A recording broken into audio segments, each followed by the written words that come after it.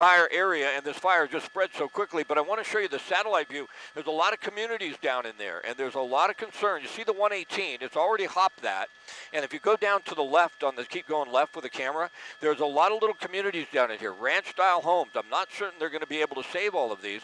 And then the real concern is when you go further south, south of East Los Angeles Road, or the 118, and that's going to be the Camarillo Heights area. So we'll come back out to a live shot. We sort of went to the north side to see what we could see over here, and obviously we can't see much, but all that billowing smoke. But it does give you an idea how big this fire, how dangerous this fire is, and how many homes are actually threatened right now. So the Malibu fire, fortunately, they had a fire break. That was the Pacific Ocean. There is no fire break here. We're a long ways from the Pacific Ocean, and this fire has just erupted.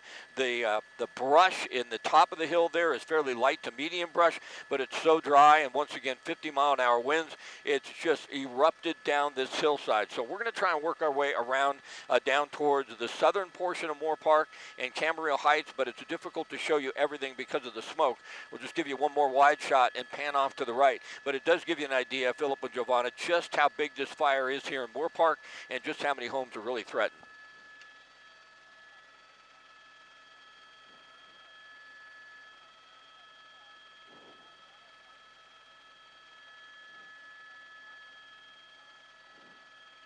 Right now, we understand that the aircraft, the airplanes have been grounded due to the wind conditions. The helicopters, they do have helicopters down there making water drops, but they really need the airplanes on this. They need to try and get around it, get the FOS check, the retardant down. They don't drop that on the fire, but around the fire, and then when it hits that line, it pretty much stalls out. That's what they need to do to try and get a handle on this fire, but it's not going to be easy. We're not going to have any handle on this fire for a couple of days. There's no question about that. The 118 East Los Angeles Avenue, expect that to be shut down for a couple of days. Right now, they're just trying to get their crews in the right spot. They're trying to scramble to see if they can't get the resources where they're needed the most, but I'm really afraid we're going to lose some homes with this one.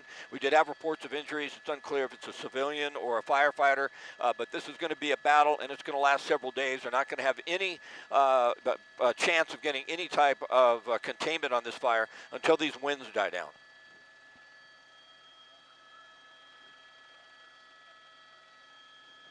Yeah.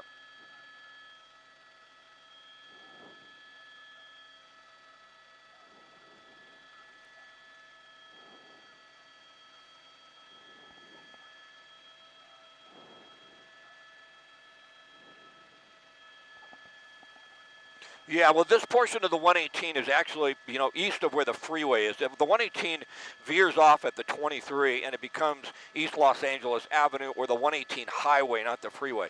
So it's just a two-lane road.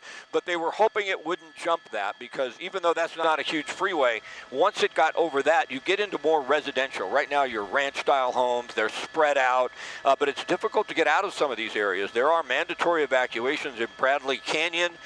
There's also evacuations in Balcom Canyon, I believe, and they may start evacuating Camarillo Heights. And if you know the area of Camarillo Heights, I mean, there are hundreds and hundreds of homes down in there. So they have a fire on their hands right now, and they are just scrambling to try and get some sort of idea to where to go and what the best spots are to try and defend right now.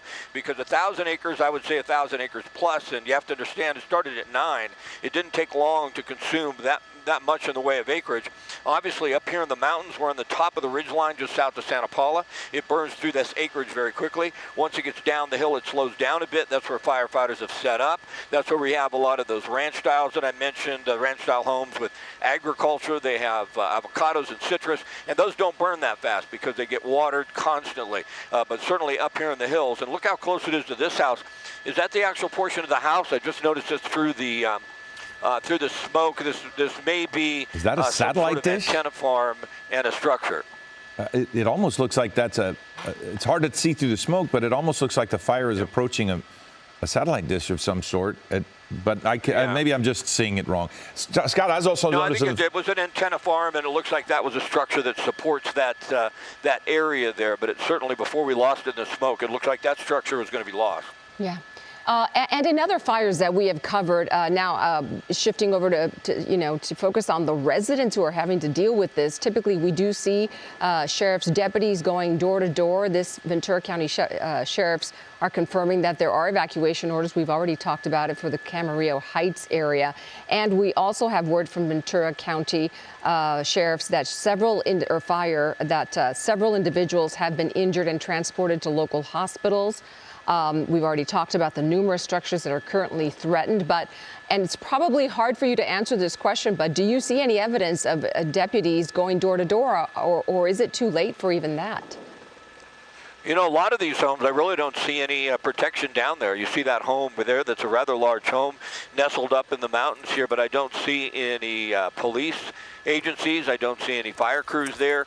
Leslie talked about that this morning during the weather, ready, set, go. And it's really apparent for the people in these areas. I mean, if you're in a residential area in Los Angeles, you're going to have time to get out. But if a fire starts in this area, a lot of places only have one way in and one way out. And as we pan around with the camera, you can see there are a lot of homes nestled up in the ridgeline here. A lot of them we can't see through the smoke. Now, we haven't seen a home on fire, but it's going to be almost a miracle if they're able to stop this fire from taking out some of these homes, because we don't see structure protection in place. You can see the fire is burned towards a lot there of some type, some agriculture. We haven't seen a home on fire. We've seen several outbuildings or sheds, if you will, but certainly there's a lot of smoke out there, and the majority of this fire we really can't see because of that thick, heavy smoke. I'll give them a wide shot one more time. It's really kind of interesting to give you the perspective, but this is a massive fire. There's no question about that. This fire is building momentum by the moment, getting bigger and bigger, and boy, I tell you, they're really going to have a big job on their hands here to try and get any type of containment. Well, Scott, the idea that this fire, the first we heard of this was when we were talking about Malibu, and the first words were 250 acres. And when you were in Malibu, which is where Ashley Mackey is now, you could actually see this fire from there. So that almost tells you how massive this is. Yeah, well, that's nothing compared to what we saw when I was over Malibu. It was just a little white smoke, but it was obvious to me at that point in time that this fire had the potential to do a lot of damage because of the terrain out here at Moorpark and the way everything settled. And then on the base of that hill where it started in Malibu, it was going to burn down the hill to the ocean. It was going to stop, and they had a lot of helicopters hitting it. But there are so many exposures here to this fire, it'd be nearly impossible to try and get aircrafts into all the areas that you need them to try and save some of these homes. So evacuations are critical. Being ready to go is critical, and it looks to me like a lot of folks who live in this area, they just got out as fast as they could. They know when a fire breaks out in this area, you don't have a lot of time because you don't have a lot of ways in and out. We certainly hope so, Scott. Thank you. Thank you for your coverage. Stay with us. We do want to check in with Ashley Mackey. She is in Malibu covering the latest on that fire. There were 2 homes lost there. Ashley, are you with us? So I'm right here with you. Right now you're taking a look at ground crews. You can hear the chainsaw going. They're trying to do their best to keep this fire contained. But I also want to turn your attention. We're with PIO, Captain Sheila. Can you please tell me what do we need to know here? Well, what we know is that it's 40 acres. We've got the fire surrounded with crew. We got plenty of personnel out here helping. They're doing an excellent job. The winds, as you can feel, are crazy. Their gusts have sustained up to 60 mile an hour. So they have their hands full, but we're looking at about 15% contained. We have no structure loss. Huge, right? So everybody's doing what they're supposed to be doing, and they're going to get this thing buttoned up. But they got some work ahead of them. You said it. Huge gusts of wind. Earlier I was tipping over. The camera was tipping over. What threat does that pose to the containment here? Anything can spark off and fly somewhere else, and then we'll have a whole nother incident down the road. So it's one of those where everybody needs to be on high alert with these high sustained winds, because anything can pop off at a moment's notice. So right now for this fire, they're doing a great job getting around it, and the work continues. About how much are we contained here? About 15%. Yeah. And like I said, no structures lost. We have structure protection in place, so we're looking good.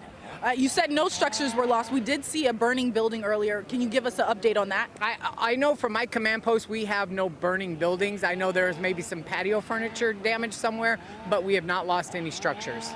Excellent. Thank you so much, Captain. I appreciate it. And right now, no injuries are reported, so hopefully these winds can stay calm enough for the fires to get this, for the firefighters to get this fire under control. Live in Malibu, Ashley Mackey, ABC 7 Eyewitness News. Okay, Right, Ashley, we're gonna clarify something that was just said though, because there were structures burned. Now the fog of war, we'll call it, because information comes in and things get confusing. But the reality is, and I'm going to go back to Scott Reif in Moorpark, we watched for some 40 minutes this morning a home in Malibu burn, and it will likely be burned to the ground. We also saw another one that was at least in part on fire with smoke damage surrounding. So Scott, that's the confusing part about this. You're trying to get these things under control. There's 2 fires burning here in Southern California that are of significant concern. But you too were with me this morning when we watched a home on the coast burn. Look at this shot right here. Nobody is in position to get these horses out, and you see fire burning all around them. You see somebody moving in, but we don't see a lot of trailers. There we go. We just noticed them right now. We've been watching that, and there was like no one here to try and get the horses out. At some point, if it gets frantic enough, I guess you're just going to be open the stable and let them go and let them run because they could be completely engulfed in smoke in no time.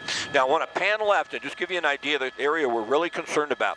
I talked about it jumping the 118, and that's right in there. And then on the left side of your screen, you're going to see the Camarillo Heights area. And this is the area. Once it jumped the 118, it went up this ridge line. Look at all those homes. Down in there is Valley Vista Drive, Loop Drive, Mission Drive, and you can tell how dangerous that fire is. There's a lot of hot embers. It's burning up that ridge line. We've got 50-mile-an-hour winds, and those embers get inside the eaves of those homes. Once you start to lose one, you're going to lose more. So this is where the battle is right now. Bring up the sky map for me, if you would, Marcel. I want to give folks who live here, they see North Loop Drive, Ocean View Drive, Ridgeline, E-Loop Drive, Mission Drive. All of those homes in there are right now threatened. I believe they're all under mandatory evacuations. They're going to have to do everything they can do to try and get those people out and then get some structure protection in place. But it's not going to be easy. That's a lot of homes. That's the Camarillo Heights area. And when we first started covering this fire, that was the concern, that it would jump the 118, it would move up this ridge line, and it would come towards some of those homes there in Camarillo Heights. So there's a lot of homes that are threatened, and we just don't have enough resources out here, even close to enough resources to protect all these homes. So it's going to be a tough afternoon. It sure is, Scott. Sorry, we are trying to gather as much information as possible. I was just trying to see if we can maybe get some information on evacuation centers for folks there because they had to rush out of their homes so quickly. We hope that they have a place to go. And so we're trying to get that information for our viewers and for residents out there as well. And for loved ones who are watching this fire and have family members who live in this area, tremendous concern. We do have reports already that there were some injuries on the ground and people were taken to hospitals. No more details on that, but we will continue to follow that part of this developing story as well. Meantime, again, live pictures from Air 7 over this massive fire, what looks like a massive fire in Moorpark. More than 1,000 acres burned so far, and no word on how many structures have been affected yet. No, but clearly this is the most troubling shot, and Shayla is here as well, because as we look at this, Shayla, you can tell how hard the wind is blowing in this moment by how low to the ground the smoke is. If there's no wind, the smoke goes straight up in the sky. When it's blowing, it keeps it right down at ground level. So you really can't even see at this moment how close it is to those homes. But Shayla, with this wind in this area, it can travel great distances very quickly. Yes, and we are talking about sustained winds in the area, anywhere from 40 to 50 miles per hour. That's not gusts. Those are sustained wind speeds. Gusts even higher than that. And what's so significant about this Santa Ana wind event is oftentimes when we see these Santa Ana winds, they're confined to those wind-prone areas, right? The I-5 corridor, even through parts of Malibu Hills or Ventura County mountains. But this one, because it is so strong, we are seeing widespread widespread winds really across Southern California. I don't know if we have an opportunity to show some of the graphics or the wind speeds that we are seeing across the area. It looks like for now we're going to stay with Air 7, but really just significant widespread winds across Southern California right now. We have the Balcom Canyon fire burning and our Malibu fire burning. Both of those areas seeing winds anywhere from 40 to 50 miles per hour, gusts even higher than that. And as we've spread farther south, the concern with this is really all of Southern California is seeing these conditions. So even though we only have 2 fires burning right now, the concern is going to continue to be there for fire weather as we head into the afternoon. Now, keep in mind, both of these fires, the one in Moorpark, also the one in Malibu, these are areas that are not only under high wind warnings, of course, because of these wind speeds we're seeing, but also under red flag warnings, because we're talking about dangerously windy conditions, dry conditions, and especially as you head into our Ventura County foothills, our Santa Monica mountains, so much dry fuel for these fires. I want to show you the wind speeds we're seeing across Southern California. All of that magenta you see, that purple, that is winds like we were just talking about, over 50 miles per hour. So Malibu right now seeing winds 50 miles per hour. Same story as you head into Simi Valley, Thousand Oaks, very close to where that Moorpark fire is burning. Look at Santa Clarita though, seeing winds close to 60 miles per hour. And the story does not change as you head farther south. We have little pockets between Santa Monica and Long Beach that are getting some calmer conditions for right now. But even as you head farther south and into the Inland Empire, Riverside seeing winds close to 50 miles per hour. Lake Elsinore seeing wind speeds over 25 miles per hour. So this is not only concerning, of course, for fire weather, it also makes travel very hazardous, not only for those high profile vehicles, especially the I-5 corridor, the Grapevine, but even for anyone out there commuting, keep in mind you are dealing with some very powerful winds in the mix. So of course, we have this high wind warning in effect. You can see really for most of Southern California, sustained winds today anywhere from 35 to 50 miles per hour, and gusts like we've been talking about 60 to 80 miles per hour. Now, we could also see some isolated gusts up to 100 miles per hour. I don't want you to be too worried about that because that's for those remote areas, higher elevations. But of course, anytime that you're talking about gusts 60 to 80 miles per hour, you're talking about extreme fire danger, concerning conditions. And look, all the red you see on your screen, that's that red flag warning. And usually, again, with Santa Ana winds like this, these red flag warnings don't apply to the coast. And that is not the case with this event because the winds are so extreme, so powerful, there's so much fuel. We are seeing red flag warnings all the way from our Ventura County mountains, Ventura County foothills, all the way down to our Orange County beaches. So everyone needs to be thinking about fire danger, about fire weather as we head into the next couple of days. We'll take a look at the wind speeds headed our way over the next 24 hours, what tomorrow will bring. But for now, Philip, I want to toss it back to you too. All right, Shayla, thank you. And the picture you're looking at right there, that is the mountain fire in Camarillo. But we want to check in now. The heavy winds are causing damaging problems for drivers on the freeway. Let's go to Leticia Juarez. She is out with the evidence in Fontana with a semi having been toppled. That's right, Philip and Giovanna. I can just tell you the Santa Ana winds out here have been pretty ferocious, unlike any I've ever seen in all my years of reporting. More like hurricane weather that I've seen in Texas. I want to point to behind you that you can see this overturned semi here that we caught up with just this morning.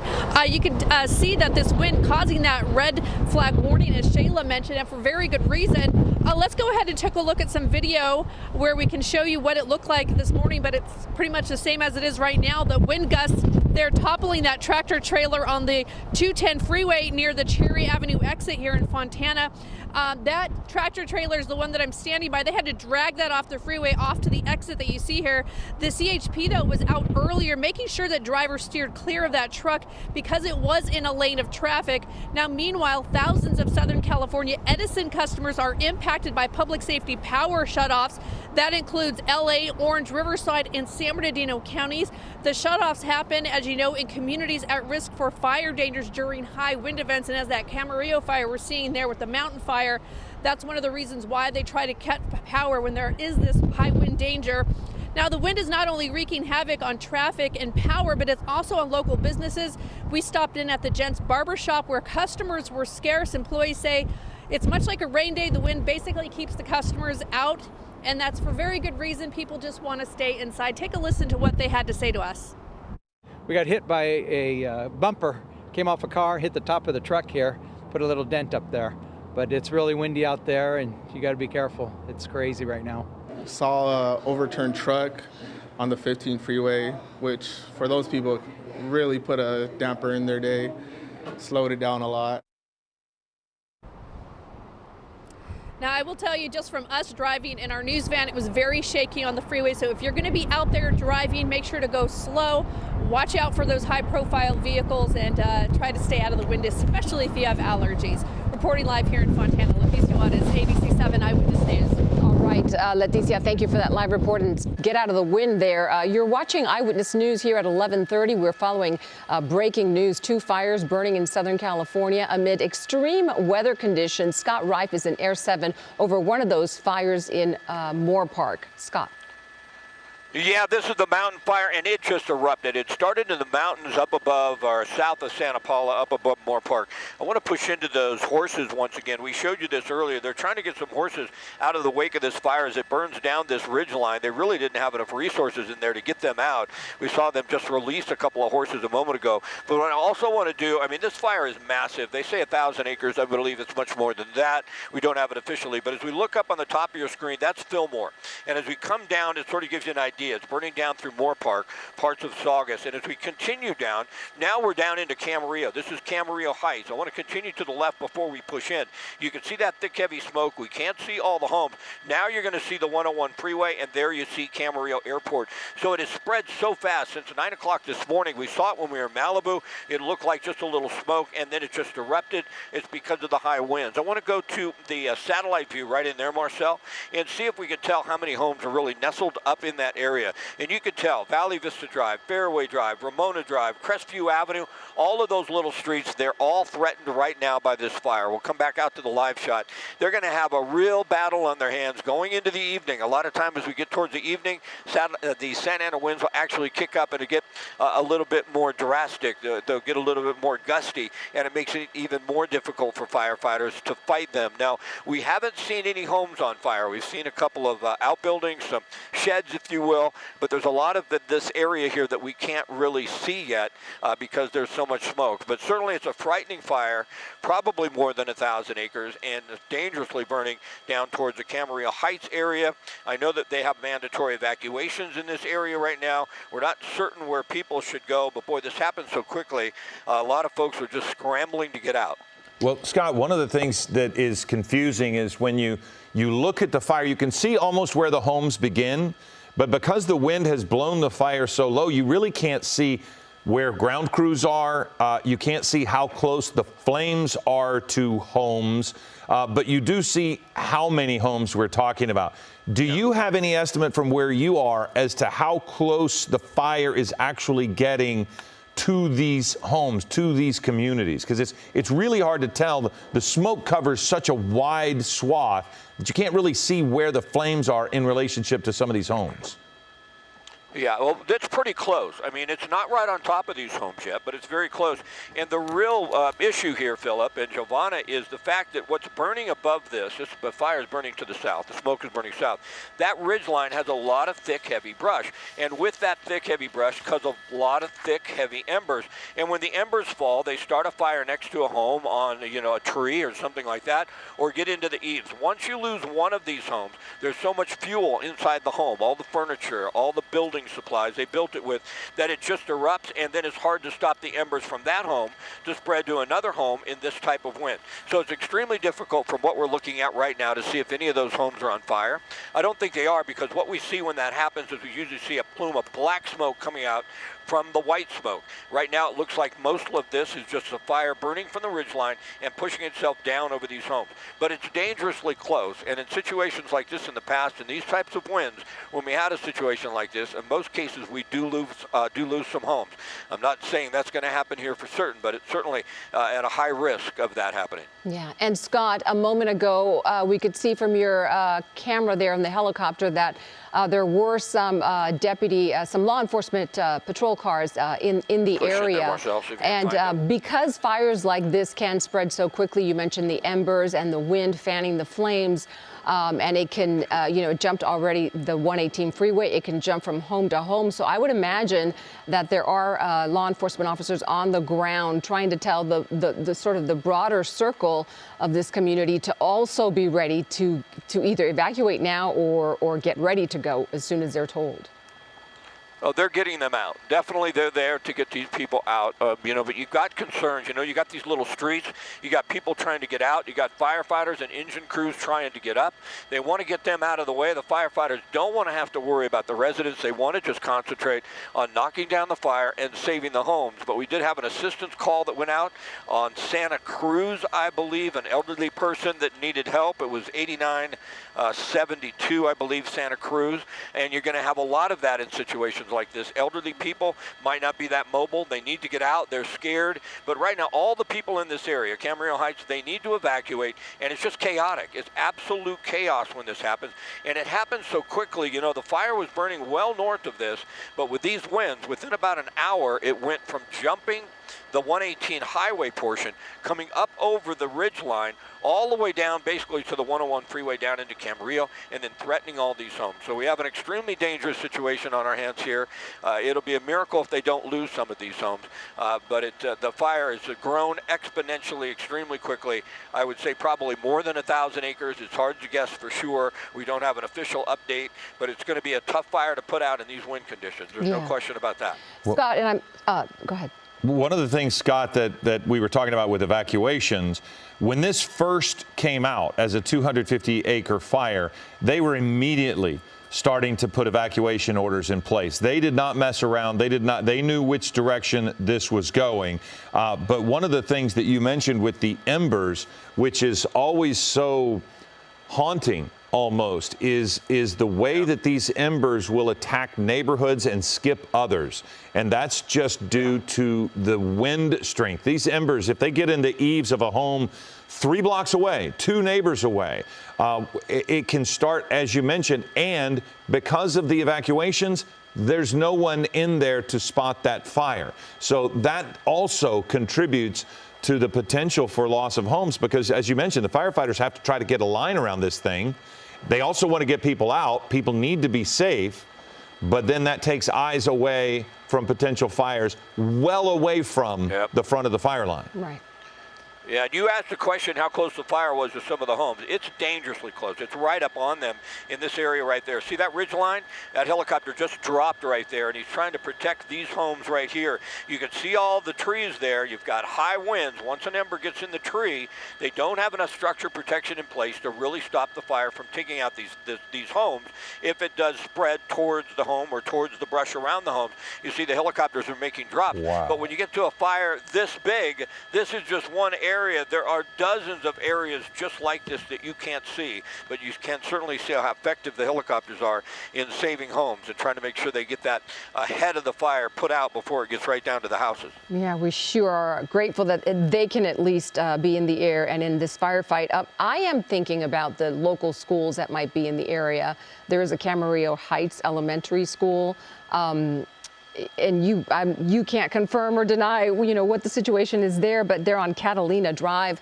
I'm not sure if you can find out where that is from the helicopter and see. I think that's to the left of us. Okay. Yeah, and I think they have pretty good evacuation orders in place.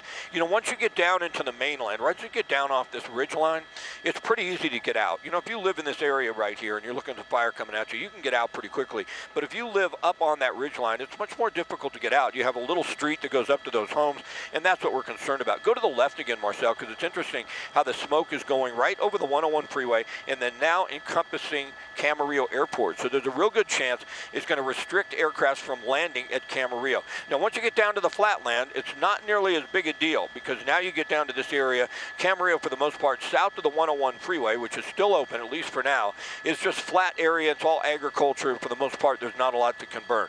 But the Camarillo Heights area, if you've ever driven through here on the 101 freeway to the north, you have all those big homes up on the hillside. They're beautiful. They're ranch-style homes. They're estate-style homes, and that's the area we're looking at. There's some smaller homes down in there, but to the left side of your screen, that's Camarillo Heights up on the ridge line. There are a lot of homes in there, and all of those right now are threatened.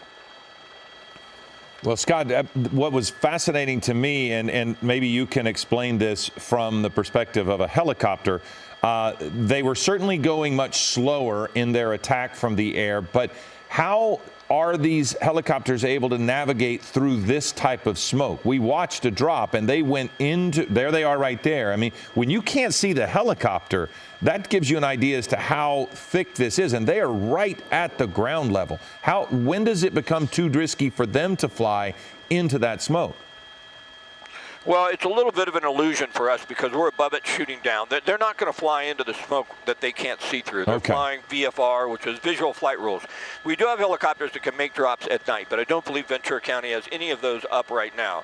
These helicopters are flying underneath that smoke that you see right there, and they're making drops, and from time to time we see them. But they're not going to go into 0-0 conditions where they can't see. Those aircraft will not do that in this situation, but they do want to do whatever they can do to get up on that ridge line. So there's a layer of smoke that is laying above the homes, Philip, and then we're sort of looking through it, and you're seeing the helicopters come underneath that. But it's a really weird shot to the left. Keep doing that one more time. Now, the 101 freeway is open, and there's a chance, though, that the 101 freeway could be shut down. If we continue to the left, you're going to see the 101, and then Camarillo Airport. You know, sometimes we go in there for fuel, but it wouldn't surprise me. Tilt down a little bit, and that's Camarillo Airport. You're going to see that we may have some difficulty, or aircraft will have difficulty getting in there. Well, the problem is you may get in, but there's a really good chance you won't get out if this smoke continues to billow down towards the freeway, over the freeway and towards the airport. But they could close the 101 in this area too, and that would be a snag for the drive, no question about that. We have PCH closed, if I'm not mistaken, probably still as they overhaul that fire in Malibu. Then to have the 101 shut down, that could really do a number on the commute. There's no question about that. Right now the 101 is open, but it wouldn't surprise me if they have to shut it down at some point. Okay, Scott, thank you. Stand by. We have Tony McHale from the Ventura County Fire Department on the line with us. Thanks for talking with us. Can you give us the latest information you have on this fire? How many acres, any structures lost? Yeah, this, as you can see, as your viewers can see, this is an enormous challenge. We are in the midst of extreme fire weather. Everything's in alignment. The particular challenge, of course, is the winds. And that's why this fire is so fast-moving and so dynamic. I don't have any current acreage figures on hand. It's always changing because the fire is moving rapidly. But the primary concern that we have, that everybody should have, is the threat to the urban interface and the mixed interface areas that we have. We have a number of structures that are under threat. Evacuation orders have been issued. So as from a tactical standpoint in the fire department, our priority is life safety, getting people out of harm's way. That is the number one concern, as it is with our law enforcement partners. They're the ones that are actually carrying out the evacuations. And so the priority there is life safety and getting resources there as quickly as possible. There are a number of incidents going on throughout the region. So, of course, there's a challenge to try to get the limited resources that are available on hand. But the California mutual aid system is enacted. We have orders in place. We do have equipment coming from adjacent agencies and elsewhere in the state. But, yeah, it is a very fast-moving, fast-developing situation. And we want your viewers to understand if evacuation orders are being issued, if you're getting your VC alert, if you're enrolled in that, you're getting alerts, heed the warnings and evacuate, get out of harm's way. The big threat we have right now is, of course, the Camarillo Heights area. The fire jumped to 118, and so that area is currently under threat, a number of structures in that area. So we're getting word out with VC alert and also with the sheriff's department and the fire agencies that are in place there to get evacuations moving. Again, life safety, number one priority. Well, Captain McHale, we know that you guys put out evacuation suggestions very early on with this fire, but you mentioned shared resources, and we know about the Quick Reaction Force, which is air resources between Ventura, LA County, Orange County. They are available in the event that a fire needs to be attacked aggressively. Now, what happens in a day like today when you have a significant need, but then in Malibu, they too had a need? So how do you guys decide where that Quick Reaction Force goes to be able to get as much on this as you can? Yeah, that's a difficult scenario because, you know, you have your competing competing incidents. When you have multiple incidents in a region, we have a region-wide weather event like this, a wind event. That scenario can develop. So what we do, we try to upstaff ahead of time. We make plans. We plan for these types of wind events. We augment our staffing, additional engine companies, other equipment, and aircraft. I think what you're asking is, when a case like this, when there's, when you have different fires that are competing for resources, very difficult decisions have to be made. You have to have priorities, and you have to look at what the threats are. And that's a really tough calculus to make. And but of course, we do everything we can to get the resources that we need and deploy them effectively. But again, it just comes down to the conditions that we're faced with, and what the priorities are, what's under threat. And that, again, is the life safety factor, structures, other types of infrastructure. It's really difficult to do this. And for the for the men and women on the ground, the firefighters on the ground, they are trained in these kinds of situations where they have to do what they call structure triage and figure out where they can make the biggest impact. When they engage. Everything we do in the fire service is based on conditions, the conditions that we are faced with. And we have to find a way to maximize the resources that we have on hand. And when you have something as quick moving, as dynamic as this, it can overwhelm. It can overwhelm the local agencies that are right there. But we continually adapt and overcome. We have different tactics that we use to try to make the biggest difference we can. But as equipment comes in, we get more people on the ground.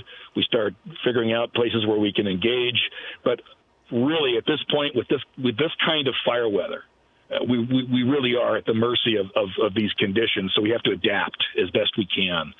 The way I talk about to people with this kind of fire, it's like trying to put out a blowtorch with a squirt gun with this kind of wind. And so, of course, enormous challenges. And, of course, there's questions of access, type of terrain that you're in. These things present all kinds of challenges, and you have to take them into account when you're trying to engage this. And, again, it's just very fast-moving, and we're doing the very best we can. We're engaged, fully engaged. We have resources coming. The men and women that are out there are working very hard. So are our law enforcement partners. So, we just got to keep going until we get a handle on this thing. We don't stop. Yeah, it's a tough job. Okay, but based on what you're saying, assuming that these winds are going to stick around for a little bit, Camarillo Heights may not be the only area. I know right now that is the main area of concern, but are there, what are the maybe adjacent communities that people living in should really be getting ready to leave? Yeah, so any incident like this, especially an incident of this size, it's important with the incident commanders and the staff. It's contingency planning. We're always thinking ahead. What's next? What's under threat? And with this fire, it's burning in what we call an intermix area, and then getting into some neighborhoods, and that's a real problem. So what they do is they look downstream. Okay, what's the next impact? And they try to plan accordingly as far as getting evacuation orders in place, coordinating with law enforcement on that. So the fires the winds are primarily out of the east, so they're looking downstream here. And so the threats that they look at are places like Somas, Saticoy, and then Camarillo Heights area. Those are the priorities. So of course they're contingency planning, getting resources down there as they can, and trying to meet this challenge. But the operational priority is life safety at this point. That's what we're doing. Do you have any evacuation locations that you can share, or is that coming from a different agency? Yeah, so what we do is here in Ventura County, we refer people to what's called vcemergency.com. And that's a good source of information. They also have stuff for Los Angeles County and the city of Los Angeles and Santa Barbara County. So you go there for their issues. They're going to give you things like road closures, evacuation orders, all right, temporary evacuation point. So what I have now, and this is of course probably going to change as the evacuation expands. They have an evacuation point at the Padre Serra Parish, and that's at 5205 Upland Road in Camarillo. Okay. Can you repeat that? A temporary evacuation point, and then as we start getting the infrastructure set up, for shelters and things like that. That's a work in progress. It's happening. Things are being set in motion. Once that information becomes available, we'll get it out there. Well, and again, I want to reiterate, vcemergency.com. That will give you updated and changing locations for evacuations, and also, as Captain McHale pointed out, road closures. And you said again, Captain, that there will be LA County stuff at that location as well. vcemergency.com.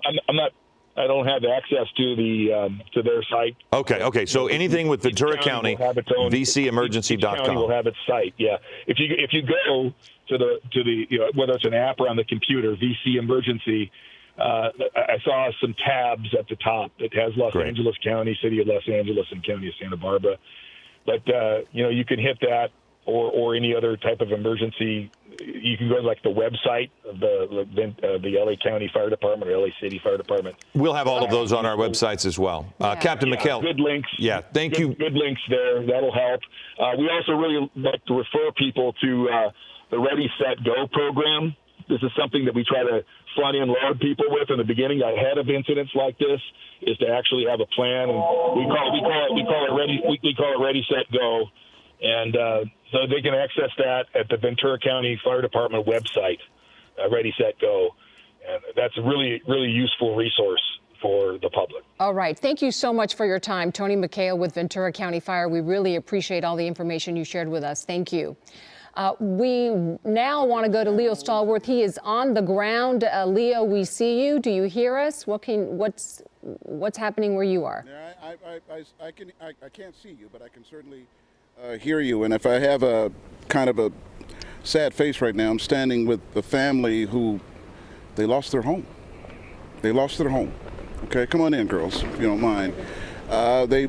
We just started chatting with them a few minutes ago. We're off of Kings Grove Drive and Dunlin Road, and just on the other side of us there, you see all that black smoke that kicked up about 40 minutes ago, and there's a lot of flames packed in that black smoke, which obviously tells us that fire is very active.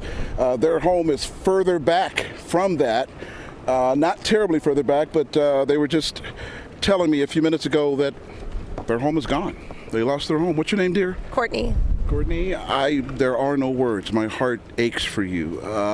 You got everybody out, you got your pets out, and then you learned your home up in smoke. Yeah. We got half of our animals out right when it started, and then we came back, and she got through to get the rest of our animals out. And my husband works for the Ventura County Fire Department, and they were up there trying to put out the fire. And you were telling me that your daughter saw your roof just engulfed in flames. Yeah, everything's still standing as of right now. Our roof is pretty burnt up. I was in there getting our ducks, and as I was in there, the pond was just catching flames as I was standing there trying to get them out. But it's. Oh, yeah. Okay. So tell me, if you can, this morning you get up, it's after 8 o'clock, and you smell smoke, and all of a sudden there's fire. I text my husband about 8:55, and I said, I smell smoke, and it seems close. And I went outside, and I saw the black smoke coming. So we just started getting our animals, and within 30 minutes, it was already coming over the hill. And it was probably like an inferno coming. The black smoke coming. Oh. Yeah. So then we left, and then we were passing all the fire trucks coming into our neighborhood. Now, about 15, 20 minutes ago, when that black smoke really started kicking up and we saw the flames, I saw probably a dozen people in this area just take off running towards a huge trailer. What was that about? Because when the trailer with the horses was leaving, there was smoke coming out of the windows. So we were screaming for them to stop to see if the fire was on the trailer was on fire on the inside. Yeah. So where do you girls go from here? You're obviously standing here. I know a lot of this area has been evacuated. Other areas near this fire evacuated. You girls are still here. Where do you go from here? What's next? We're going to go to my family's house in Santa Paula. Okay. We're going to bring all our animals there until we figure out what we're going to do. Is your husband in the firefight right now? Yeah, he's up in the houses, our house and our neighbor's house. Yeah. Hey, hang in there. Okay? Thank you. Sweetheart, you're awesome. Okay, hang in there, honey. Thank you. Okay, and I'm so sorry, girls. You just be safe more than anything else, okay? Yeah. Thank you. Take care, girls. All Thank right, you so thank much, you. all right? Your heart has to go out to residents like this and others who are just in the middle of this firefight, and these girls lost their home. Yes, Send it back Leo, to you. thank you so much. Yeah. Thank you for that report. We want to get back to Scott Reif in Moorpark, and we believe a structure is now burning. Scott?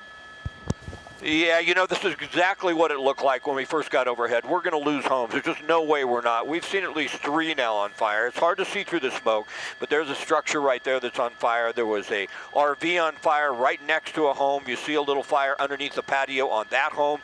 There's no structure protection in this area. Bring up Sky Map real quick, Marcel. Maybe we can pick up where these streets are. Mission Drive, Santa Cruz Way, North Loop Drive. And boy, I tell you, we had seen several homes on fire or fire burning right next to the homes.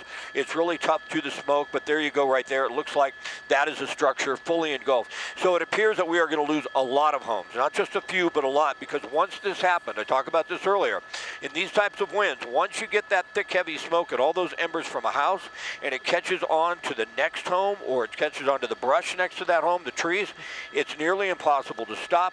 There's not enough structure protection in place out here to even come close to protecting all of these homes. There you go. There's what we were looking at earlier. There's the RV and a home right next to it, and no structure protection in place. So we're going to lose a lot of homes in this area, sadly. I want to come up and go to the left and bring in the satellite view, because we talk about Camarillo Heights, and Camarillo Heights is the area up on the ridge line, so it's off to the left even a little bit more. And if we go to satellite, keep panning to the left, Marcel.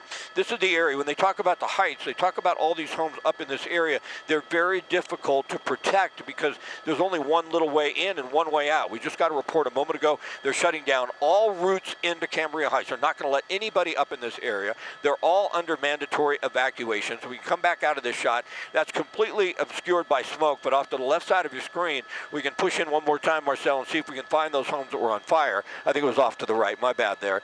And that gives you an idea of what's going on underneath the smoke. Homes are starting on fire, and we see that hopscotch type thing. Once one home goes, you know you're going to lose more, especially when you can't get the aircrafts under this right now. The smoke is just too thick. Some of the helicopters will be able to make some drops, but for the most part, they can't get into that thick, heavy smoke.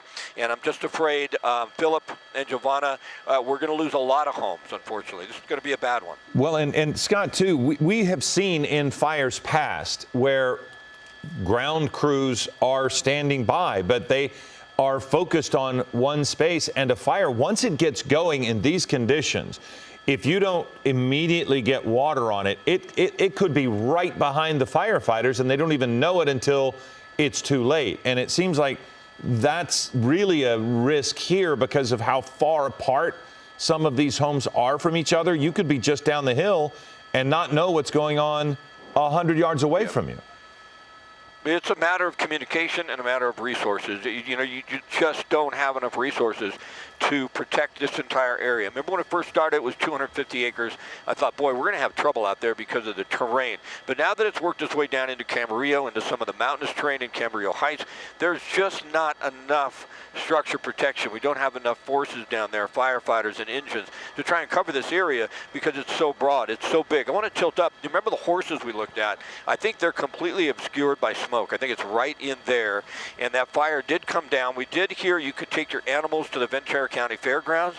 That's where they're asking you to get your animals if you can, but they couldn't get in to get those. It looks like, fortunately, that's been a buffer right there, the agriculture. But if you tilt up, it gives you a little idea where the fire started. On the top of your screen is Fillmore, and then just come straight down, Marcel, along that line of fire. It gives folks on a wide shot, it gives them a little bit of an idea just how big this fire is and how much of an area it encompasses.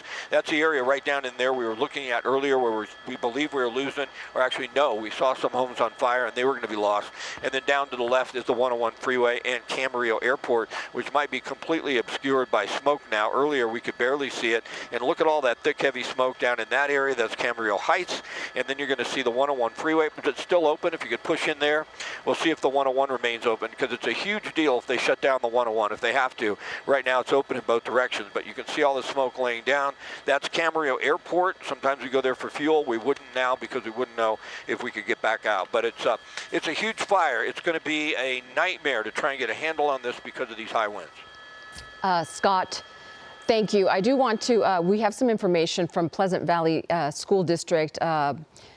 They're telling us that students will be transported to Monte Vista via bus, and that all students in the Pleasant Valley School District, or at least receiving child care services, will end at 4:30. They're asking parents to pick up their children by 4:30 due to staffing shortages.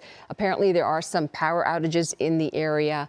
Just for your information, if you're wanting to have some information about what's happening at the schools. Scott Reif was talking about the 101 and the possibility that it at some point might be closed.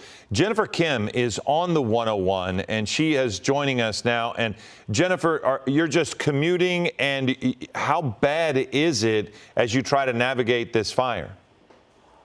Yeah, hi, Philip and Giovanna. I am on the 101 southbound right now, so I'm right in the area. You know, Scott mentioned the Camarillo Airport. I think I just passed that area right now, and I'm approaching, it looks like this is Springville Drive, so I'm heading down towards Newbury Park. I have to say, this area was choked with so much smoke. I mean, it was so dark and so thick. I have the button in your car where you circulate the air only internally, and I can still smell the smoke so strongly. It's like burning my eyes. But I have to say, right now, as I'm approaching Springville Drive, it's like the fog is lifted. I see blue skies. It just literally changed in a matter of moments. But I have to say, too, that the winds have been so bad in this area as I'm driving. I can just feel my car moving on its own accord. It's kind of scary, it's white knuckle driving as I was coming up here and coming down. I'm coming from a coffee shop. I was meeting a friend earlier today, and I mean, we were scared. At one point it was like, should we get out of here? We're about, 10 miles outside of Santa Paula, and that's all everyone was talking about. And the coffee shop too. We've got folks that are living in this area, and they were like, we got to get out of here. We're scared for our house. And at one point, the power was even knocked out at the coffee shop that we were in. Fortunately, they had a generator, so they got everything back up and running again. But, traffic is still really, really bad. It's stop and go. I really hope they don't shut it down. I'm heading south right now, heading home. And it's still very, very slow conditions. But I have to say, right at Springville Drive, the air really cleared up. And up until that point, it was just so bad, so smoky. There was just this patina of orange. I mean, everything was all clouded over, doing nothing for my allergies, I got to say. I mean, it feels terrible. My eyes are stinging. It's not fun. It does not feel good. And I feel really bad for the folks in this area. And, of course, those poor firefighters out there. Yes, of course, the wind making all of that worse. So I understand you correctly. The people at the coffee shop, did they all decide to leave because of the circumstances? Yeah, surprisingly, they didn't. There was a moment where we were all kind of looking at each other thinking, should we get out of here? But the owner of the coffee shop came out and was like, you know what, folks, we're okay. We're actually going to remain open in case there are people who need a safe place to go to. So no one really ended up leaving, and it was fine after that brief power outage where we were like, okay, I think it's time to go. He was like, no, you can stay. We're going to stay open regardless. And then things kind of calmed down of their own accord. So it doesn't seem like the fire was encroaching in that area at all. But the minute you walked out of the coffee shop, you're just overtaken with smoke and, that really eerie look where the sun looks all red and scary. I mean, it's really ominous looking. That whole area was just really thick and heavy and just, it was awful. And so hopped in my car, got on the 101. Again, really slow traffic conditions, stop and go traffic, and that wind just so strong in this area. Driving up here, I even had a moment where I thought, maybe I should turn around. It was so strong.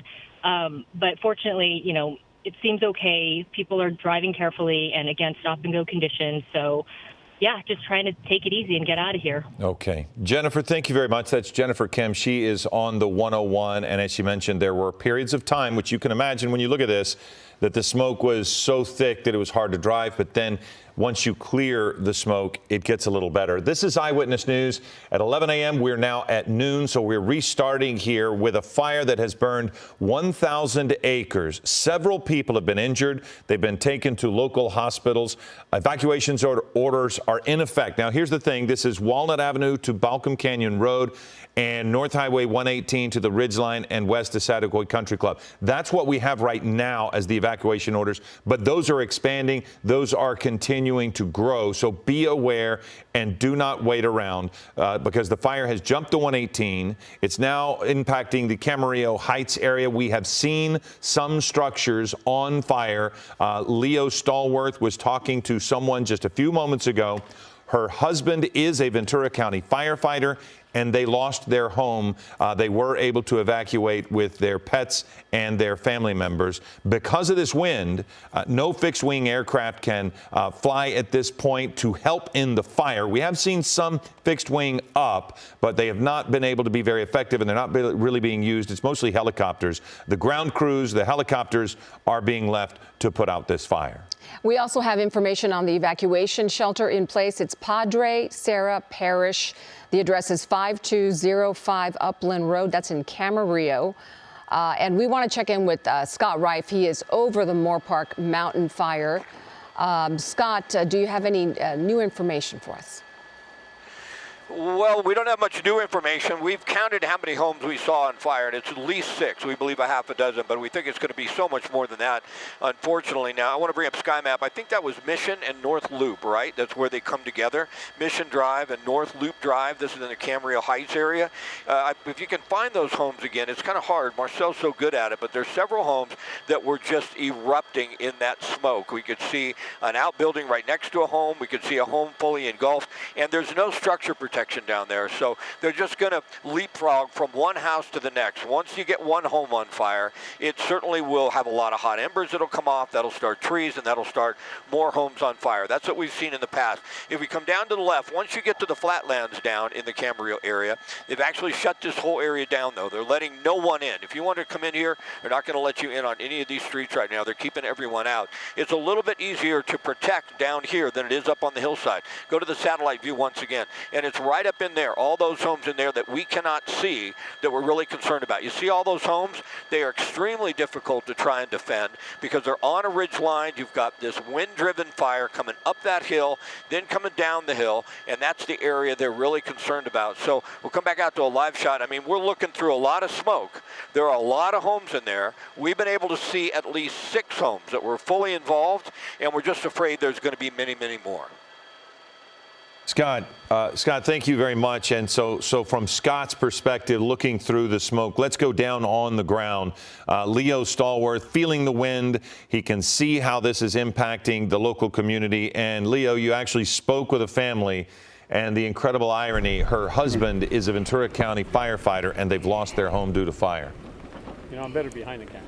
Yeah, absolutely. I spoke to that gentleman's wife and his daughter, and you know, the good news is they were able to evacuate. They're safe. They got their pets out. It was a mad scramble, obviously, but then the daughter either went back or happened to notice that their family's roof, the roof of their home, was completely engulfed in flames, and obviously they feel that they lost their home, which is very sad. And standing here talking to those 2 girls and hearing the emotion in their voice and seeing the tears starting to well up in their eyes, it just breaks your heart. That's their home. Okay, that's their home. They didn't wake up this morning to lose their home, obviously, and with these winds just gusting at such a degree, this is going to be one heck of a firefight. Within 30, 40, 50 minutes, from what I understand, this fire went to 1,500 acres, just torched 1,500 acres, just like that. Well over 100 firefighters on this firefight. And as you mentioned, Philip, Scott Reif mentioned, these folks cannot battle this fire from the air like they would love to because of the incredible winds, the gusty conditions. I'm with a gentleman who lives in this neighborhood. Man, this is... Right. This is crazy. It's insane. I live right behind the camera here. So what we saw this morning about 2 hours ago were wind gusts on my wind vane of about 50 miles an hour. And the fire was up that hill, and all of us were worried. Hold on 1 second. Yeah, go. Tell me when. Leo, are you okay? Yeah, I'm okay. Yeah, go ahead. Keep going. I'm we okay, but I'm hearing. I got to get this out of my ear. Okay, yeah. Sir. I'm sorry, folks. I had bleed back in my ear, which was throwing me off. Oh. But I'm standing here with this gentleman. He lives in this neighborhood. Man, what are your thoughts right now? I mean, you obviously you got your family out, but you didn't evacuate. No, I'm the guy that stayed behind because my wife's cat wouldn't go in the box. So, you know, you do things for your cat, and that's how I end up coming here to talk to you. The cat's still back there, but we are really lucky that the wind, unfortunately for the people you talked to earlier, took their house, but luckily saved ours right behind the camera. So we were very, very lucky. Yeah, I don't know what else to say. It's the closest. I've lived here 34 years. This is the closest fire's ever come to this neighborhood. And with these winds gusting at such a degree, man, I mean, it is really howling. The strongest Santa Anas we've had here locally in many a year.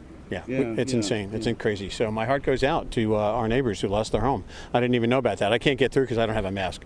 And you can't say enough about these firefighters who scrambled in here on a dime. Like that.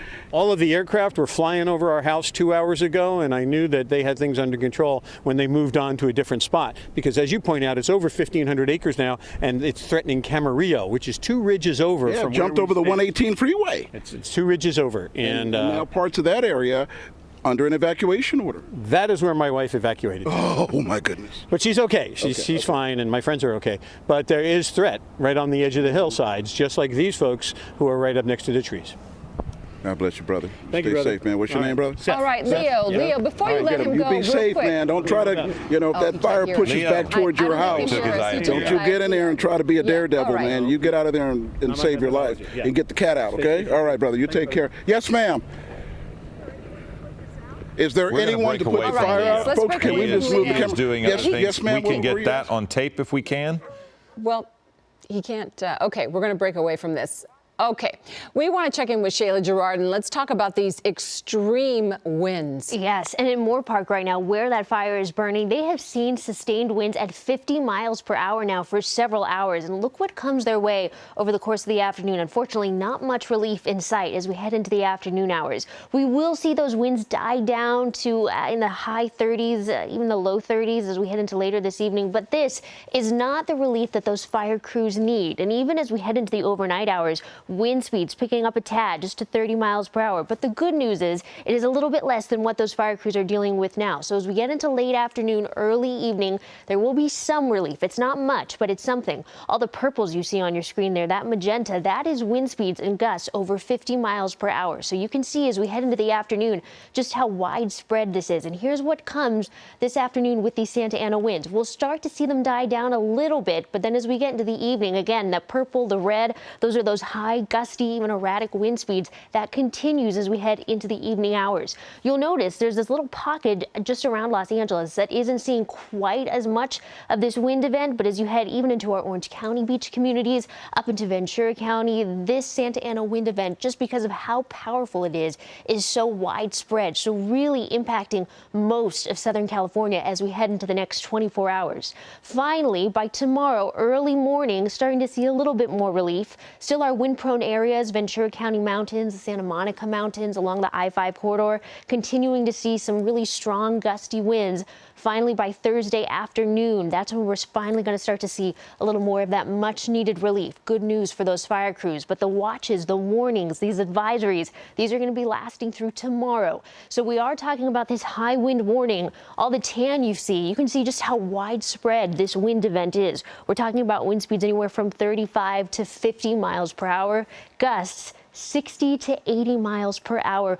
We could even see isolated gusts for higher elevations up to 100 miles per hour. Now, that is rare, but anytime you were talking about gusts 60 to 80 miles per hour, I mean, that alone is extremely concerning conditions. And especially when you look into areas like Moorpark, Thousand Oaks, or Malibu Hills that are seeing those fires burning, there's so much fuel there for those flames. And we do have these red flag warnings in place. You can see across Southern California. Normally, when we have these wind events, these Santa Ana wind events, these red flag warnings, we're able to exclude the coast from these watches and warnings and advisories. But as you can see, that is not the case this time. Our Ventura County beach communities all the way down to our Orange County beach communities under this red flag warning as well. It's that combination of those extremely high winds and dry conditions that's making this fire weather so severe. I want to give you a live look at the wind speeds right now that we're seeing across town. So Malibu, where we saw one fire burning, 52 mile per hour winds. As you head closer to Santa Monica, it dies down a little bit, but still seeing winds over 30 miles per hour.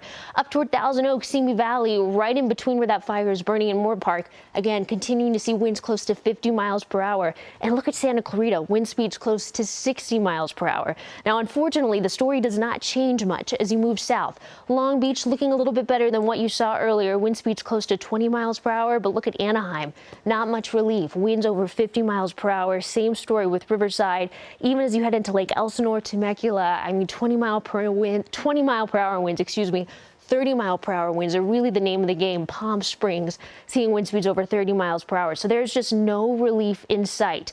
We will see this over the next couple hours. We'll keep tracking it, of course, but I want to go ahead and toss it back to you guys. I know we're getting a live look right now, too. Again, I think this is the fire that's still burning in Moorpark. Yes. And when you're showing that map, Shayla, and then you're looking at the wide shot of the smoke, again, I point out that you get into a fire like this, usually if it's not wind driven, the smoke goes up into the air and you can kind of see it. But look at it lay down. It is just laying down, and those winds in that area are significant. Yes, and this fire that we're looking at in Moorpark, this is a mountain fire. We've been following this fire for some time. This started at 9 in the morning, started as a 250-acre fire and quickly spread thanks to those extreme wind conditions out there that we know of so far. About 1,000 acres have burned in that area.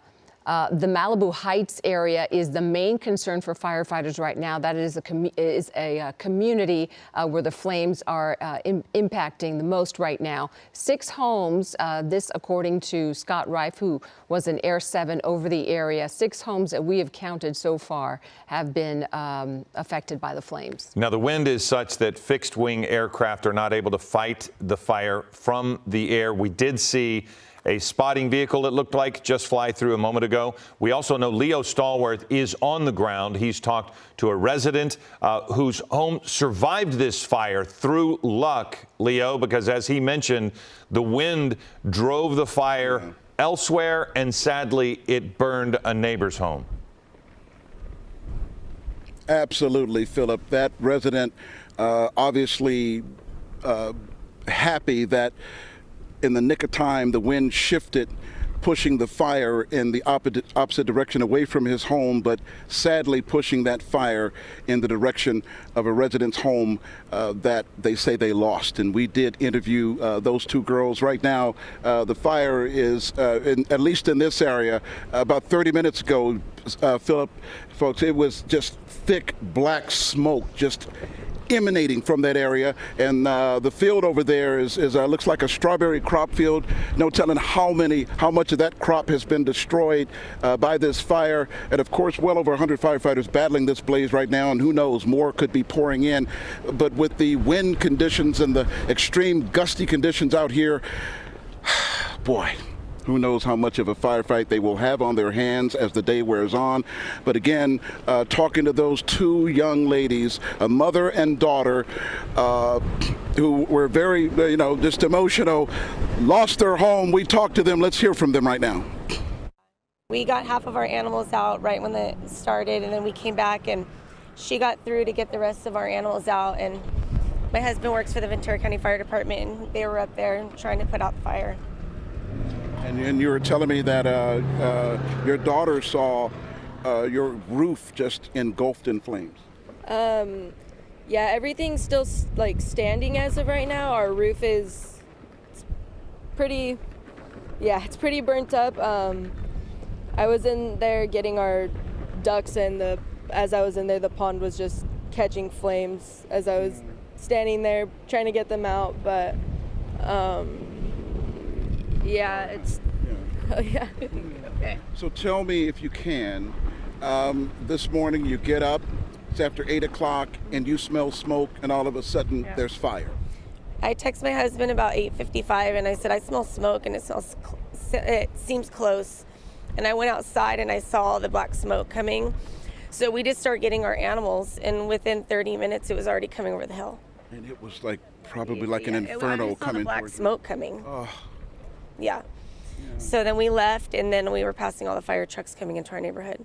Now, about 15, 20 minutes ago, when that black smoke really started kicking up and we saw the flames, I saw probably a dozen people in this area just take off running towards a huge trailer. What was that about? Because when the trailer with the horses was leaving, there was smoke coming out of the windows. So we were screaming for them to stop to see if the fire was on trailer, or the trailer was on fire on the inside. Yeah. So where do you girls go from here? You're obviously standing here. I know a lot of this area has been evacuated. Other areas near this fire evacuated. You girls are still here. Where do you go from here? What's next? We're going to go to my family's house in Santa Paula. Okay. We're going to bring all our animals there until we figure out what we're going to do. And folks, we've seen trailer after trailer packing horses moving out of this area. The fortitude of these residents is just amazing. I mean, they're all pulling together, obviously, to make sure that they don't only get out of here under this evacuation order, but that they get these animals out of here. So we've seen dozens of people scrambling together.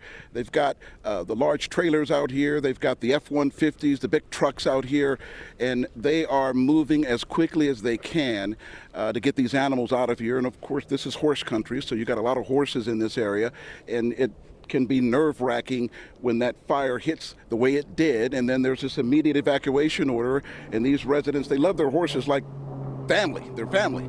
So they're not leaving without their animals. And so that's been the struggle for a lot of these folks in this neck of the woods, is making sure that they get out and making sure that they get those animals out. And we spoke to a gentleman not too long ago who, he left his home. He's staying in the area. His cat is still at the home. He made sure that he got his wife out of this area. She evacuated to Camarillo. Now she's going to have to evacuate in Camarillo because the fire jumped the 118 freeway, pushing into the Camarillo area. So there are evacuations in that area as well. So a lot going on right now, and with the wind just like blowing like a furnace. I mean, the gusty conditions, I'd like the weather folks to tell me, because I haven't heard, I can't really hear that well, how much of a gust we're looking at here, because I'm thinking maybe 60 Well, Leo, it's sustained winds of 50 miles an hour in that area with gusts higher. There you go, right there. There you go. Now Leo, I had a question about the space you're in. Are they using irrigation at all? Have you seen the water on in those orchards in the farming area, or is the water off? I have not seen any water on. The gentleman who I spoke to just a while ago who stayed here, he's relying on his garden hoses. Which is not effective. The firefighters would never tell you to do that. No. Yeah, absolutely. But I was just curious with the orchards that you're looking at, if you'd saw their irrigation on, maybe knock down some of the potential fuel. But okay, you see it right there. That is one heck of a question. All right, Leo. Ask him that. You got it. Thank you, Leo. Thanks. And we want to check in. Leo was asking about the wind gusts, and Philip correctly pointed out they're not gusts, they're sustained winds, 50, 60 miles an hour in many areas. Shayla's got those details. Yes, we are seeing sustained winds for some at 50 miles per hour, even more, and of course gusts anywhere from 60 to 80 miles per hour. So that is exactly what this high wind warning is all about. And you can see it encompasses most of Southern California. And if you are not under a high wind warning, you're under a red flag warning. So these are winds 35 to 50 miles per hour. That is pretty much what everyone is seeing out there this afternoon. Gusts 60 to 80 miles per hour. It is possible we could see isolated gusts, especially for our higher elevations, close to 100 miles per hour. Now, if you are not under that high wind warning, you're under a red flag warning, but most areas, especially the areas where those fires are burning, so out into Malibu, Ventura County, you're under both. And these red flag warnings sticking around till tomorrow, that's because we are dealing with such extreme winds, such a strong Santa Ana event, and then also extremely dry conditions. Here's a look at some of the gusts we've seen out there today, or excuse me, here's a look at the gusts we're going to continue to see in Moorpark this afternoon where this fire is burning. So winds right now, 50 miles per hour, not much relief comes early afternoon. So these fire crews are going to continue to be dealing with winds 30 to 40 miles per hour, starting to break up a little bit as we get into the overnight hours, but still seeing winds anywhere from 20 to 30 miles per hour. That's not the relief that they need. That is still strong, sustained winds, not to mention extremely dry conditions. Here's a look at those wind speeds we're seeing. So out by where Leo is, look at this. Wind speeds 50, 48 miles per hour. It's going to be right in between where Simi Valley and Thousand Oaks are. Again, extremely difficult conditions for these crews. Out into Malibu, where the other fire is burning, we're seeing winds over 50 miles per hour. Right now, the most extreme winds I've seen all morning has been coming from Santa Clarita, close to 60 miles per hour. Now, moving farther south, the story doesn't change much. We do have this pocket that stayed much calmer over the course of the day, really just in between Santa Monica down into Long Beach. You're still seeing breezy conditions, but not quite as much. As you head farther south, though, Anaheim, even into Riverside, all seeing wind speeds over 50 miles per hour. So, of course, you want to secure all that patio furniture. This is also going to continue to make travel very hazardous over the course of the day, not only for those high-profile vehicles, but just if you're out commuting, even on the roads, you're continuing to see really windy and dangerously windy conditions. The other factor in this equation is we're dealing with very dry conditions. So our relative humidity, very low out there. That's what's partnering together to make this fire weather so concerning.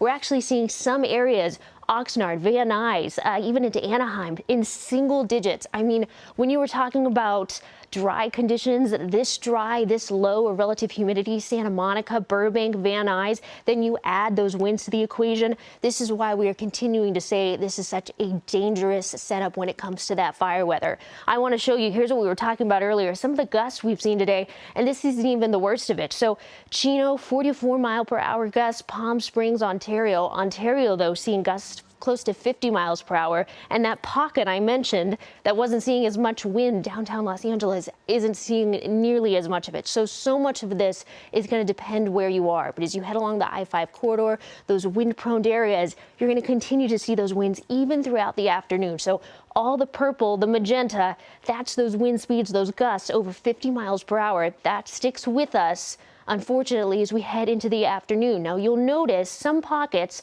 start to get a little bit better. So Palmdale, Wrightwood, we start to see the purples, the magentas break up.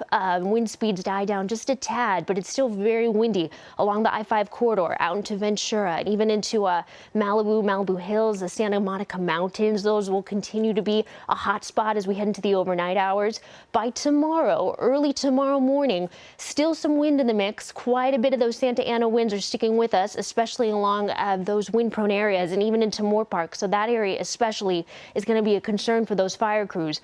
When do we finally see relief from this? Well, it will be gradual. So depending on where you are, sometime Thursday mid to late afternoon, you could see those winds die down. By Friday, looking like it'll still be breezy, but we will finally be on the tail end of this Santa Ana wind event. But just buckle up, because the next 24 hours, we're going to continue to see really, really windy, dangerously breezy conditions, and of course, very dry conditions too. I know we're getting a live look right now in Moorpark, so I'm going to toss things back over, I think, to Philip and Giovanna with a look at what's happening out there, guys. Sheila, this is just so devastating to watch. These homes go up in flames. Again, these are live pictures from Air 7, and you see the flames very active there. But if we could have them show us, and we believe there is a house on fire here. Well, too. this is the space we were looking at a moment ago while Shayla was within her forecast, and the good news part is look at the clearance around that home. for a moment, when the smoke was heavy, you thought that it was just going to go right up the hill and get on into that home. But the clearance there was great. However, if you notice the canyon and how it just traveled up the canyon, now upper left part of your screen, if we don't rotate, if we just tilt up, that home above it, if we could zoom back in. Under the smoke? It's just above the home, the white large home. You can see there's a fence there underneath the smoke. So if we zoom straight in this spot, you'll be able to see what I'm concerned about. It's that if Air 7 will zoom in where that flame is, now just up and to the left, you'll see that fence. That is the house that is worrisome. Above that house right there, straight up camera, it looked as if the fire had almost gone around it to the right and then up that little, just up to that home above. If we zoomed in right, it's almost under the smoke at this point. And that's the concern, because see where the fence line is. You mentioned, Giovanna, it had gotten into that tree right there. And so we really couldn't tell what that was just above. And it does look like maybe it's a nursery, an orchard of some sort, maybe an area where they're growing vegetation. So hopefully this fire has navigated around that home. But that's, there it is. Okay, you can almost see that's not a home. No, it's not a home. It's just the fence. But we did see a home that is now completely gone. If we can have the helicopter move to the left, back to that home that we were watching on East Highland Drive and Ridgeline. That one we watched for a few minutes, and now it is completely gone. Again, if Air 7 can go back to East Highland Drive and Ridgeline, and this is just so difficult. And Philip, also so difficult to watch. But you also mentioned the fire break around that large home that you were talking about. Even with great brush clearance on a day like today, your home is at risk because of those flying embers and the wind spreading those embers so quickly, the winds fanning the flames. Even with brush clearance, you're not safe. No. It's so random. And we have seen fires. One that comes to mind specifically was in San Bernardino National Forest, where the homes that were right next to the forest were fine. But there were neighborhoods upwards of a mile inland that were gone. And that's because of the sustained winds, the winds that just throw these embers. And you saw these trees that are catching on fire. They're mini bombs because the sap inside gets heated and it just throws these embers into the wind. And if they get into the eaves of these homes, that's when it becomes a problem, because there's nobody to see that the attic is on fire. And then once the attic is on fire, the home is lost and the neighbors adjacent to them are at risk. So yeah, it's this random nature, and Leo pointed it out in his interview earlier, of one home is saved and another is lost, and that is due to the wind. And it's such a difficult firefight for firefighters. They have to think about structure protection. They have to think about protecting the residents on the ground, getting them out of their homes. And right there in the middle of the screen is another. That's the area that they just can't seem to get that. And I don't know that anybody's there. There is someone, right? It looks, maybe not. But it's difficult because there's all that fuel just adjacent to these two homes. And best case scenario is that fuel is all that's burned. And the good news, again, so many of these homes have clearance around. That White House center of the screen had fire that was coming right up that ridge, and it just stopped because there was no more fuel. You can see just complete clearance around that home, but it's not clear everywhere. And sometimes the embers are going to jump beyond any clearance that you've been able to get. Onto the roofs. All right, we have Leo Stallworth on the ground, and I believe you have someone, a resident there. Leo, can you hear us? Yeah, exactly. I have a gentleman, Joel here. He lives just across the street, and he said he noticed the fire kicking off around 8 o'clock this morning. And what did you see? What did you hear? Well, the wind was really gusting up, and looked outside and saw a lot of dust blowing, and then a lot more with the smoke. It was a lot more than I expected. So I peeked my head out the window and I saw it over here to the northeast, a plume of smoke, and that it was close. And so that got us all a little nervous. And by the time we even kind of got our wits about us, then we were trying to get the important stuff packed up and get out. So And one of our fine anchors, Philip Palmer, asked a brilliant question. I thought it was brilliant anyway, about whether or not, with all the crops here, if the irrigation is running, if you know, you've got drip irrigation at your house because you have crops, but you said it wouldn't do much against this fire anyway, right? It won't help. It won't help much running that. The fire moves so fast, and it'll dry it out just as fast as it's coming in. So if it hits those, we're just hoping that these crops here, they're green. You're hoping that just at least would slow it down. There's lemons, irrigated lemons and berries here. Just hoping that that slows it down. Just the fact that it's green vegetation, but that's with this wind, there's not a lot we can do. And Joel, for the last hour or so, we have noticed a multitude of people just scrambling around. They've got the trailers out, they've got the big trucks out, and they're moving out horses. What are we looking at here? Is this neighbor helping neighbor? Yeah, there's a lot of, there's a big horse ranch right around the corner. On our property is Equine Hospital. They got most of the horses out of there. Our horses that are there are pretty safe in the situation they're in, out in the open, so we're comfortable. But yeah, neighbors helping neighbors. If you have a trailer, they're coming and getting out. And I think I just saw a few empty trailers go by, so that's good news that got out all the ones that are in the line of fire there. Now, you said your wife and your kid, you got them out of here. You're staying, but you got them out of here. And you said they went to Camarillo, and now they may have to evacuate there. Correct. They went to my father's house. He didn't have electricity, and then it looks like this has jumped over there towards Camarillo as well. I right now I don't have cell service, so I haven't been in great communication. And then they headed out towards Ventura to a friend's house. So I'm just glad they're there and let them know I'm good, and I'll get out of the way. I know they might be thinking that I'm going to do something silly, but I'll get out of the way when I need to. What's your biggest concern at this hour? I mean, you know, when that wind kicks up, it kicks up, man. Yeah, just the unpredictability of it, right?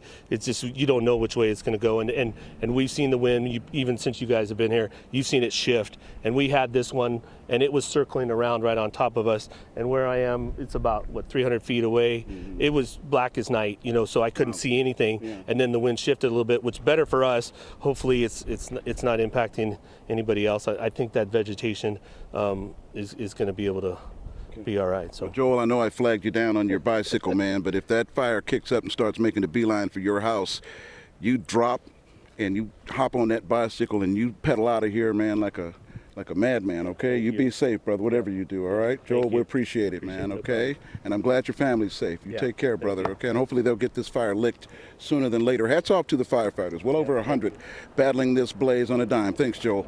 And they are still here, and right now there appears to be somewhat maybe of a lull. Well, Leo, let's not. Last couple of minutes, we hope it stays that way. All right, Leo, thank you. That is a big picture that maybe we might get a little bit of a lull. But if you look at our screen here on Air 7, that looked like a home that was on fire.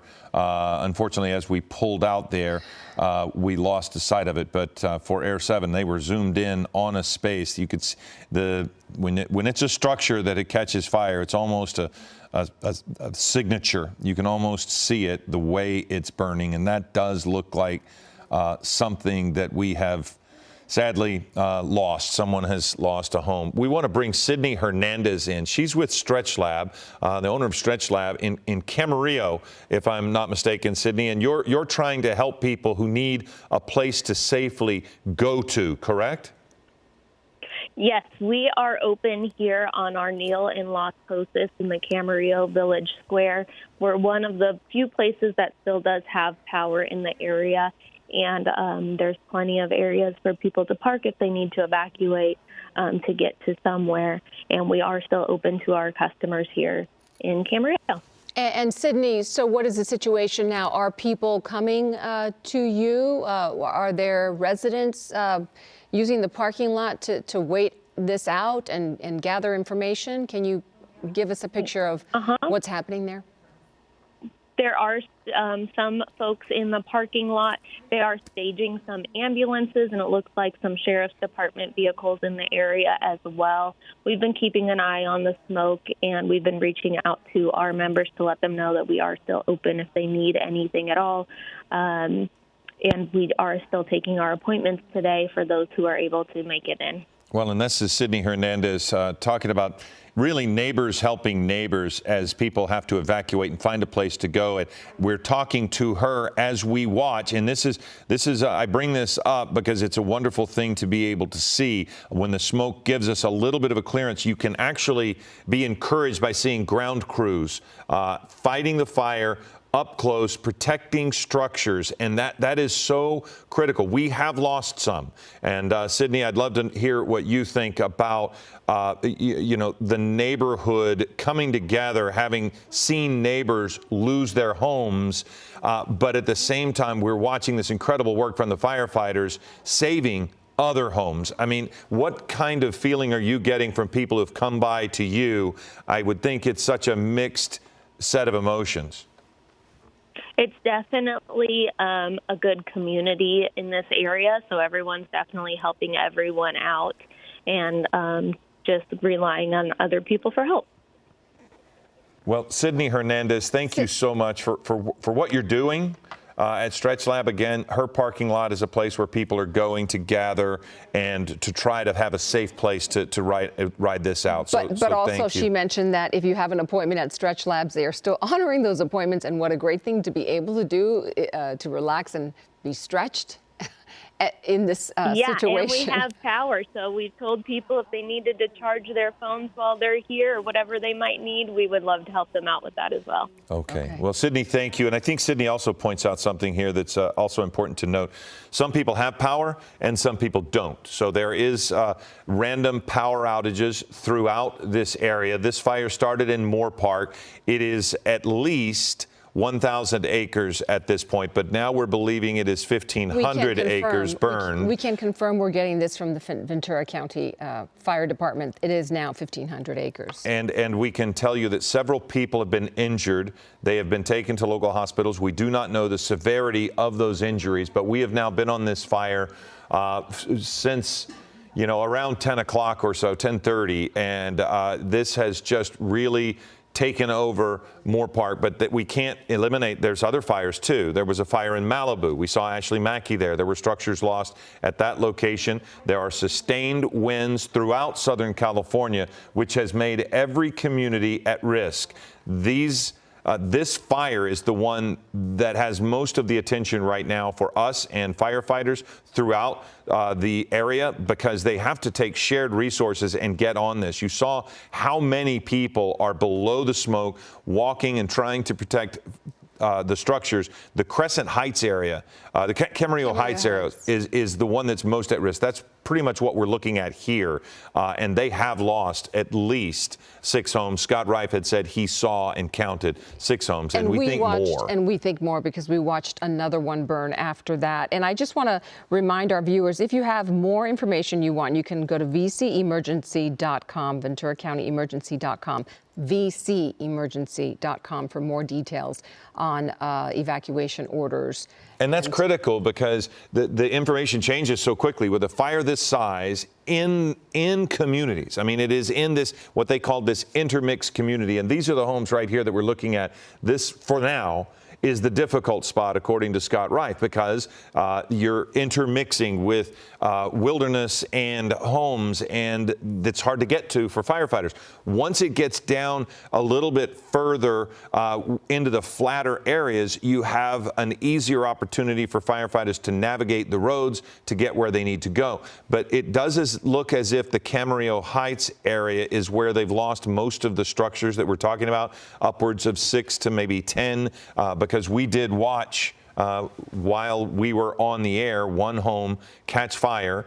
We do know Leo Stallworth talked with somebody who lost a home, and we did not watch that home burn, but we have a family who lost their home. So we know that there are structures gone, and right now it's in this intermixed community, but this is a real focus, trying to get as much water on the spots that are burning as possible. Yes, and we want to check in with Shayla one more time. Before we do that, I just want to reiterate the evacuation orders are in effect for Walnut Avenue to Balcom Canyon Road and North Highway 118 to the Ridgeline, west to Saticoy County Club. But again, as Philip mentioned, this situation is fluid. There might be other evacuation orders in place right now. So be alert and be ready to leave your home if you need to quickly. Okay, Shayla, now to those winds. Yes, and especially when you're talking about that Moorpark fire and we're seeing these winds coming out of the northeast, I want to hone in a little bit closer to where that fire is burning.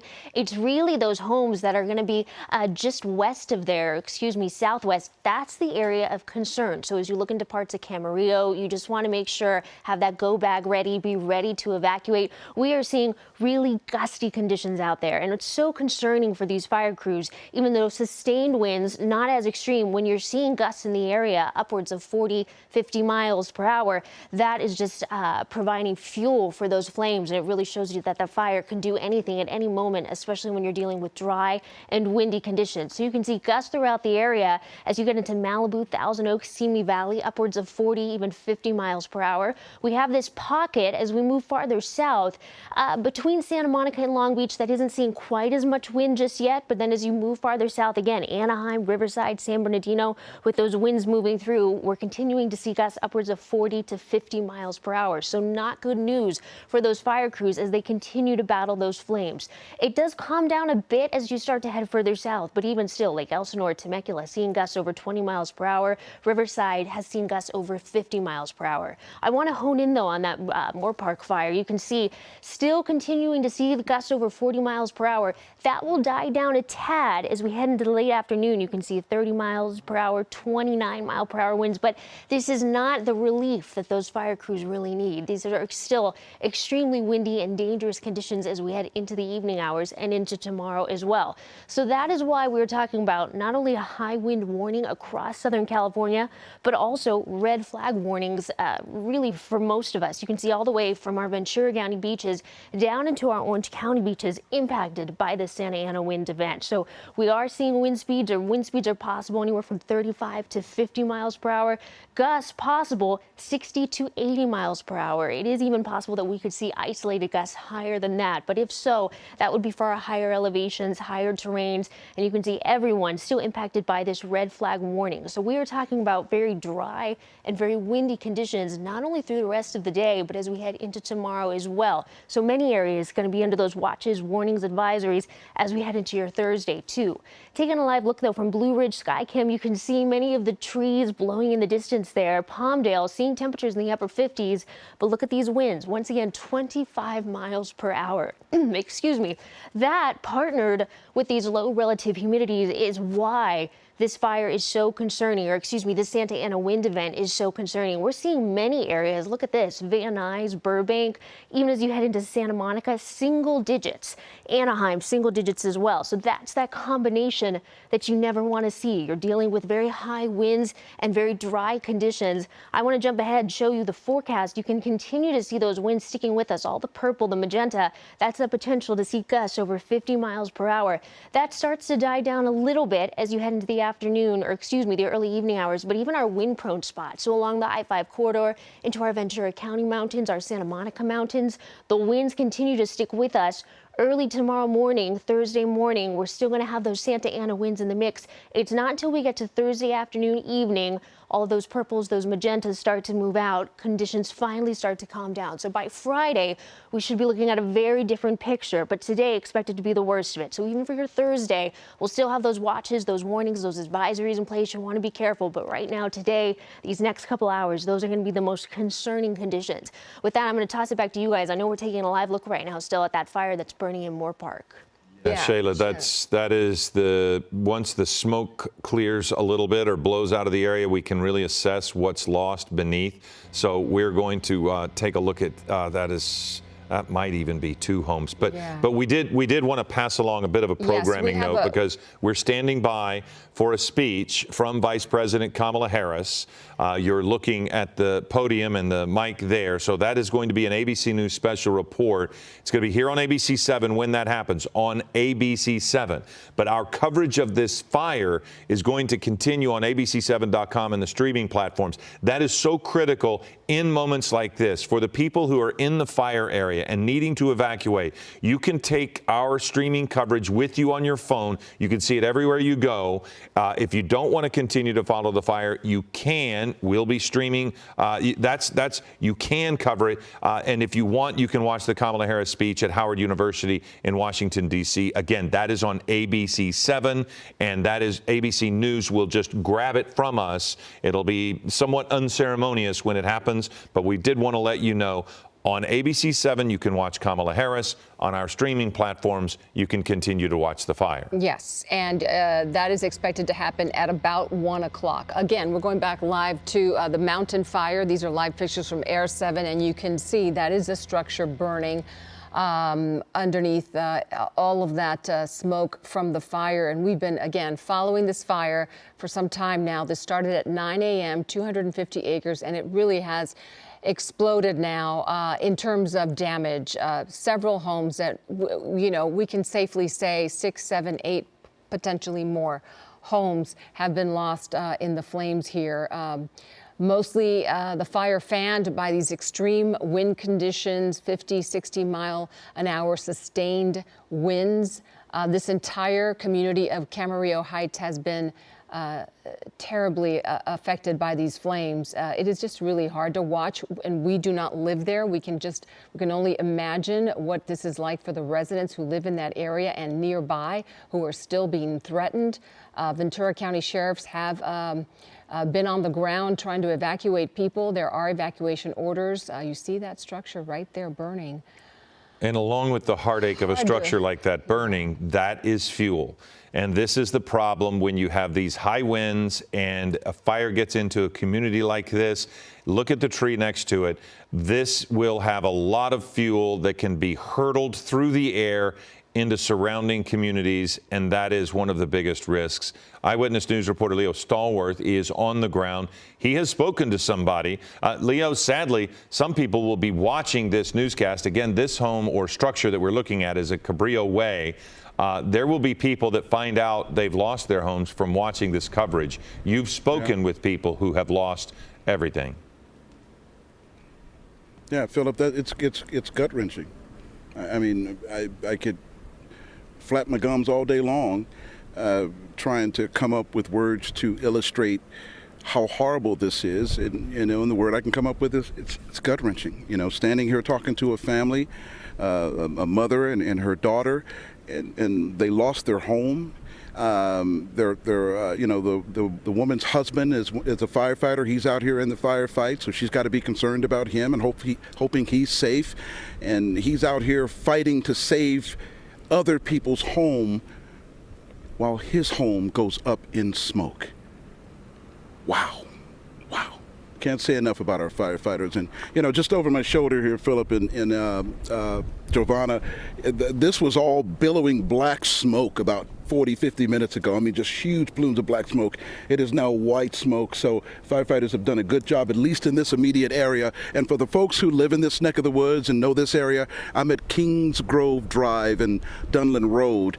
And you're looking at a huge, it looks like a strawberry field, perhaps. Hey, Leo. And don't know if any of the crops were lost, but it was this black smoke out here, and it's white now. Yes, sir. Yes, sir. That looks like, has the wind changed on you? Because it looks like the smoke has come up upon you, whereas it looked before as if it was blowing away from you. Yes.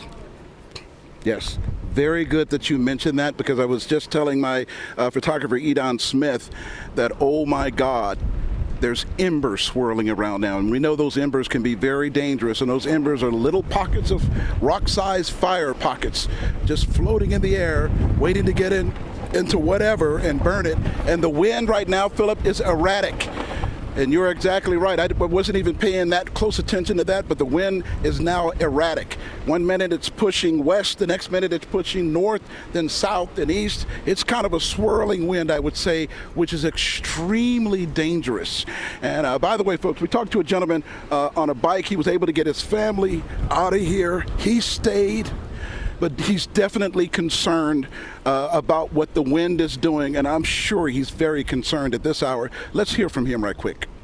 No, I'm the guy that stayed behind because my wife's cat wouldn't go in the box. So, you know, you do things for your cat, and that's how I end up coming here to talk to you. The cat's still back there, but we are really lucky that the wind, unfortunately for the people you talked to earlier, took their house, but luckily saved ours right behind the camera. So we were very, very lucky. Yeah, I don't know what else to say. It's the closest, I've lived here 34 years. This is the closest fire's ever come to this neighborhood. And with these winds gusting at such a degree, man, I mean, it is really howling. The strongest Santa Anas we've had here locally in many a year. Yeah, it's insane. It's crazy. So my heart goes out to our neighbors who lost their home. I didn't even know about that. I can't get through because I don't have a mask. And you can't say enough about these firefighters who scrambled in here on a dime. Like that.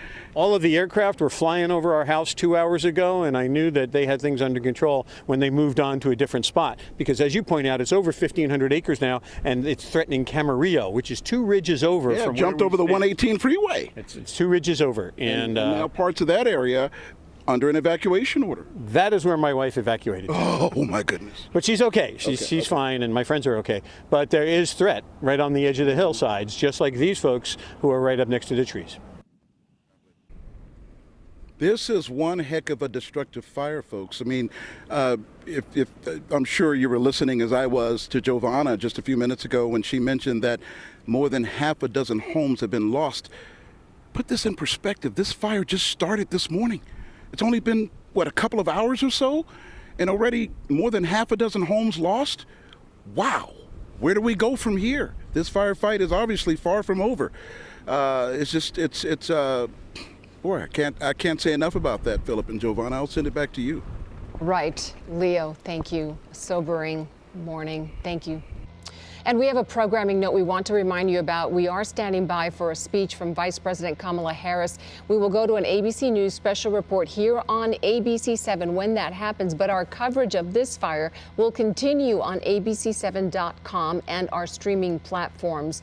That means you can continue to follow our coverage on your phones. We will be streaming live coverage as well, as we mentioned. You will see Kamala Harris's speech at Howard University in Washington, D.C. here on ABC 7 when ABC News begins their coverage. That is expected to happen at about 1 o'clock. Now, when we mentioned, and you mentioned the half a dozen homes that had been burned, that was a very rough estimate from Scott Reif when he was able to count what he had seen. He's been off to refuel. This is our other helicopter, and since he's been gone, we've seen it could be 6 to 8 that we've watched. Ventura County Fire has told us that the 1,500-acre fire that we're looking at is an old number. They are obviously working to save life and property, and they don't have new numbers. But we're going to have a news conference from them sometime, hopefully, we think within an hour. But again, that is secondary. What we're trying to do, or they are trying to do, is put the fire out. We're trying to inform you and let you know as to what's going on in Ventura County, where a fire that has burned at least 1,500 acres has consumed several structures, and the wind has just wrecked the efforts to try and fight this. It's been amazing what they have been able to do given the conditions, but the smoke, the amount of smoke has really made it difficult to drive on the 101. We heard from a commuter, Jennifer Kim, who told us how difficult it was to drive. It was almost, she said it was scary, not only the winds, but the smoke. Couldn't see until you cleared that area. The 101 has not been closed as of yet, but just the amount of risk and danger that is involved within this fire is almost immeasurable just because of this wind event. They're also dealing with power outages in several areas in that part in Ventura County.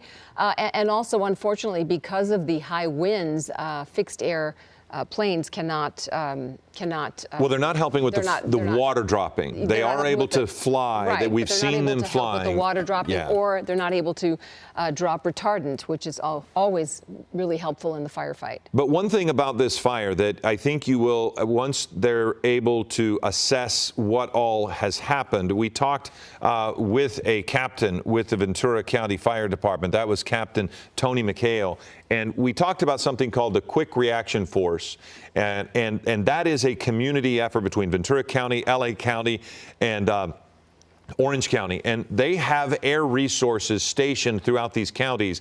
And when a fire like this happens, all hands on deck, and the communication between the agencies is so spectacular that they're able to really get air resources on the fire. And we saw that in Malibu, the earlier fire today in Malibu. Not only did they have a close water source, but they were using helicopter after helicopter after helicopter to keep that one at a minimum, because it could have also burned an entire community. It did burn at least 2 structures that we saw, at least in part. We saw one which was a massive loss. Another was seemed to be a fire that they might be able to put out. But this one, you know, they're using as much resource as they can, and they're getting as many helicopters as they can on it. And the interesting part about watching this fight, as you see flames off to the right and here, is how these helicopters have been able to attack even in spite of the amount of smoke that has hindered their vision. Yeah. All right. You know, processing all of this, it's really, it's tough. Okay, we want to check in with Shayla Girardin. She's standing by with, again, a recap of the extreme conditions out there. Yes, and I want to show you what those fire crews are dealing with, especially when we look at Moorpark, what's expected for them over the next couple hours. We've been seeing gusts out there upwards of 40, close to 50 miles per hour. That is going to die down a little bit. It's not the relief those fire crews are hoping for, but it will die down a little bit as we head into the afternoon. You see gusts still in the 30-mile-per-hour range, then finally dipping into the high 20s overnight. But even as we look into the overnight hours into tomorrow, we are still talking about winds upwards of 20, close to 30 miles per hour, close to where that fire is burning. So that's why it is so critical for these crews to try to contain as much of this as quickly as possible. Right now, taking a live look at winds across SoCal, we are dealing with some very breezy, some very gusty conditions. As we look up toward that fire, right in between Simi and Thousand Oaks, that's close to where that Moorpark fire is burning, we've seen gusts close to 50 miles per hour. Same story as you head toward Malibu, where the other fire was burning a little bit earlier. Malibu Hills, not quite as windy as you head towards Santa Monica, but still, these are extremely dry and windy conditions as we look across SoCal. Santa Clarita, that's the windiest conditions we've been seeing, gusts at 58 miles per hour. It is a little bit calmer as you start to head south. We have this pocket just in between Santa Monica and Long Beach that hasn't been seeing as much of that wind, but as you move farther south, starting to pick up once again that typical Santa Ana wind event. We'll take a look at where it's headed next, but for now, Philip and Giovanna, I'll toss it back to you guys. Okay, Shayla, thank you very much. And as we look on our left side of the screen, we'll probably take that full. That is the fire in Moorpark, specifically threatening the Camarillo Heights area. But we wanted to give you a programming note because we are standing by for a speech from Vice President Kamala Harris. It's hard to imagine. Yesterday we had an election. We will go to an ABC News special report here on ABC 7 when that happens. But our coverage of this fire is going to continue on abc7.com, and this is important to note, our streaming platform. So if you have your phone, if you want to watch this, you can continue to follow our coverage of the fire. We will stream it live. If you're watching us right now on ABC 7, I can tell you that you can download the app for free. It is in the App Store. Certainly, if you live in that community, you will really find this a useful way to keep up with what is happening. But here on television, you'll see Kamala Harris's speech at Howard University in Washington, D.C. That's on ABC 7, and when ABC News coverage begins their coverage. Many times we'll get about a 5-second head start that ABC News is going to cover it, and so sometimes it can be a bit shocking and sudden when it happens. So just remember, we will continue to stream our coverage of the fire online and on our streaming platforms. I'm now joined by Ellen Leyva, who has also been watching this fire with us as well, burning over 1,500 acres. And just again, Ellen, you can see through the fire this incredible effort by these firefighters, able to somehow get water on this fire from above in spite of the visibility issues that they have. That's certainly a terrific job by the firefighters out there. And, you know, I grew up around, my kids grew up around here, and I remember those gusty winds, the fire conditions there. In fact, one point we were standby to evacuate because these flames came right up to my neighbor's backyard. So out there, those winds can be so fierce. And I feel for these people because it just comes on so suddenly. Even though we had warnings from a meteorologist about the wind conditions coming up, it still catches you by surprise. I think the speed with which this spread this morning is what shocked me, and that clearly is driven by the wind. But when we were on the air with a fire, I suppose around 9:30 in Malibu, that was our focus right then. That's when we got a word of a 250-acre fire in Ventura County. And Scott Reif could see the puffs of smoke from Malibu in Ventura, and he said it at the time that was a concern for him at 250 acres. Wow. And then it just exploded and went right into this community. Right, and through those canyons and the Moorpark area and Westlake Village, all those areas, it is so overwhelming. And as we're losing our picture right now, but watching these firefighters do their job, but also being unable to actually make some water drops because of the winds, it's such a... This is a shot from Leo's camera, and thanks to Leo and his photographer, Edon, which, of course, we always want to, reiterate to our viewers, but also to our crews in the field. They know where they are and what's going on, and they're always being cautious that they are safe. But one of the things that I asked Leo a moment ago is the wind did seem to shift where he was, because for a while it looked as if the fire was blowing away from him, and then all of a sudden he's covered in smoke. So this is one of the things and one of the challenges that our crews face, and we want the viewers to know that they are not staying in an area that they're told to leave, and they are going to try to get out as quickly as possible when it becomes necessary. Exactly, safety first. And you made a really good point, Philip. I heard you talking earlier about the winds and how normally, they'd be kind of drifting up toward the sky, but you could see them laying flat, which tells you how strong those winds really are. And at this point, they have not closed the 101, although the visibility on the 101 is very difficult. Susan Soul is on a telephone right now, on a cell phone with us to talk about what it's like to commute. But Susan, you also are being evacuated. Can you tell us where you've been evacuated from, and is that a new evacuation order for you? Yes, well, it was kind of surprising. I still feel like I'm in the middle of a apocalyptic movie because it happened so suddenly. I was actually out this morning and saw that the wind was really, really strong, but didn't see any fire or smoke.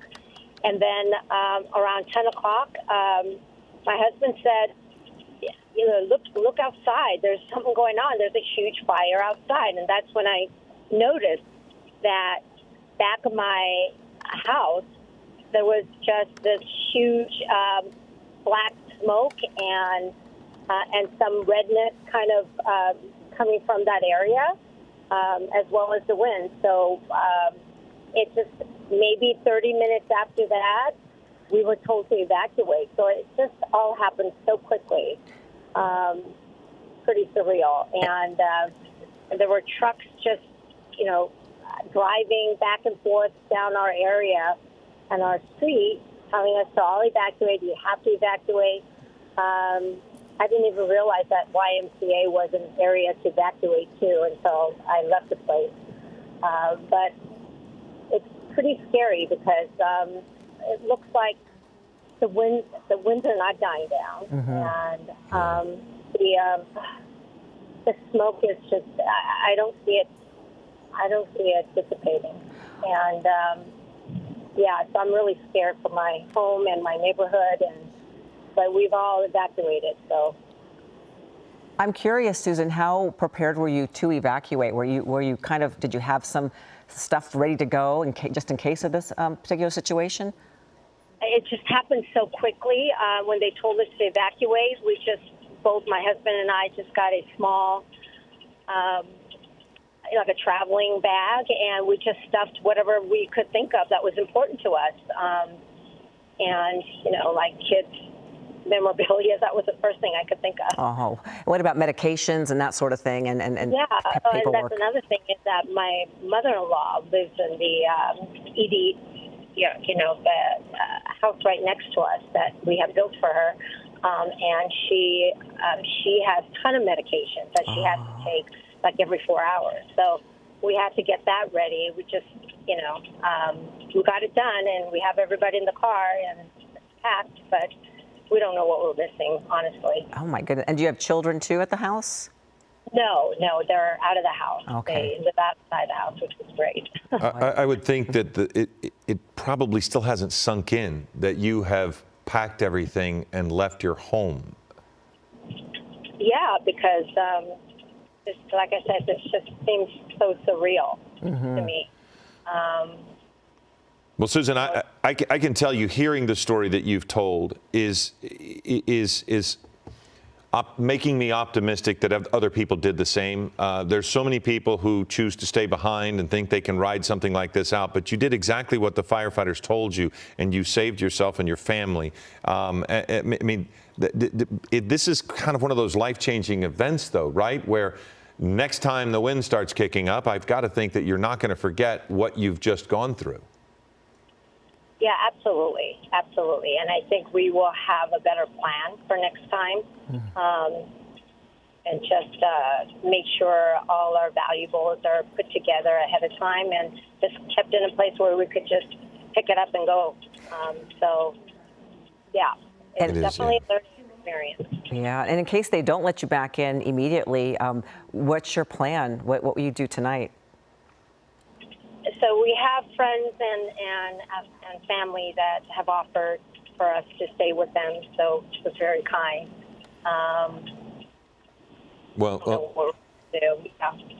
Yeah, well, Susan, I would say that you've done everything right. There's no way to completely prepare for something like this because, as we mentioned, this happened so fast. It's so surreal. It was on you so quickly. And again, you guys did what you could do, and we hope your home and your family will remain safe as we continue.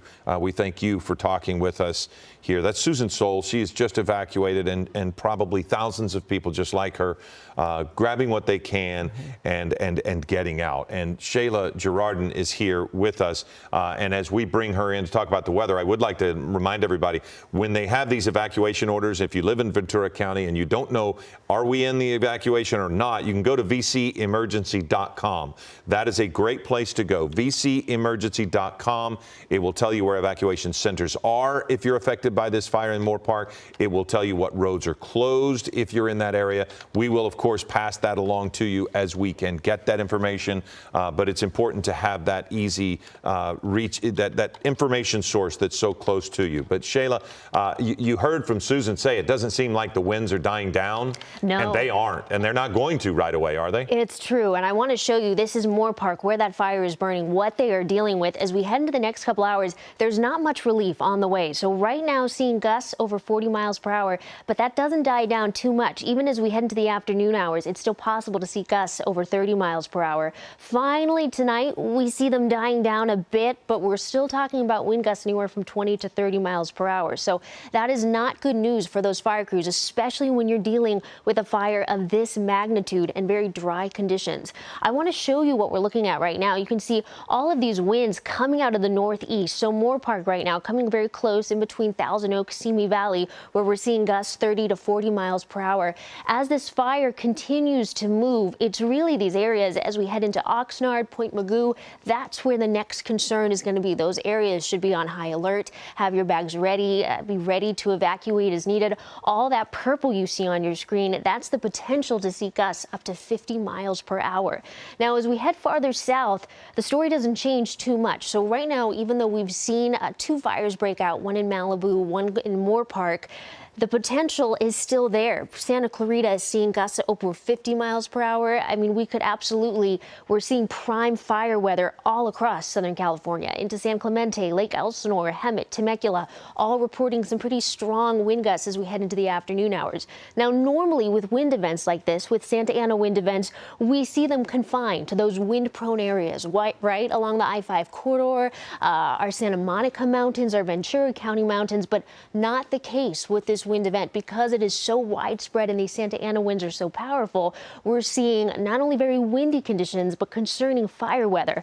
The other part of this picture is the fact that it's so dry out there. So our relative humidity is so low. Van Nuys, Oxnard, seeing numbers in the single digits. That's never something you want to see. Santa Monica looking a little bit better than what we saw earlier, but Seal Beach 11%, Chino Hills 15%. I mean, when you partner that wind with these really dry conditions, that's why we have this red flag warning in place. So we are talking about fire weather, of course, being a big concern. I mean, we've already seen those 2 fires break out. Plus, once you get into areas up towards Malibu, our Santa Monica mountains, you are also talking about a lot of dry fuel, right? A lot of brush. So that's going to be a big concern for those fire crews as we head into the next 24 hours. Speaking of which, I want to show you, we still have this high wind warning in place through tomorrow. So we are not out of the woods as we head into this evening. High wind warnings mean we could continue to see winds anywhere from 35 to 50 miles per hour, gusts even higher than that. So the concern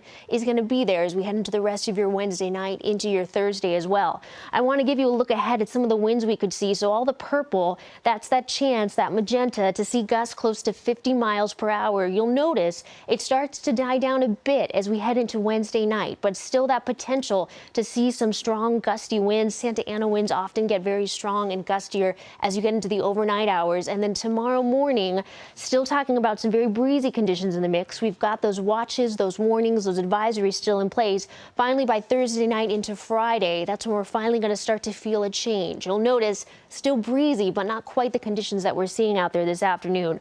Right now, though, Glendale looking much better. We have seen this tree shaking in the wind all day long. So starting to show that some areas are seeing an improvement. There's just that potential, right, Philip and Ellen? We've got that potential for this fire weather really to be a concern as we head into the next 24 hours.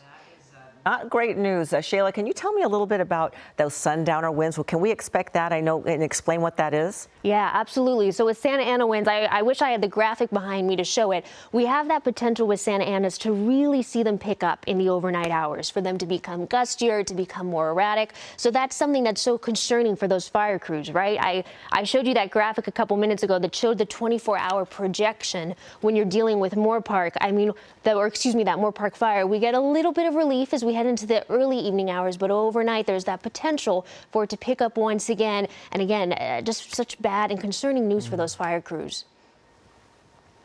Okay, Shayla, thank you. And you know, the thing is, Scott had talked about the fact that that was what he was worried about with this coming up as this continued to burn, because he actually thinks this is going to take days to finally get under control. But his concern was these sundowner winds. As we continue our coverage here of this fire, it is in Moorpark. It's now called the Mountain Fire. But we also have a programming note. We are watching the podium and the lectern at Howard University because we're standing by for a speech from Vice President Kamala Harris. That's going to happen with an ABC News special report. The network will take over here on ABC 7 when that happens. Our coverage of this fire is going to continue on abc7.com and the streaming platforms. So if you want to continue to follow the fire, you can. And we're going to stream the live coverage for you. Again, you can take that with you wherever you go in the palm of your hand. You will see Kamala Harris's speech at Howard University in Washington, D.C., though, right here on ABC 7 when ABC News begins their coverage. And again, it is almost hard to imagine that we just did have an election yesterday. Yes. We will have a new president in January. We have a concession speech that is coming, it seems.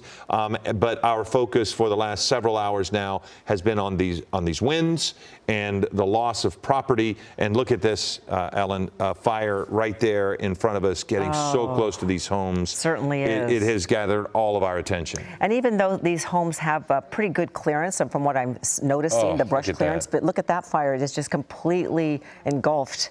Well, that home is That's the kind of fire that we're talking about, because look at the clearance around it. Right. There is nothing right next to it. If you zoom in, if Air 7 can zoom in on that home to make the point that we've talked about with fires of this nature, the embers will fly and they will get into the eave of the house. And the problem is the firefighters can't see it because it's burning in the attic undetected. And if you look at that fire, that almost was coming from inside the home. It sure so these embers, they burn in, they get into the eaves and they get into the attic.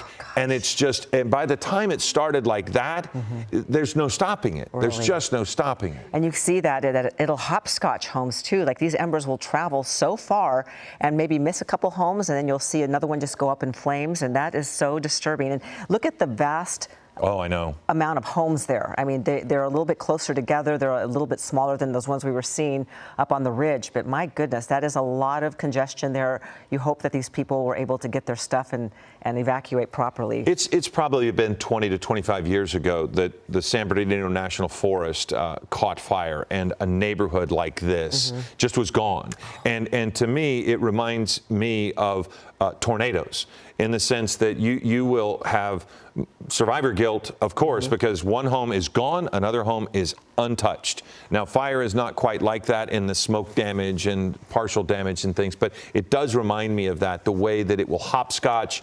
It will almost just randomly, it is random, just take out one place and then not another. And it's just due to the wind and the material that comes and is thrown from these homes that catch fire. Yeah, it's just incredible to watch how fast these homes can go up in flames. And we have some video, Philip, from Somis. The large-scale fire burns across multiple homes there. This is the video earlier. And Philip, you were there. You can tell us what we're looking at.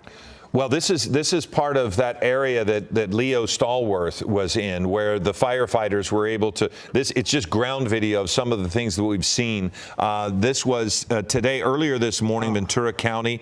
There were a number of reports of brush fire, and as you can imagine, all of the people we heard from witnesses say that they smelled it, they knew that it was upon them, and look at the thing that's striking, and from the witnesses who have told us, anybody that's been near a fire knows it blocks out everything. Blocks out the sun. You feel like you're on a cloudy day, and you could see from that ground video what it must have been like if you were caught in that fire at the ground level. And these are other images of what people were looking at. And that eerie, smoky, there you see, look at these people having to rescue their animals and figure out where to take them as well. It's an extra challenge, but oh boy, you notice that smoky air. It almost looks like an orange sky. It's pretty scary. We did notice in some of the areas there, some of the equestrian centers have so much space.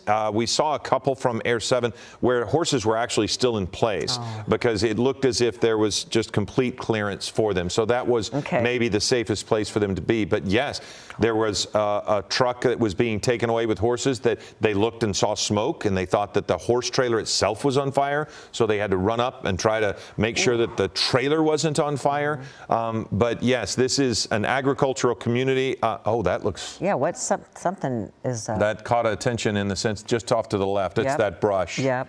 The brush there but that is the home that we were talking about a moment ago. But yeah, a lot of the space had clearance, but enough of it didn't.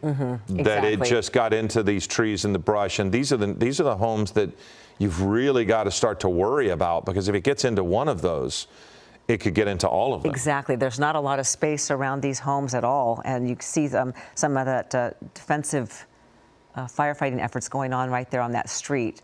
Structure protection, but who knows? Hopefully that these people are getting out. But look at how dry those trees just combustible. They just go up in flames so rapidly. And think about all these months of dry weather we've had. On the heels of a very rainy season last year. So on the one hand, it grows, and then on the other hand, it dries out. And the wind and near single-digit humidity. I don't think we've gotten all the way down to single-digit, but it's the low teens. Yeah. We have Jeff Harris on the phone with us, and he is someone who has been evacuated. Jeff, where did you leave? We live in Somis, just north of the 118 off of Donlin and La Cumbre Road. And then when were you told to get out, and have you found a place to go yet? Well, I'll tell you what's funny. We were at a meeting with our financial planner in Ventura this morning starting at 9. Oh. And by about 9:30, we're getting alerts on our phones and realizing we got to go. Oh, my goodness. We took off from Ventura, normally about a 25, 30-minute drive, and kind of had a rough time getting home because a lot of the roads were closed and had to, prove to the Ventura County Sheriff where we live and who we were and stuff. But got home. We live on Palomino Circle. There's two of them, east and a west, and went home, grabbed our kitties and a bunch of stuff. I grabbed my truck and trailer, and my wife grabbed her car. And luckily, my parents live on the eastern part of Camarillo off of Santa Rosa Road, and we are currently at their house. And you're in the clear there, hopefully. Yeah, we're in the clear here, and actually, as it turns out, some of our neighbors didn't leave, our cul-de-sac, and have told us that it looks like we probably are, would have been okay to stay, but now we probably can't get back there because. Well, but that's the coulda, woulda, shoulda, Jeff. That right. You can't get out if you get trapped.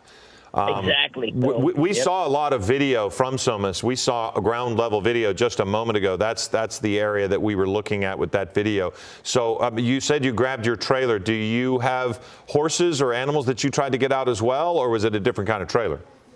No, it's a construction trailer. Okay. I'm in the construction industry, and we just had 2 cats that we were more worried about them, obviously, than, structures, material things, whatever. You can get that replaced. But so I just grabbed the trailer. We put a bunch of, clothes and stuff that we, felt close to, and then my wife grabbed her car, and we just came over here in tandem. Oh, my goodness. Well, it's good that your neighbors are saying you're so far so good, but it would be hopefully your neighbors heed some of the warnings in case it comes the winds shift and go back towards your house. It's always you just never know. And that was exactly our reasoning, is if the winds do shift or if another fire breaks out just a little bit south, let's say, of the one that was the mountain fire, then we could have been in trouble. So, And Jeff, do you feel like, having talked to your neighbors, that your community is, for now, safe, that the fire has moved past your community? Our immediate neighborhood, I believe so. From where we are, there's kind of a hill or, some foothills between our neighborhood and my parents' house. So it's not like we can really see, but our immediate neighborhood there, I believe, is safe, but not too far away. Kings Grove, Bradley Road, Solano Verde, and areas west of that, what we've heard, updates from the phone have taken some damage. And Camarillo Heights, which is not that far from us. I'm curious about your brush clearance. Did you follow the rules about that? And are you mindful of that, given that you live in these windy places? You know what? It's funny. We have the greatest gardeners, and every year, I think it's May 1st, we get the notice, and the fire department comes around and checks us out. But, our gardeners each week go back there and keep things nice and clean. So, we're in good shape there. Good. Jeff, it must be just horrible, though, to watch these images. I mean, we've seen, we've watched a handful of homes, and we feel there's probably more just gone, and they too had great clearance. It just this random nature of fire that it's just a gut punch to a community to watch this happen. Interesting you're saying that, because back in, I think it was 2018, when we had the Thomas fire that started in Santa Paula and just roared across the foothills of northern Ventura County. It was funny. I was actually doing a project in the evacuation zone where homes, literally a home here would be gone when we finally got back to work to finish this project. A couple doors over. Jeff, we're going to interrupt you real quickly to go to a special report with ABC News, but stay with us, Jeff. Okay. Okay, we're back on stream now, Jeff, and I wanted you to finish your story. Vice President Kamala Harris is now speaking, just for your knowledge, Jeff. She's now speaking on ABC News, but we're sticking here on our stream about this fire. So could you finish your story for us? Just what you touched on with, seeing a house burn, and just the devastation and feeling for the people that are losing their homes. When I found out the day after this fire started, the Thomas fire, back in 2018, that we could not get back to our job site and go to work, I sat and pretty much watched all day, just in shock and horror, like most people do, just wishing there was something you could do. But the wind is just, these firefighters are at a disadvantage. Certainly, yeah. Jeff, well, I'm so glad that so far you're safe and sound, and hopefully your neighbors are as well. And you're in the construction business, so you must, unfortunately, how these things go, and these people have to rebuild their entire homes and their entire lives practically. So we wish you the best of luck, and we really appreciate you spending some time with us, and hopefully your parents stay out of harm's way as well. Yeah, well, thank you. And, yeah, it'll be interesting to see some of the news coverage because for the last 3 or 4 hours we've been on the run trying to get home, get packed, get out of there, get something to eat, and now we're finally having a minute to settle down. So we may have to turn on the news and see what's going on. Yeah, you can download the ABC7 Los Angeles app. Take it with you. You can watch have it in your financial planner's office while you're in the meeting. Jeff, thank you very much. We don't mean to make light of what is happening, but we are looking at Air 7, and as the wind pushes some of the smoke away, you can see what is left behind, and that's when we're going to be able to assess the damage. As we mentioned, this fight will not be over in the immediate future. This might be a couple of days that it's going to take them to get this done because of the way the winds are, the fact that the sundowners are coming. If there is any way that they could get this out before the winds pick up at sunset, that would be spectacular, but that would also be unreasonable. It's just not going to happen, and I worry about what happens tonight. Yeah. Leo, Sophie Flay is with us, and I believe she is on the phone. Sophie, okay. She is with a home that is burning. So, Sophie, welcome aboard, and what do you have? Yeah, Philip, can you see us right now? Yes, we can. Go ahead. Oh, dear. Okay, yeah, Philip, we are in Valley Vista Drive here in Camarillo, and I want you to take a look at this home right in front of us right now.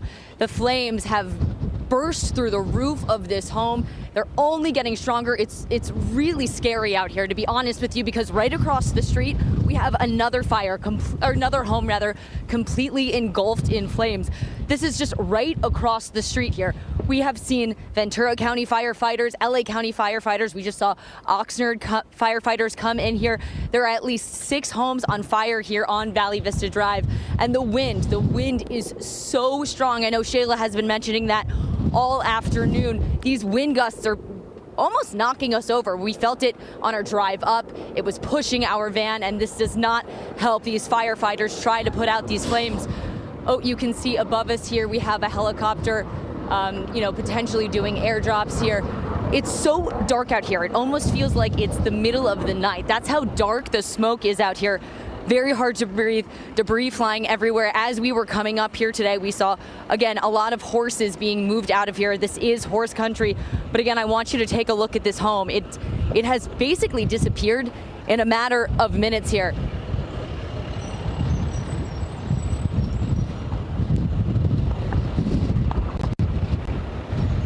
Firefighters, working as hard as they can, but if you take a look over here, I'm going to have my photographer pan over here.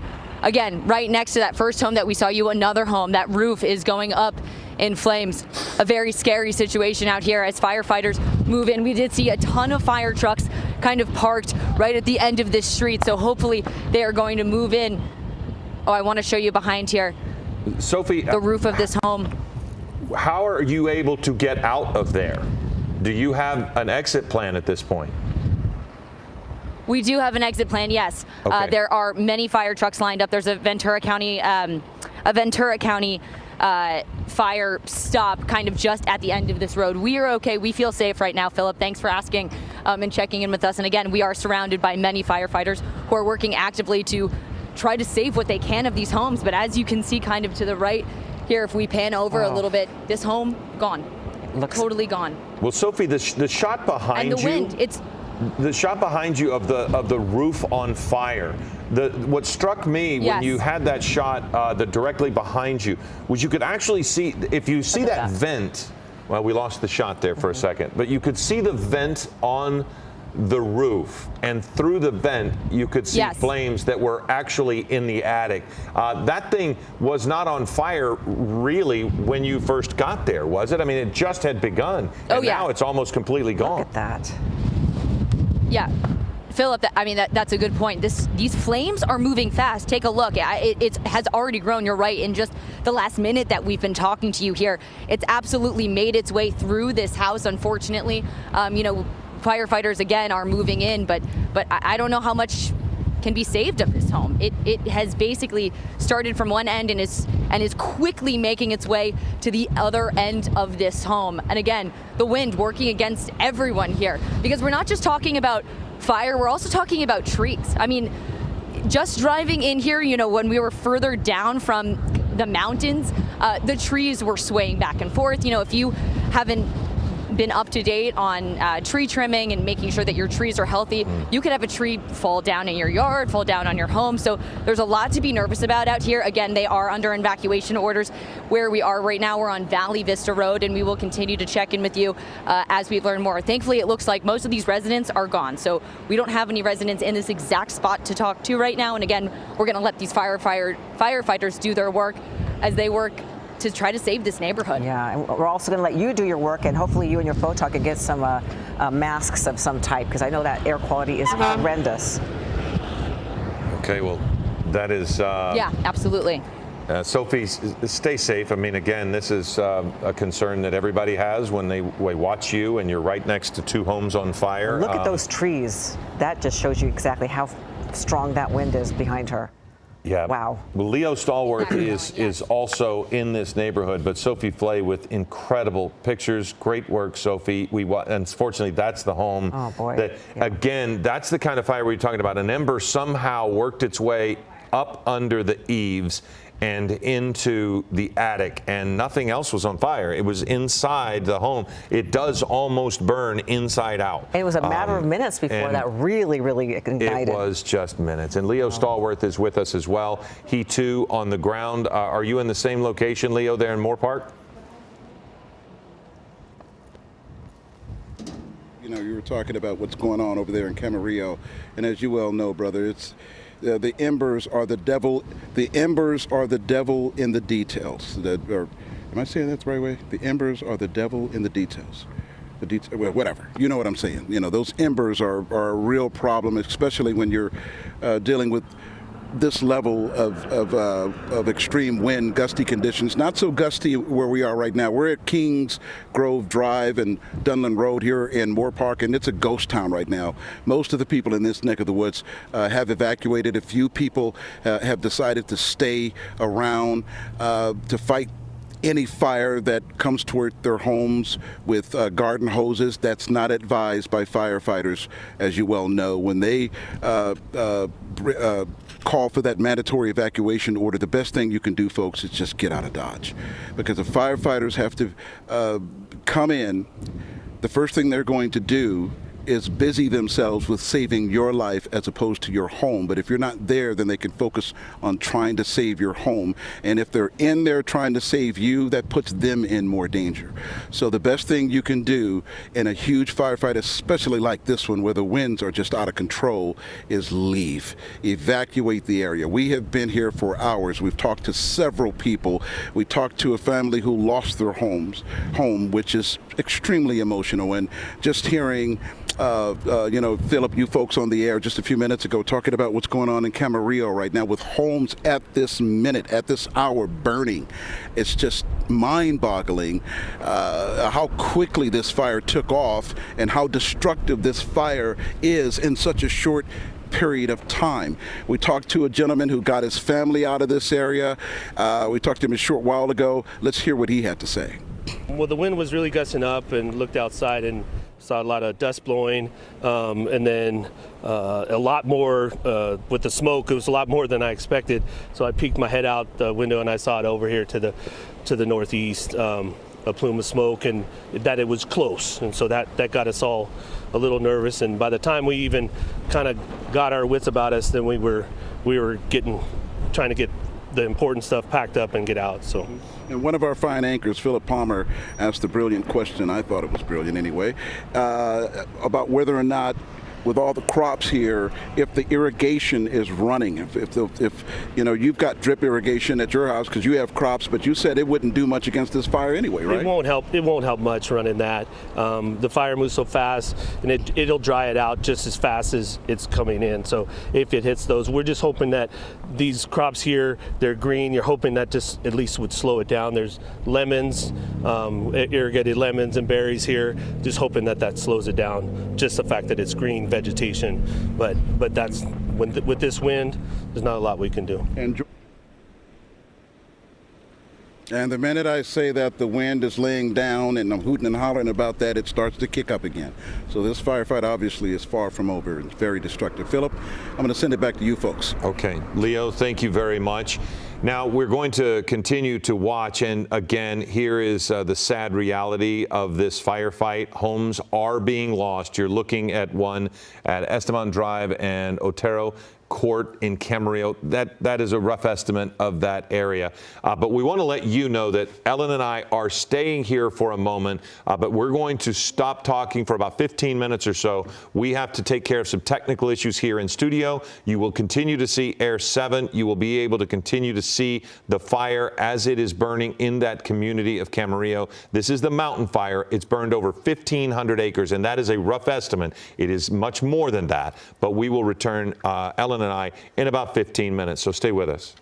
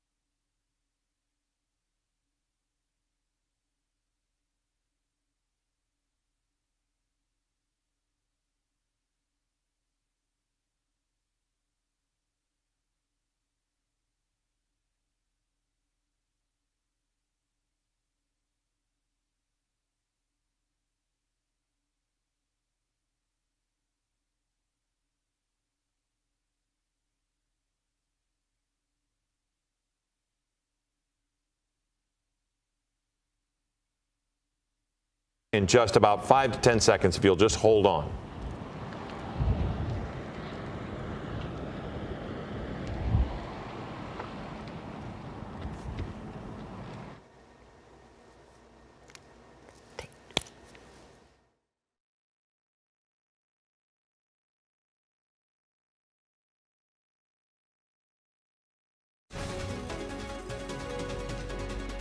Welcome back. I'm Philip Palmer along with Ellen Leyva, and you have been watching our ABC 7 coverage of the Vice President's speech. But now we are going to return to the fire that is the mountain fire. It is now in Camarillo. It has gone from 1,500 acres when we stepped away for the Vice President to speak, and it has exploded to 8,800 acres. We have been covering this online on our streaming platforms, but we have watched multiple homes burn. You're looking at one that has just completely been left as nothing more than a shell of what it once was. And seeing quite a few structures go up. We're going to check in with Sophie Flay. She is on the ground in front of a home that has exploded in just the last few minutes. Sophie? Yeah, Ellen, Philip, I mean, just 15 minutes ago, we were standing right here in front of this house. Flames had burst through the right front of the roof. And now, as you can see, flames have completely engulfed this home. It's practically disintegrated from the inside out now. Really a devastating thing to watch today. I mean, we are on Valley Vista Drive. We're in a neighborhood where we've learned that at least 6 houses have caught on fire. And I'm going to ask my photographer to swing to the right here. You can see literally right next door, flames are going through the roof of one home, and then across the street here, this home completely gone. I mean, firefighters were working on this home. We've seen firefighters come from Cal Fire, we've seen Ventura County firefighters, we've seen LA County firefighters, Oxnard firefighters. This is all hands on deck. This is a team effort to try to save what they can of this neighborhood. But the flames are moving fast, just as fast as the winds. The winds are really making this a very difficult effort for firefighters, though they are very much working together. It appears as though, of course, that in this area, they are under an evacuation order. And it appears as though the people who were supposed to leave did leave. But again, I mean, this is someone's home. This is someone's home. We're at the beginning of November. The holidays are coming up. Think about, you know, how people were planning to spend the holidays in these homes with their neighbors. This is a whole community that has to think about what next. It's just devastating to watch out here. Sophie, are you in Camarillo or are you in Camarillo Heights? We're in Camarillo. We were in Camarillo Heights earlier, but we are in Camarillo. Again, nothing quite like this, but lots of smoke, strong winds. But yes, we are on Valley Vista Drive. So that means that a lot of homes that are in Camarillo, not just Camarillo Heights, are now right directly in the line of this fire. I mean, have you seen any other in that community get sparked? Because it did seem as if you had a lot of fire protection there for the surround to keep this from spreading further. Yeah, Philip, I'm going to warn you, it is a little hard to hear out here, but as we were driving up Valley Vista Road, we did notice that there were trees on fire, there were yards on fire, fences on fire. We did see some horses being evacuated. Again, like I mentioned, this is an area that is under evacuation order, and you can tell a lot of people have left, which is the right thing to do here today. But yeah, I mean, you're seeing sparks, we're seeing embers all throughout this neighborhood. On the right side of your screen, you're watching that home burn down, but on the left side of the screen, we're also seeing some other homes pop up. And we just saw this very large home that looked like the corner of it was catching on fire. And you can see that is a Esteban Drive in Camarillo there. We're going to go in and check in with Natalie Hernandez. She's the PIO for Ventura County. Natalie, thank you for joining us. What can you tell us and what is happening there and what evacuation orders can you tell us about? So currently the fire has expanded significantly. It's estimated to have consumed 9,000 acres at this point. We have several evacuation orders that are in effect covering areas in Camarillo as well as the area of unincorporated Someth. We have some evacuation warning as well for those areas. What we really would like to encourage people to do is to be aware keep up to date on our emergency information that we're sharing, and we do that via vcemergency.com. With the way that the fire is moving quickly and the weather conditions, it really can be volatile and quick. So people should be aware of their surroundings, and if they don't feel safe and maybe haven't received an evacuation warning yet, they really should heed the feelings that they're having about whether or not they should stay, and we really encourage people just to go. So be aware of what's happening around them and get out quickly, because we've seen how quickly the fire has grown today. Well, and vcemergency.com is also a great place to go and find evacuation locations. But Natalie, I know it might be difficult to answer this question because the smoke has restricted the view of so many people. But we've watched multiple homes, not only in Camarillo Heights, but also Camarillo. Do you have any idea as to how many structures have burned at this point? How many homes?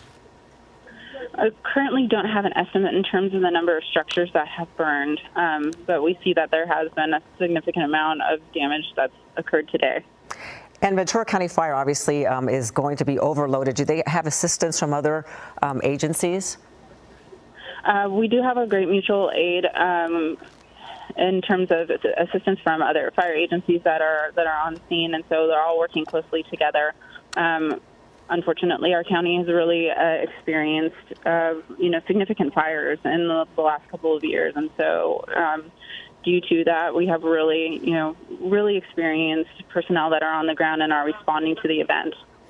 Well, Natalie, we also, as we're looking live, we're talking with Natalie Hernandez. She is the Ventura County PIO. That is a different position than the fire PIO. We are expecting to hear from the fire department sometime within the next 30 to 40 minutes. But Natalie, one thing that I wonder is, as people are leaving, are you getting the sense that people are taking this seriously, properly seriously? Because we've talked to multiple people who did get out quickly, but then they knew of neighbors who had stayed in their homes.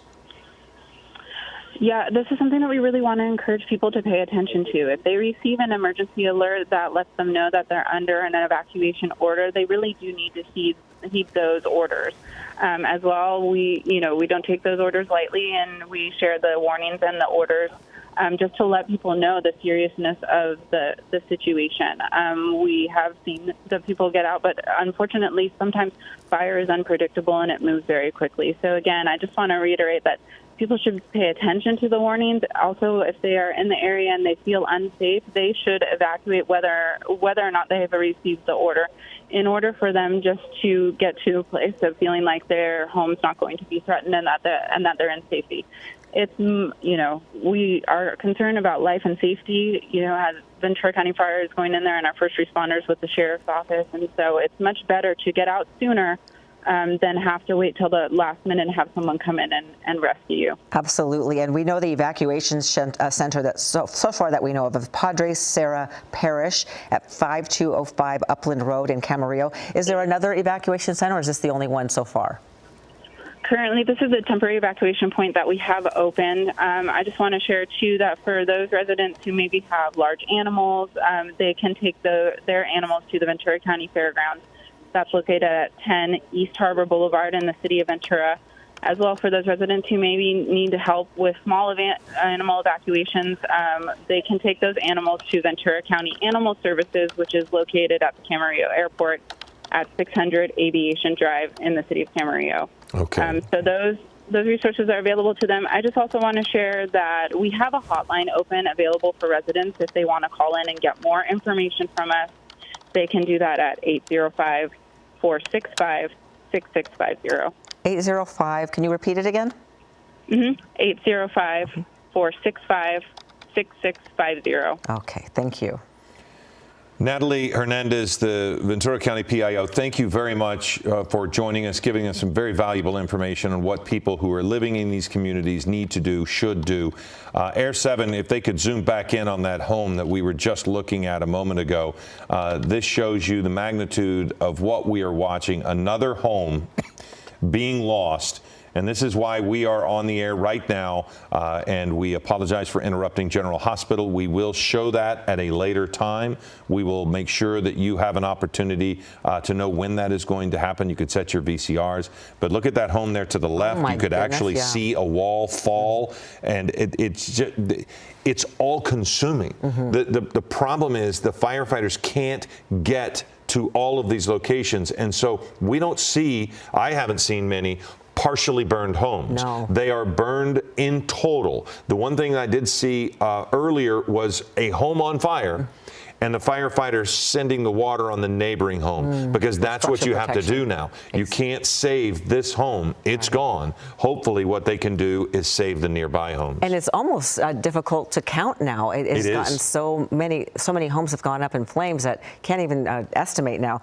We have Shayla Girardin, who's been following this weather very closely, because of course that's going to aid in the firefight, but so far no assistance from the winds. Yes, no relief just yet. We're still dealing with very dry, windy conditions out there. I want to take a look at Camarillo this afternoon. Right now, temperatures in the 70s, but seeing wind speeds in the teens, 17 miles per hour. So we're talking about sustained winds anywhere from 15 to 20 miles per hour coming out of the northeast. But it's those gusts that are just making it so concerning for those fire crews. Also, want to show you guys, you can see where this fire is burning right now, just west of Moorpark, but also where the smoke, where that fire is continuing to spread. So the big concern is, of course, these communities that are downwind of the fire. Those are those areas that are going to want to be ready to evacuate, have that go bag handy, be ready to go at a moment's notice, especially as you continue to look into Oxnard, even Port Hueneme, excuse me, just be continuing, as we've been saying so much over the course of this newscast, to tune into the local news, to be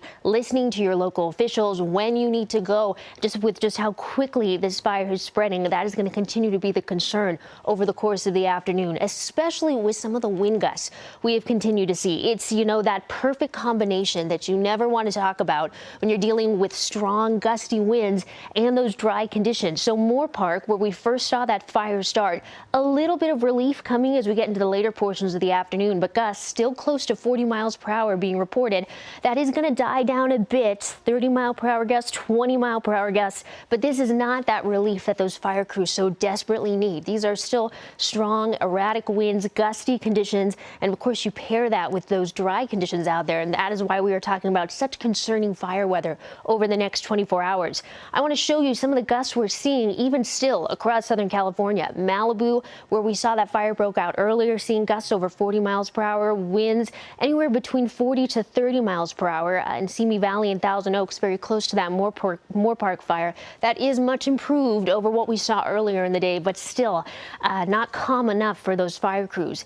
Even moving farther south, the story does not improve much. Anaheim now seeing breezier conditions, gusts over 50 miles per hour. Riverside, San Bernardino also seeing winds 30 to 40 miles per hour. Again, those are gusts. So still, when you partner this with the dry conditions we're seeing, it is that perfect combination for those red flag conditions, that fire weather. I want to go ahead and show you some of the relative humidity we're seeing. Again, the big concern, some of these areas in single digits. That's never something you want to see when you're talking about fire weather. Van Nuys, Burbank at 8%, Anaheim coming in 8% as well. So Anaheim, going to keep a close eye.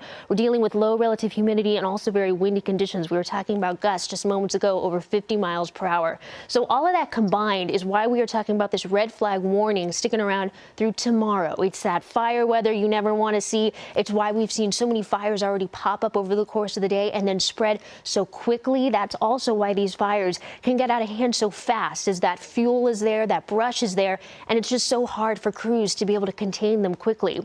This high wind warning also sticking around. You'll see most of Southern California. This is extending all the way from our Ventura County communities down to our Orange County communities as well. We're talking about winds anywhere from 35 to 50 miles per hour, gusts especially concerning. And even as we head into the next 24 hours, so all that magenta you see, that's potential to see gusts in that 50 mile per hour range. That's going to stick with us as we head into the overnight hours. By Thursday morning, you see starting to die down a tad. You can see the daytime up in the corner here. Still very windy conditions as we head into your Thursday. So those wind advisories we were talking about, those high wind warnings, those stick around through tomorrow. By Thursday night into Friday, we are finally starting to see gusts, breaking it down to the teens. So much improved conditions, but still, we're not there yet. We've got another 24 hours of what could be some very windy conditions. And of course, anytime you're talking about those high winds, those dry conditions, as we head into the next day or so, very concerning conditions for those fire crews, Philip and Ellen.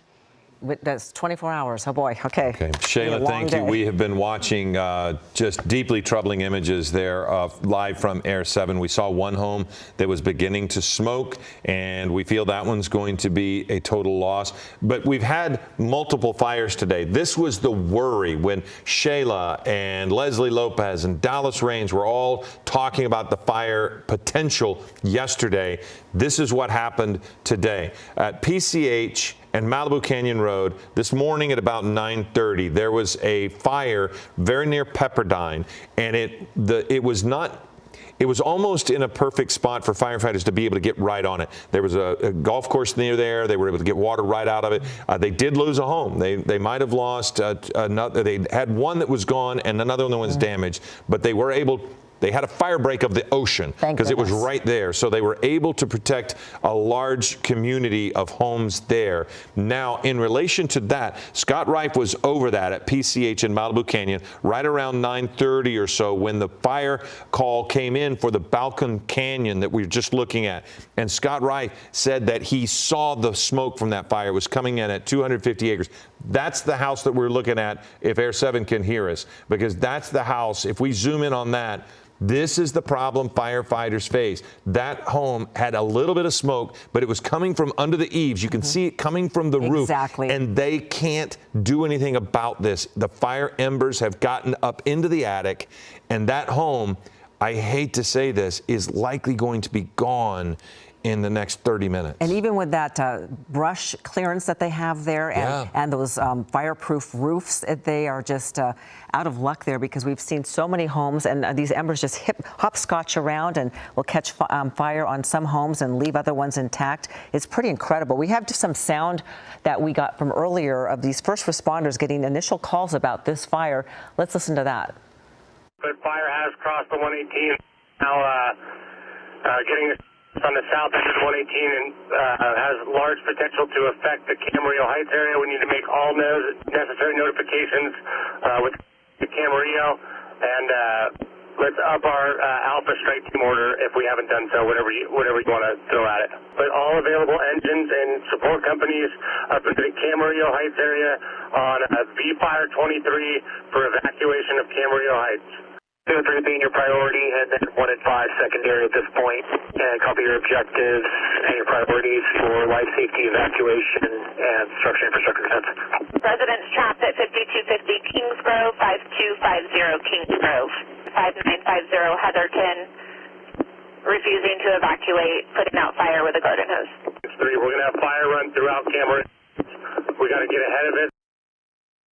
Well, just incredible. That was about 10 o'clock, maybe 9 o'clock. Yeah, and hearing him say just get ahead of it, that was the challenge. And I don't know that that was going to be possible with the way the winds were blowing. And we've seen it ignite to almost 9,000 acres so far. Just incredible. We do have Sophie Flay. She's been on the ground in Camarillo. And Sophie, what a sight that you are in front of. A bunch of homes just gone. Yeah, Ellen, we're on Valley Vista Drive, and as you can see behind me here, since we last spoke to you, this house even taken more by flames, by fire. When we first were showing you this home, it was the right side corner of the roof that was going up in flames, and you can see how it made its way through the home, now taking over the garage. As you probably just saw that truck, Ventura County firefighters, LA County firefighters, Oxnard firefighters, so many agencies out here trying to work to try to save this neighborhood. And if we pan over to the right side here, this home just next door, also in flames. You can see that roof is going up. I mean, we saw flames from that roof a little bit earlier, but it's really moved fast. It's picked up, and as Shayla has been mentioning all afternoon, the wind, this is what they're up against. There's a ton of firefighters out here, but the wind is moving so fast. It is so hard to control for these firefighters that have been working really hard. And then if we pan over just across the street from these two homes, this is what's left of this home. It's basically gone. I mean, devastating to watch. As I mentioned before, We're in November. We're getting close to Thanksgiving. We're getting close to the holidays. I mean, these are people's homes. This is where they want to spend that time. This is their community. This is their neighborhood. These are their next door neighbors. 3 homes gone. We know earlier today that we had reports of at least 6 homes. We haven't really stepped further away from this area right now because we've been waiting to kind of see what happens here as more and more firefighters move in. But it's devastating. Again, the wind is really strong. I mean, when we were driving up to Camarillo, driving up this street, it was moving our vans, just standing out here. You know, it's shaking you a little bit. That's how strong this wind is. And you also have to be careful of the trees out here too. I mean, of course, firefighters are focused on this fire, but if, you know, you didn't take care of your landscaping or, you know, these trees are not strong enough, they could fall into a yard, they could fall into a home. It really is a very, as you can tell, a very serious situation out here. And Philip, I also want to correct something that I said earlier. We're really neighboring Camarillo Heights. We're really closer to Los Posas Estates. And so that's where we are right now in Camarillo. Again, there is an evacuation order for this area. You know, when we got here, it was pretty much like a ghost town, which is some good news. So, you know, people clearly followed that evacuation order. But even driving up the street, Valley Vista Road, we did see more trees on fire. We saw, you know, people's front yards on fire, fences. So this is a really sad and scary day for this community. It certainly is, yeah. It's also repeating itself. I mean, the images that you show of that house right there, we're repeating it in the next door, and then we're repeating it from Air 7. It's not stopping, and it's just over and over and over. You can really see the scene of devastation as we take a live look from Air 7 over the scene, and you could just see, you know, houses that have gone down completely, other ones that are just now catching on fire.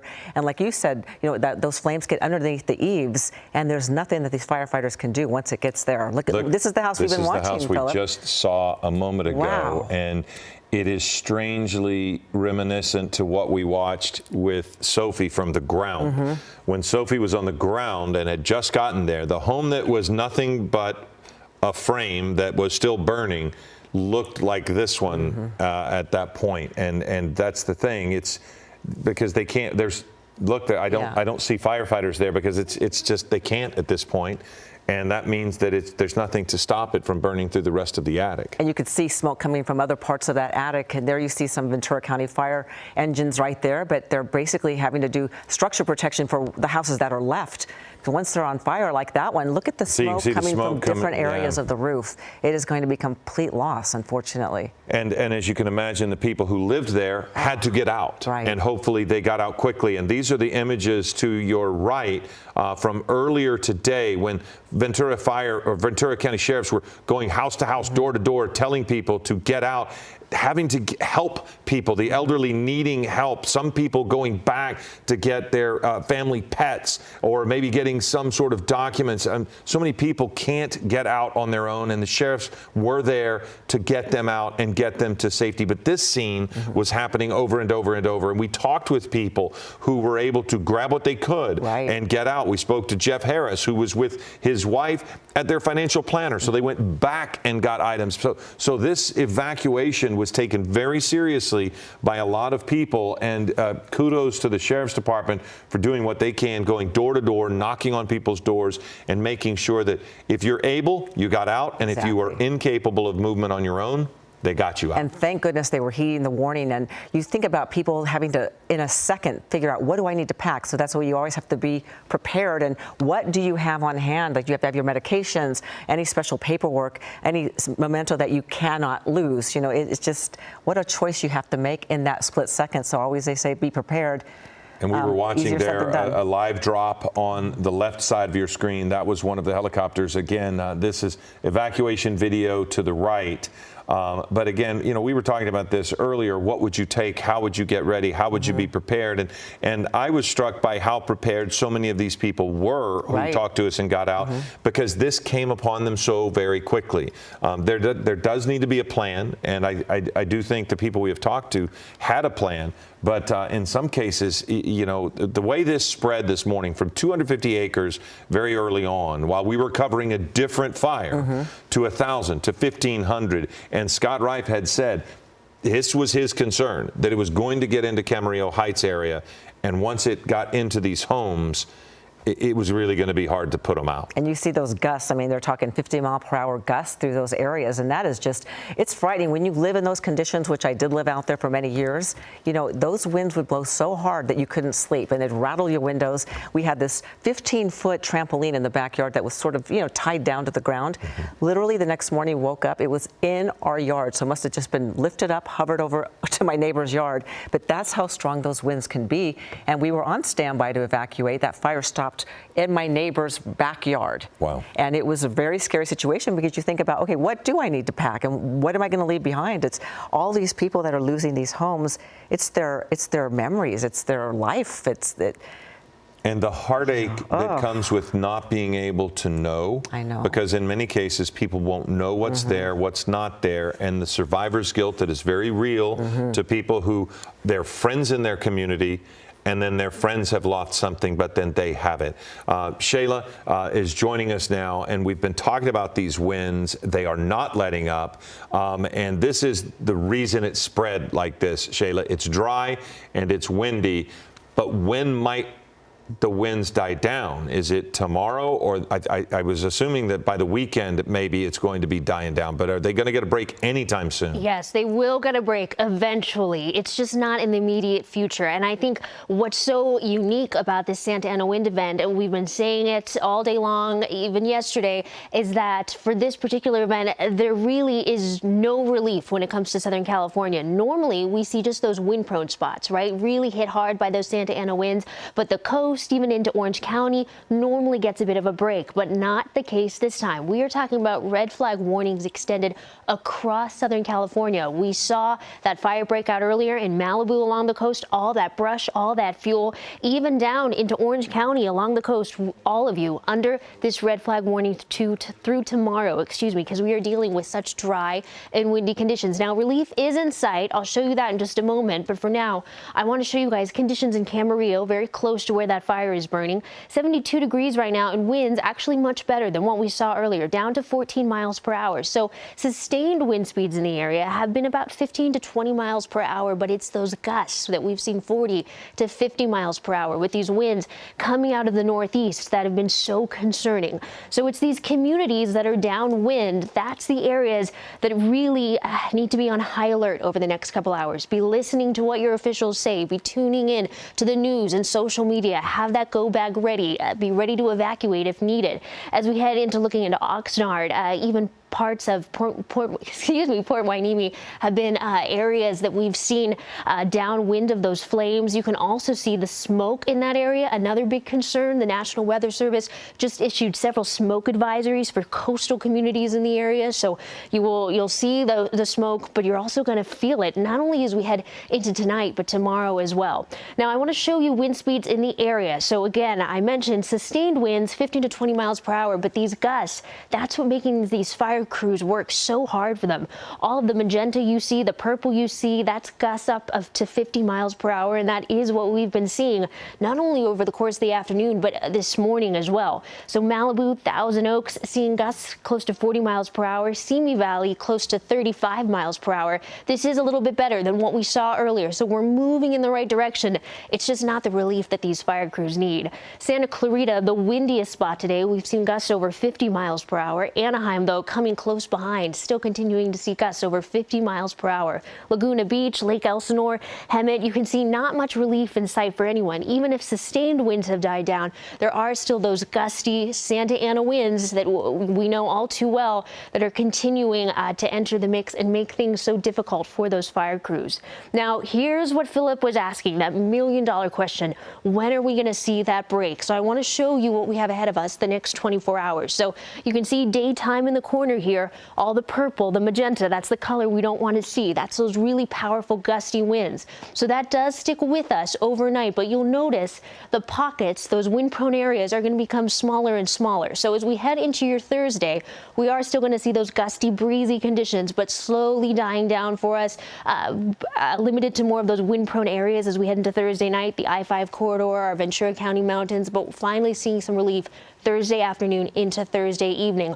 Philip, Ellen, I'm going to toss it back to you guys. I know we're taking a live look right now from Camarillo, where that fire is still burning. Shayla, we really appreciate it. And boy, we are hoping for those 24 hours to pass quickly and hopefully get some relief from that fire, from those winds. I mean, we're going to check in with Sophie Flay. She's been in Camarillo, and it's just a devastating scene where you are, Sophie. Wow. Okay, so more homes. Looks like. Yeah, Ellen.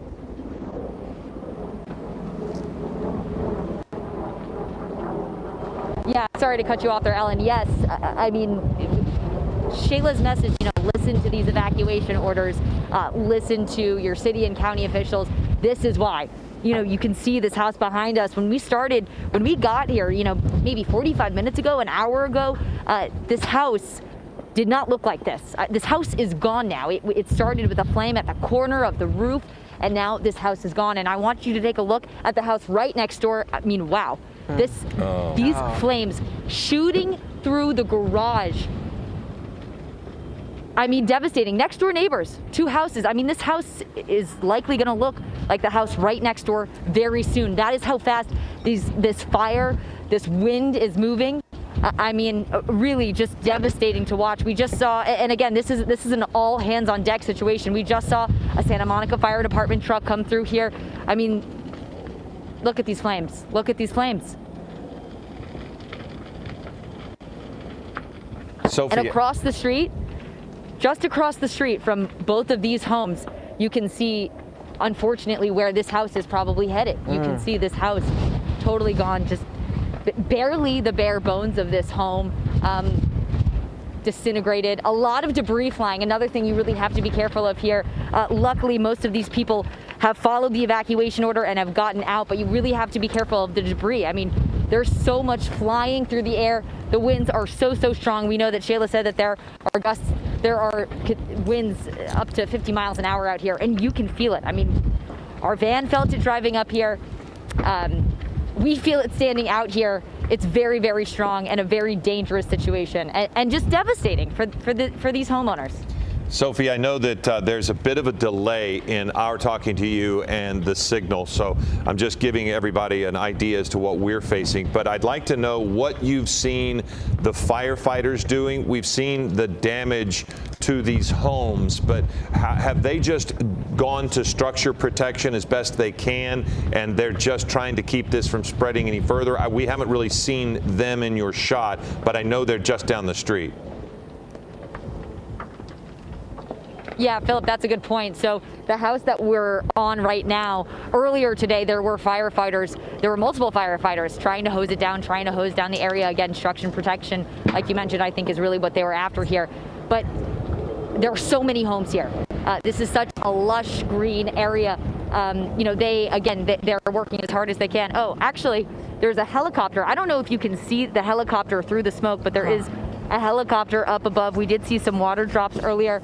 And if you take a look on the right over here, you can see firefighters are actually working on this house right now from the top of their fire truck. You can see them trying to hose down the area, hose down the flames. There's a lot that they have to work on here. About an hour ago, we know that at least 6 homes were impacted. We've stayed in this area to kind of monitor this area, so we don't know at this moment how many more just even on this street have been impacted. We know that this fire is big. It's burned a lot of acres so far. So again, yeah, this is a good example of what firefighters have been doing all day. Wow. And we saw that. Oh, go ahead. By here now. Okay, Sophie, thank you. That's that delay that we were talking about that kind of makes talking to somebody difficult. But we can continue to watch her picture, but look to that left. Yeah, and we have seen some huge homes go up in that Camarillo area, on the left side of your screen. I'm guessing, larger than 6,000 square foot homes just go up in flames. And there we're seeing more right there. You could see that. Was that the one we were looking at? No, that's a different one. Wow, and it's repeating the same thing over and over. Jacqueline Lee is joining us now. She is with ABC News, and she is in Camarillo. Jacqueline, clearly smoke is just billowing all through that area. Oh, absolutely, guys. I mean, you can see just how strong the winds are. So when I was coming down here from LA, right, you typically don't go down the 101, but because the 101 is now encountering so much traffic as a result of these fires, I went the back way through Potrero, and typically you don't see much traffic that way, but just to show you the conditions around here, there was a lot of traffic. So what we've been seeing here is when you come down the hill, right, and you get into Camarillo, there was just a wall of smoke. And so what you see is, of course, as you know, Camarillo and Oxnard has a lot of, crops, right?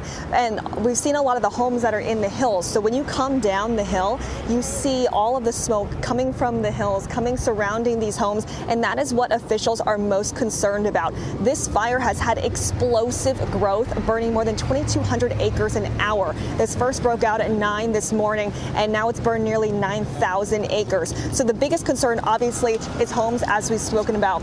We've seen multiple officials from the sheriff's department, from the police department, fire officials. They've been blocking off the roads, diverting traffic, because what they're concerned about is how quickly the fires can spread, right? Because you have to think about the winds, the wind gusts.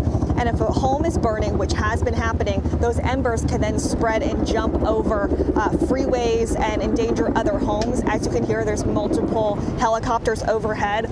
They're just trying to get a hold of the situation, do any sort of water drops that they can to get this fire under control, but it is very concerning for many homeowners out here. And as you guys both mentioned, they're just hoping the wind can die down so everyone can feel safe again. Guys. Well, Jacqueline, I notice a lot of traffic around you. I see fire. I see officers behind you directing traffic. That's not in an evacuation area, is it? Is this just an area that people are walking through? Because one person's walking a dog behind you a moment ago. Exactly. So, I mean, that's what's most concerning, and that's how dynamic this environment is. So you see all of this smoke burning around, but at the moment, people do not have to be evacuated right exactly with where we are, but other areas, other neighborhoods in Camarillo are upgraded. As you can see, some people are very excited to be on the news. So basically what we're seeing with officials is they're trying to get people to stay out of the most dangerous areas where that smoke has come from. You have to think about, what we heard from fire officials earlier this morning, what we heard on Broadcastify, which is the channel that you hear officials talking to each other, is there were people who went back to their homes to try to get their belongings, then people were getting trapped. So that's the biggest concern. They're just trying to preserve lives. They're trying to minimize the number of injuries. We do know there are multiple injuries so far. We don't have specific numbers for you, but this is a very dynamic situation, guys. We saw about a dozen cars go behind you, so perhaps a lot of people are just fleeing the area just in case, just to protect themselves. Well, oh, absolutely. I mean, guys, I grew up in Newbury Park, Thousand Oaks area, so I remember when there were fires breaking out around us, my family immediately, we got into the car and we went, because the worst thing can happen is you get trapped in your home and there's smoke and there's fire, and ultimately you can be put in a very dangerous situation, guys. Absolutely. Well, Jacqueline, thank you very much. We'll let you get back to your work with ABC News. Jacqueline Lee covering this story, which clearly has national interest in the sense that this is the worry we had. We were terrified this was going to happen, and here it is, and we've seen 2 fires already today. So, Jacqueline, thank you very much. That shot there on your left is Sophie Flay's shot, and what's interesting about that now is that the firefighters were able to get to this house to actually put some water on it and try to get this one out. This is about, I think, the 3rd home.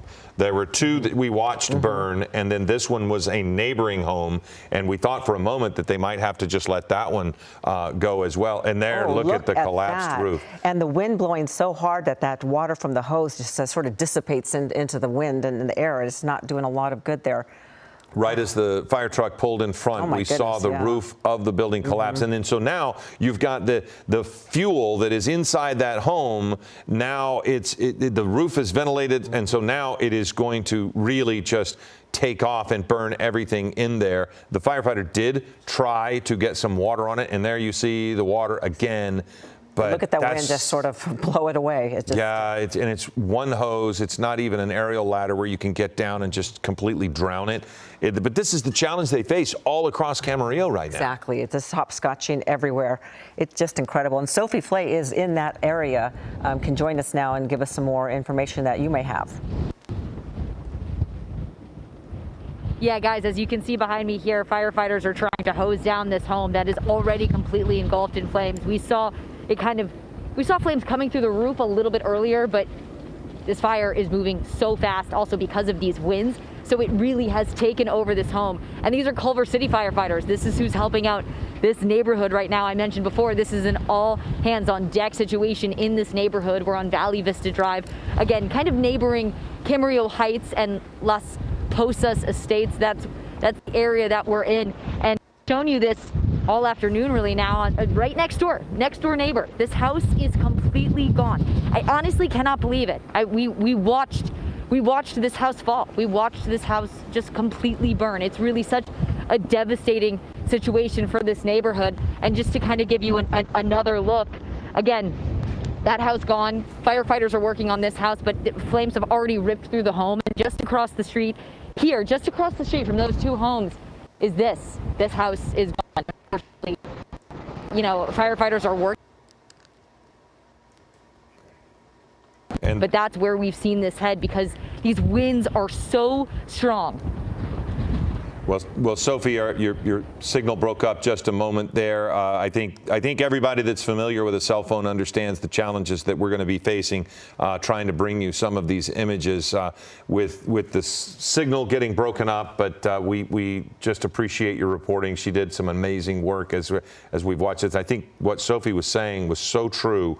The shockingness of, if that's the right word, when she walked up and you could see ground level, you could actually see the flicker of flame through one of the attic vents. You could just see the flicker of flame in a person's home, fully built home, perfectly fine home, but that flicker of flame turned into an inferno that just claimed it and then set the home next door on fire. It collapsed on itself.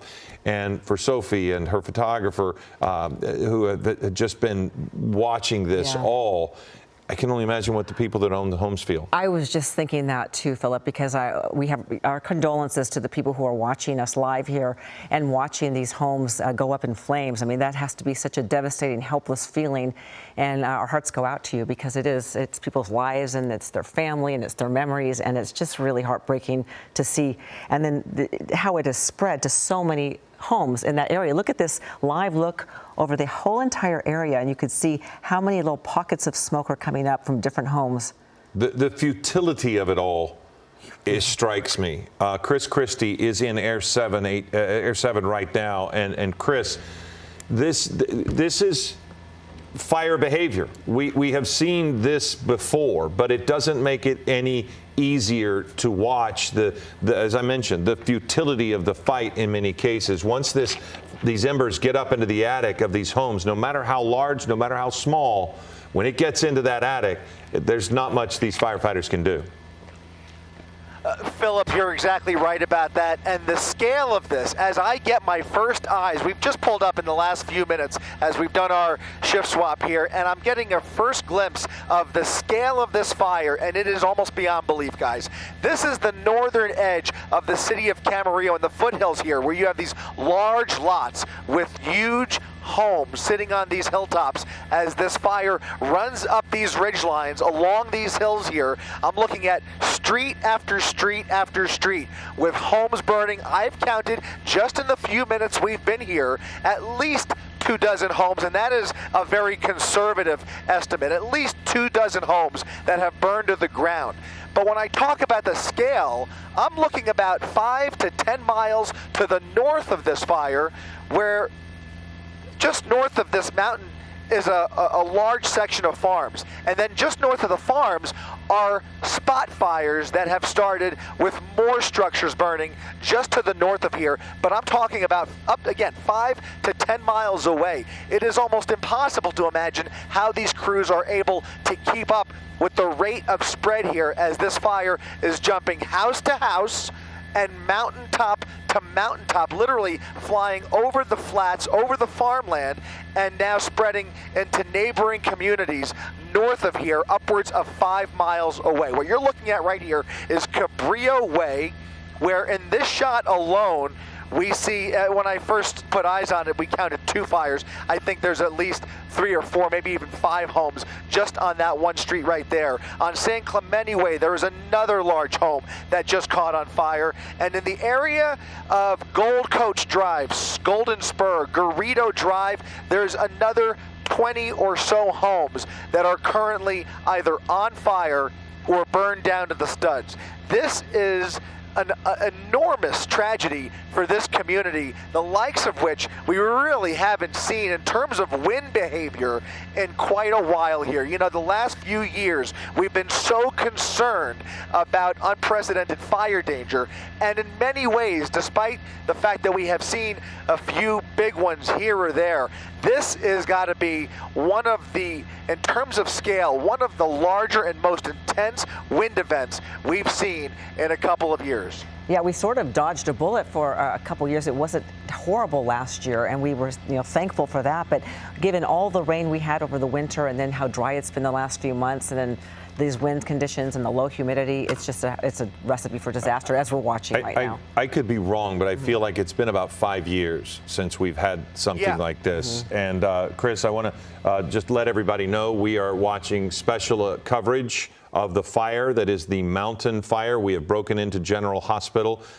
to cover the massive devastation that is now faced by this community in Ventura County. And Chris Christie is in Air 7. Ellen Leyva is here. We have Sophie Flay, who is in Camarillo Heights, along with other reporters all around this area. Chris, you mentioned you just flew up on this, and we've just spoken about how long it's been since we've seen something like this. But what strikes me about this fire as well is the people who live in these communities. I don't know that they would feel as if they were living in the path of a fire.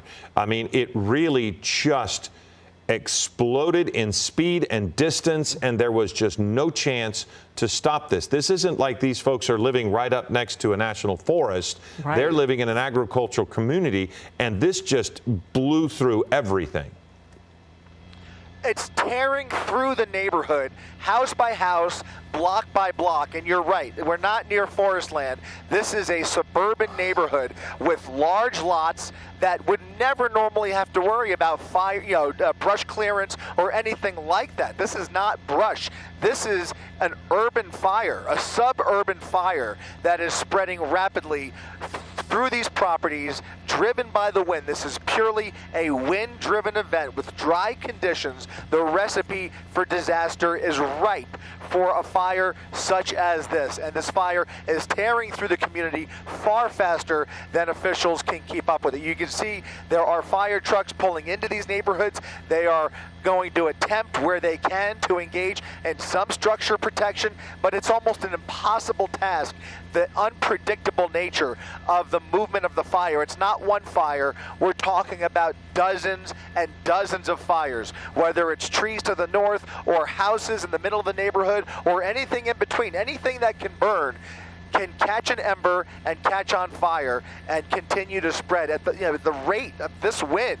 It's an enormous task that is almost impossible to keep up with. They can only do their best. They've got lots of resources here. We've got lots of helicopters trying to tackle this fire, but the number of different fires that are burning at one time, this is not one head of the fire. There are multiple spot fires. And when I say multiple, I think it's fair to say we're looking at dozens of fires happening simultaneously. And keep in mind, these are large homes that on May 1st, they were giving letters from the Ventura County Fire Department to clear the brush away from their properties, 100 feet of it within their property. And I think there was a big compliance with that, but even that. Oh, my goodness. I think we've seen a lot of people clear their brush, and it didn't help. It's mandatory, yeah. This is a special edition of Eyewitness News at 3 o'clock. We do understand it is 2:40, but we are coming on early to cover what we are seeing. So again, this is a special edition of Eyewitness News at 3 o'clock. Along with Ellen Leyva, I'm Philip Palmer. Chris Christie is in Air 7. And Chris, in many of these cases, you were talking about trying to identify how many homes have been lost. In many cases, by the time we see the footprint, the home is gone. And it's just happening so fast. It's happening so fast. I mean, in the blink of an eye, you look and there's another house catching on fire, either catching on fire or already burned to the ground, where there is not even close to enough fire trucks to keep up with it. You can see the fire trucks basically surveying the area. They're not even in a position to adequately fight the fire or even get water on these fires. It's just too late by the time they come up on these properties. And we can only hope that enough people have managed to evacuate. They are putting up these evacuation orders and have been since this fire started on a pretty regular basis here. But the way this is spreading, they're really at the mercy of Mother Nature at the moment. Incredible. Now the latest numbers we're getting is 10,458 acres burned now. So we've watched this grow from 1,500 this morning. Here it is, not even 3 o'clock, 20 minutes to 3 o'clock, and it's now it's about 10,500 Yeah, it started acres. at 250 acres this morning. Wow. And then you talk about futility. We saw somebody with a garden hose just now, and I feel like some of the firefighters probably feel that way. And Chris, one of the things you were just talking about when you said firefighters just didn't even have a chance, and we're going to come back to you in a moment. Sorry. Talking to the folks in the booth, we are going to Shayla now. We will come back to Chris. But the thing I was thinking of, Shayla, this is not a criticism of the firefighters.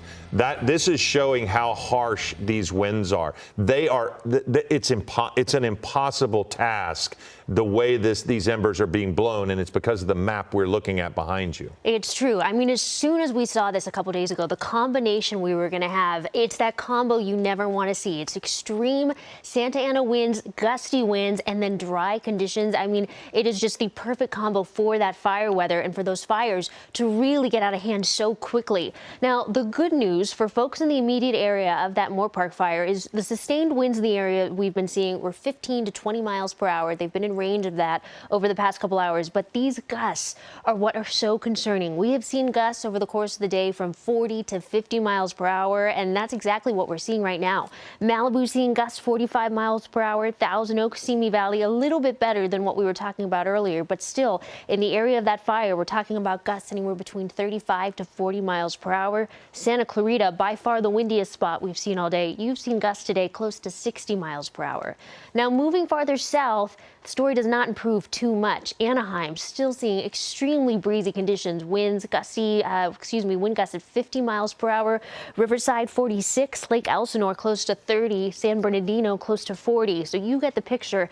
This is ripe for those fires just to get out of control quickly. Even as you head along the coast into Orange County, it's that combination of these dry conditions and these very windy conditions too. But right now, I want to take you back up. Let's see, my clicker's just a step behind me here to where that fire is burning. Here we go. So you can see these winds are coming out of the northeast. So the big concern, of course, is going to be any communities that are downwind of this mountain fire. And here's those sustained winds we were talking about, 15 to 20 miles per hour. But again, gusts 40 to 50. You saw it just moments ago. So as we look into these communities of Camarillo, Oxnard, in fact, National Weather Service Oxnard just had to evacuate their offices within the past hour because the fire was getting close. Even as we head farther south into Port Hueneme, these are the areas that are going to continue to be a concern as this fire spreads. The other thing we just saw issued is the smoke advisories for the surrounding communities. We are now talking about extremely smoky conditions. Air quality is poor, but of course, the utmost concern is going to be safety. So if you are downwind of this fire, keep a close eye, be tuning into the news, watch social media, have that go bag ready, because we've seen just how quickly these fires can spread and how everything can change in just a moment's notice. I want to show you right now Moorpark, where that fire first broke out. You can see a little bit of relief coming for fire crews, but not much. Still seeing gusts close to 40 miles per hour. You saw it just moments ago. As we get into the later parts of the afternoon into the evening, it doesn't change too much. We're continuing to see gusts 20 to 30 miles per hour, so a little bit better than what we're dealing with now, but not that much needed relief that those fire crews need. Even as we head into early tomorrow morning, we are still talking about this Santa Ana wind event. So don't be fooled. Winds will die down a bit tomorrow, but it is still going to be concerning conditions. As we head into the next 24 hours, you can see the magenta on your screen. That's that chance to see gusts close to 50 miles per hour Wednesday evening, still sticking around, but you see more and more of that yellow to orange. That's gusts anywhere from 25 to 30 miles per hour. So those winds do die down a tad, but we are still talking about dangerous wind speeds as we head into tomorrow as well. So Thursday evening, you can see a very different story. 24 hours from now, we're seeing winds in the teens. So this is what those fire crews are waiting on. We just will be still talking about a wind event over the next 24 hours or so. Even into Friday, expect to see some breezy conditions. So I know we're getting a live look right now of this fire that's still burning in Camarillo. Philip, Ellen, I'm going to toss it back to you guys. Okay, Shayla, thank you. We wish that there was some magic way that we would get a break from this wind, but that is just not the case. And so it is a matter of dealing with the conditions as they are. And Chris Christie is in Air 7. And those conditions, Chris, I mean, this, in a manner of speaking, looks a bit like the surface of the moon. I mean, once that ash gets there, and it's you know, you just don't see what used to be. All you see is the ash. And I was going to ask you a moment ago, too, a tree on fire is one thing. There's fuel in that, and embers can explode and go miles. But a home is filled with fuel. And in these conditions, when a home goes on fire, like we've seen, that is exponentially worse than a tree on fire. Because once it gets into the attic, it spreads very rapidly, and once that structure gives in, you've got all of the wooden walls and the furniture that go up in flames faster than you can imagine. And now that we've gotten a little bit of a better look, which is, by the way, kind of interesting, because oftentimes when we're looking at fires like this from the air, a lot of the damage is obscured by very heavy, thick smoke. But because of the wind, as fast as the fire is burning, the wind is almost blowing the smoke out of here, and so you have a thin layer of smoke that you could look straight through. And as we get a better look now, we're talking about dozens. I originally had said 24 homes. We're looking at well over 40 or 50 homes that have been touched or destroyed by this fire. And that number, just since we've been here, is continuing to grow by the minute. And these are not small homes. These are large, luxurious properties in this part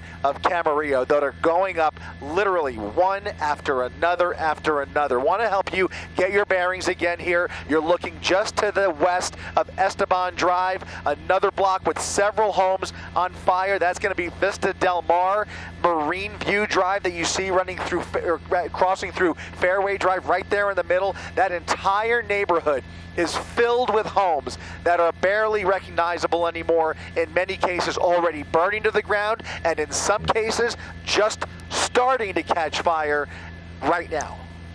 And Chris, you mentioned that there are large homes right there on those hills of Camarillo. If you go south, there are neighborhoods that are very congested, perhaps smaller homes, and those seem to be safe so far. Is the wind taking them away from those homes?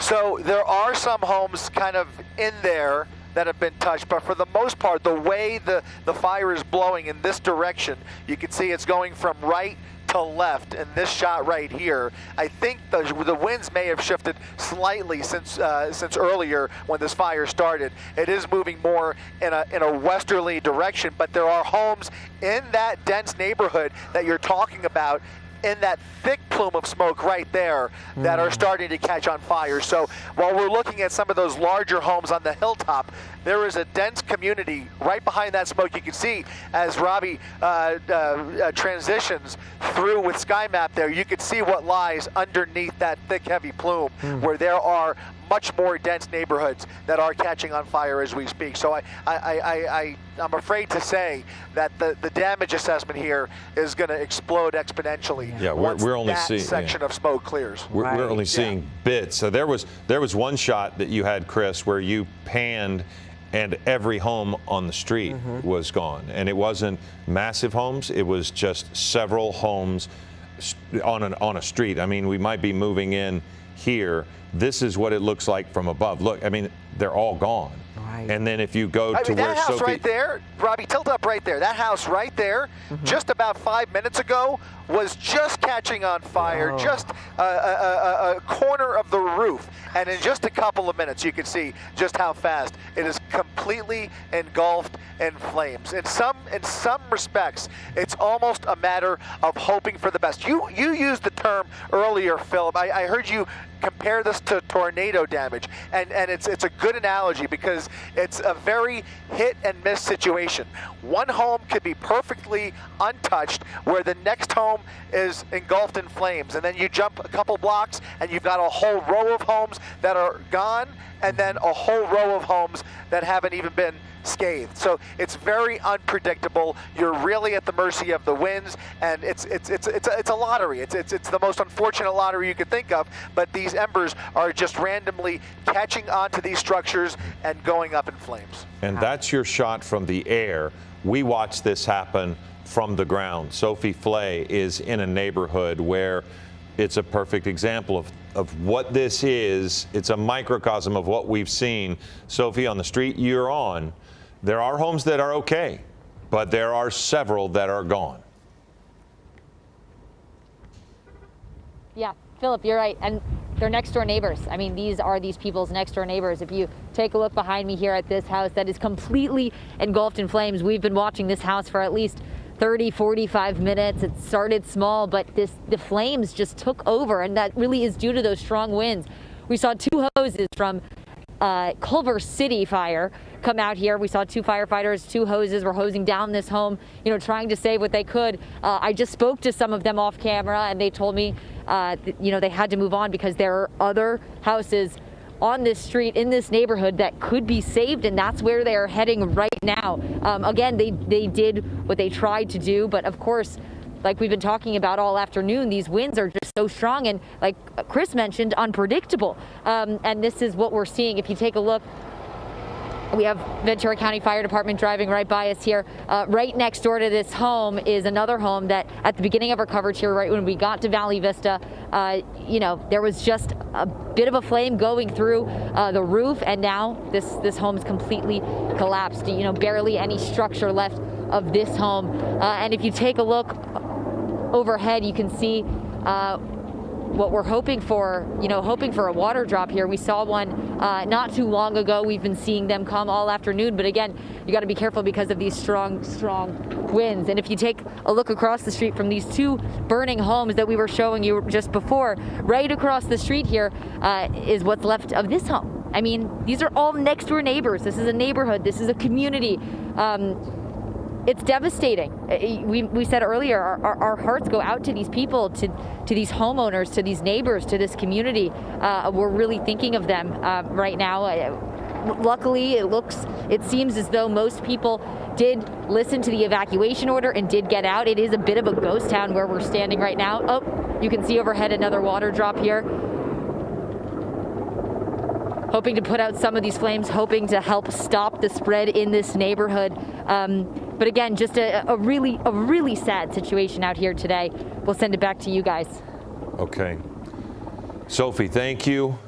Great work there. And again, I think that shot that she is showing us is replayed from above with Air 7. And Chris Christie is in Air 7. And Chris, some of us are curious the relationship to the 101 freeway and where we are. We know that the 101 has been affected by the smoke, so travel through the 101. That looks like it's gotten a lot closer to the 101 than it was earlier today, clearly because the homes are near there. But so we're starting to see an impact on traffic really become more and more. Yeah, you're 100% right, Philip. If you're driving on the 101 freeway, north or south, you're going to run right through some really thick smoke that is now drifting right over the freeway, and there are homes and farmland right along the freeway just near Central Avenue and Crestview Drive that are currently up in flames. I want to give you an idea of the scale of this fire. The homes that we were showing you just a couple of minutes ago are a good 5 miles away from the 101. So that's how far this fire has traveled just in the last several minutes. You can see properties right along the 101 here through Camarillo that are catching on fire. And wherever you see that thick black smoke, that is where there are fresh brush and fresh structures, mostly structures in this neighborhood that are catching on fire. And we're trying to get the name of this country club just to the bottom of the screen here, but you can see that that country club is right along some farmland, and then you have the 101 freeway. I don't know the name of that country club, but that's just to give you an idea of where this fire is. It's right next to that country club. The next big milestone here, if the winds continue, which they are predicted to continue, blowing in this direction, we're going to be keeping a watchful eye to see if this fire indeed crosses over and jumps over the 101 freeway. At some point, it would not surprise me at all if CHP is already anticipating a full closure of the 101 freeway. We're not there quite yet, but it's something that I think we're going to be talking about here in the next couple of hours, depending on the winds. And our viewer was also asking about the 118 freeway, how that's being affected. So the 101 freeway is a little bit of a ways from here. I know the fire started in that area earlier, but right now the winds are blowing away from the 118 freeway as far as I can tell. So just to use the 118 as almost like a perimeter landmark, it's basically south of the 118 freeway. Right now it's really the 101 that is under the gun, and you can see they are using every water source at their disposal to try and actually drop water on the houses. Very rare. We've seen it before. I remember seeing it on occasion in Laguna, Niguel, just a few years ago. Also during the Woolsey fire, where they actually go ahead with those water drops in the suburban neighborhood, and that's exactly what they're doing here. You can see LA County's Firehawk assisting Ventura County Fire here in this firefight repeatedly with those precision water drops going to any property that they can get to and try and put out the fire that way.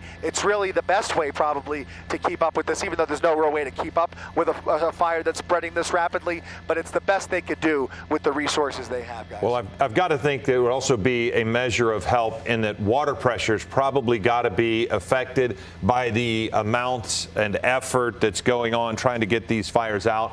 We're about 2.5 minutes away from the top of the hour, which we're going to continue this as we cover this. But Chris, you know, the smoke has been hard enough that the firefighters were having a hard time fighting it from the air.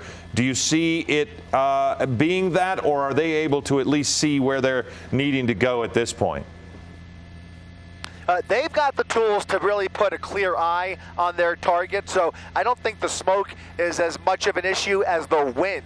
Flying these helicopters, I'm telling you, up here in Air 7, it is a bumpy ride today, about as bumpy as it's been in months up here. This Santa Ana wind event is real. And down there on the surface, those pilots are really fighting the wind. It is really blowing down there, and you can tell just by the speed of this rate, the rate of spread of this. Absolutely incredible. Breaking up just a little bit, Chris. Well, yeah, you know what it feels like to be in a helicopter up in those winds. What are those firefighters battling against? What is it like to be up there? Yeah, what are the winds right now, Johnny? What'd you say, roughly about 47 to 50 knots on the ground when we took off. So that gives you a little bit of an idea. We're up at about 6,500 feet, a bit higher, so we can kind of give these firefighters some room to work with. But obviously, they are fighting much, much heavier winds. This is Eyewitness News with live breaking news. And we have breaking news, a major brush fire burning out of control. Several homes go up in flames. The fire right now burning structures in Moorpark and Camarillo. I'm Colleen Sullivan. And I'm Ellen Leva. We have hundreds of people are evacuated from their homes right now. The firefighters are warning of life-threatening red flag conditions. We've been watching it all morning long. We have crews on the ground and in the air. But first, let's go to Chris Christie live over Camarillo. And what a devastating scene, Chris. Yeah, Ellen, want to focus our attention here to the leading edge of this fire, if you can call it the edge of the fire, but these are the closest homes and properties that are burning right along the 101 freeway, no more than a couple hundred yards off of the 101 freeway near Central Avenue. To be specific, we're right next to the Spanish Hills Country Club that we've been keeping an eye on. And the reason we're over here is several-fold. First of all, there are a whole group of homes in this neighborhood that have caught on fire in the last several minutes as the wind continues to blow towards the west. But as these embers continue to fly, I think it's only a matter of time before this fire threatens the 101 freeway and potentially even jumps the freeway. And I'm sure CHP is keeping a close eye. But right now, if you're traveling along the 101 freeway, you're traveling through some really thick smoke that is blowing by at a pretty quick pace. You can see there are homes that have been untouched, and then just a block or two away, you see other homes that are catching on fire at a faster rate than these fire crews can keep up with. For more on the very latest, Sophie Flay is down on the ground, keeping an eye on the progress of this fire. Sophie? Yeah, Chris, that's right. You know, some of the good news we've seen is we've seen a lot of water drops in the last 30 minutes. We didn't see that about an hour and a half ago when we first got here and first saw these homes behind us completely burning. So you'll see to the left here, one home completely gone. When we first got on air, it didn't look like this. The home was still basically intact with a flame kind of shooting through the roof, but now this home is gone. I mean, it went straight from the right side to the left side, completely taking this home, and it went fast. And then literally right next door, we see this home still engulfed in flames. And a similar scene, we saw flames going through the roof, and then it completely took over, shooting through the garage doors. Both garage doors collapsed. You know, we've heard a lot of things fall. You know, we've heard a lot of loud noises as some of these homes have come down. And again, I want to show you just right across the street from these two homes. It's just devastating. The outlines of these homes are barely even there. I mean, you can kind of see a washer and dryer left, but it's really just disintegrated. And the strong winds are what make this fire go so fast. We talked to some Culver City firefighters off camera before, and I asked, you know, they had two hoses going on one of the houses across the street. I said, why'd you guys stop? Where are you going now? And he said, just down the road, we got word that there are some houses that still can be saved, and that's where we're heading. And so you're seeing here, this is really an all hands on deck situation. Culver City firefighters, LA County firefighters, Ventura County firefighters. We saw some Oxnard firefighters. Everyone is here trying to help save these neighborhoods, these homes. Again, we're on Valley Vista Road. We're really kind of sandwiched between Las Postas Estates and Camarillo Heights here. And there is an evacuation in order, and it really has been almost like a ghost town since we got here. So many people followed that evacuation order. So many people got out. So, you know, that is the good news. But I don't even know if you can say that. I mean, this is a neighborhood. This is a community. These are people's homes that they can't come back to. And it's really devastating. Our hearts go out to them. It's been sad to stand here and watch this. That's how I'm feeling right now. It's been devastating. It certainly is to see these devastating images. We agree with you completely, Sophie. It is so heartbreaking. You know, we've been talking about these red flag warnings that they were going to hit our area. Firefighters have been on alert. Danny Romero, you're tracking this severe wind event that's happening right now and prompting these poor people to look at their homes go up in flames. Yeah, it is kind of a sad commentary of the fact that we, you know, because it's our job, we let you know ahead of time, hey, look, these conditions are going to be happening right about midweek. The red flag warnings, the high wind warnings, been showing you that for the last few days, giving an idea, and that seems to kind of then lead to these kind of conditions. So we're seeing those conditions all over the area now, and they're not on the good side. The temperatures are warm in Camarillo, 72 for this time of year. That's on the warm side. Humidities are very low. That's the dangerous stuff, how dry things are at 12%. The winds kind of stable at 60 miles per hour, but those gusts, that's where you get the real danger with these fires. And we can see it set up in a true Santa Ana wind profile, meaning those winds coming out of the northeast and blowing across. And here's what happens that makes it particularly difficult for the Camarillo, Malibu area. Normally you think closer to the coastline, things are cooler, a little more moisture in the air. However, in a Santa Ana condition, those winds come out cold out of the mountain spots, come down the hillsides, heat up, and then just extend and really kind of build up towards the coast. So many times you're going to see actually temperatures cooler on the inland spots than those coastal spots. So now the coastal spots that should be cool and a little more moisture in it are the opposite. They're warmer, they're drier as long as this Santa Ana condition continues, and that is going to be the case. So we see those fires there. We can see those winds right now. Again, on that steady range, 15, 20, 25 miles per hour, but those gusts, the dangerous gusts going 30, 50, 40 miles per hour. So those gusts that really kind of pick things up, move embers across one spot to the next, really causing those fires to spread. That's the real concern when those big, strong gusts pull out, and they're very, very strong, and they're going to continue here. We see kind of moving through tonight into tomorrow, those winds still out of that northeast of profile, blowing from the inland spots, heating up, picking up intensity, heading towards the coast, all the smoke in play too, and we'll see conditions like this. So we're looking at the winds not dying down very much at all in that Moorpark area here over the next few hours.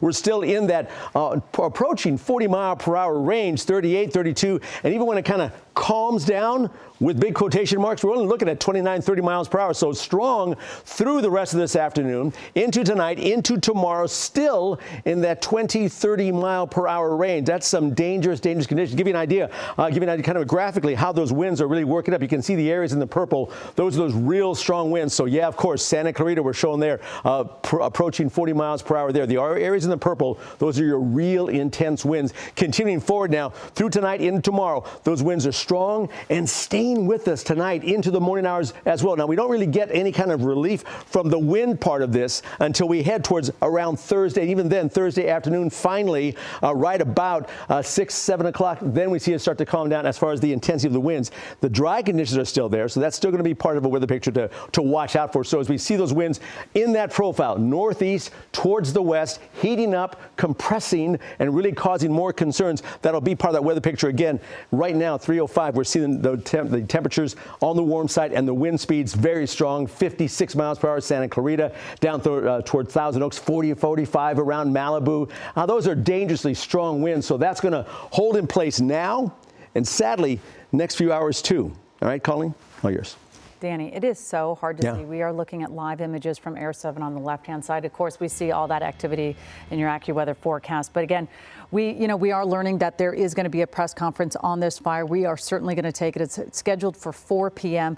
But again, we are going to be updated on the scope of devastation. But you don't have to guess. It is just a devastating fire that we are seeing right now. Again, and we have crews. They're headed to the scene. They're headed to this area. We all know how hard it is to get to Camarillo from Los Angeles. But again, we know that the press conference is going to be happening, and we are certainly going to take it live to get all the details. Yeah, and Chris Christie, you've been flying over this, and you've certainly lost count of how many homes have gone down. It is just a tragic situation. The folks who live in this neighborhood, when they come back, will not recognize their own neighborhood, because this entire section near Altamont Way, where you see another large home going up right now, this Santa Cruz area, Old Coach Drive, Golden Spur, Garrido Drive. When we first arrived on scene, there were a handful of homes on fire in this area, and now, just a few minutes later, we're talking about dozens of homes that are completely gone. And as you could tell from this shot, they are trying to kind of engage in structure protection where possible. But for the most part, there is no fighting these fires. These fires, once these embers get under the eaves and into the attic, the home is essentially gone. There is just not enough resources to keep up with the rapid spread of this fire. Here is a unique example of them trying to at least put some of the flames out. The home is gone, but at least they're trying, because the more the fire burns, the more embers are spreading. And it's really a game of whack-a-mole. There's not much whacking this mole with the resources they have. They can only tackle them with the hand crews that they have available and these air units that are dropping water one after another. And even that doesn't really adequately, get a handle on the situation. There's no containing a fire like this until the winds die down, guys. Yeah, and we've seen it over and over again, Chris, as those flames just start in one little corner of the house in that roof, and it just certainly ignites so quickly. We've seen homes just in the matter of 20 minutes go entirely up in flames. Yeah, that's how fast it happens, sometimes even less than that. And we're watching one after another as they continue. If we widen out, actually I want to keep this shot because he's about to do a water drop right there on one of the homes. It's so hard. Look at that. A complete miss because of the wind. He's right over the house. He's trying to aim it.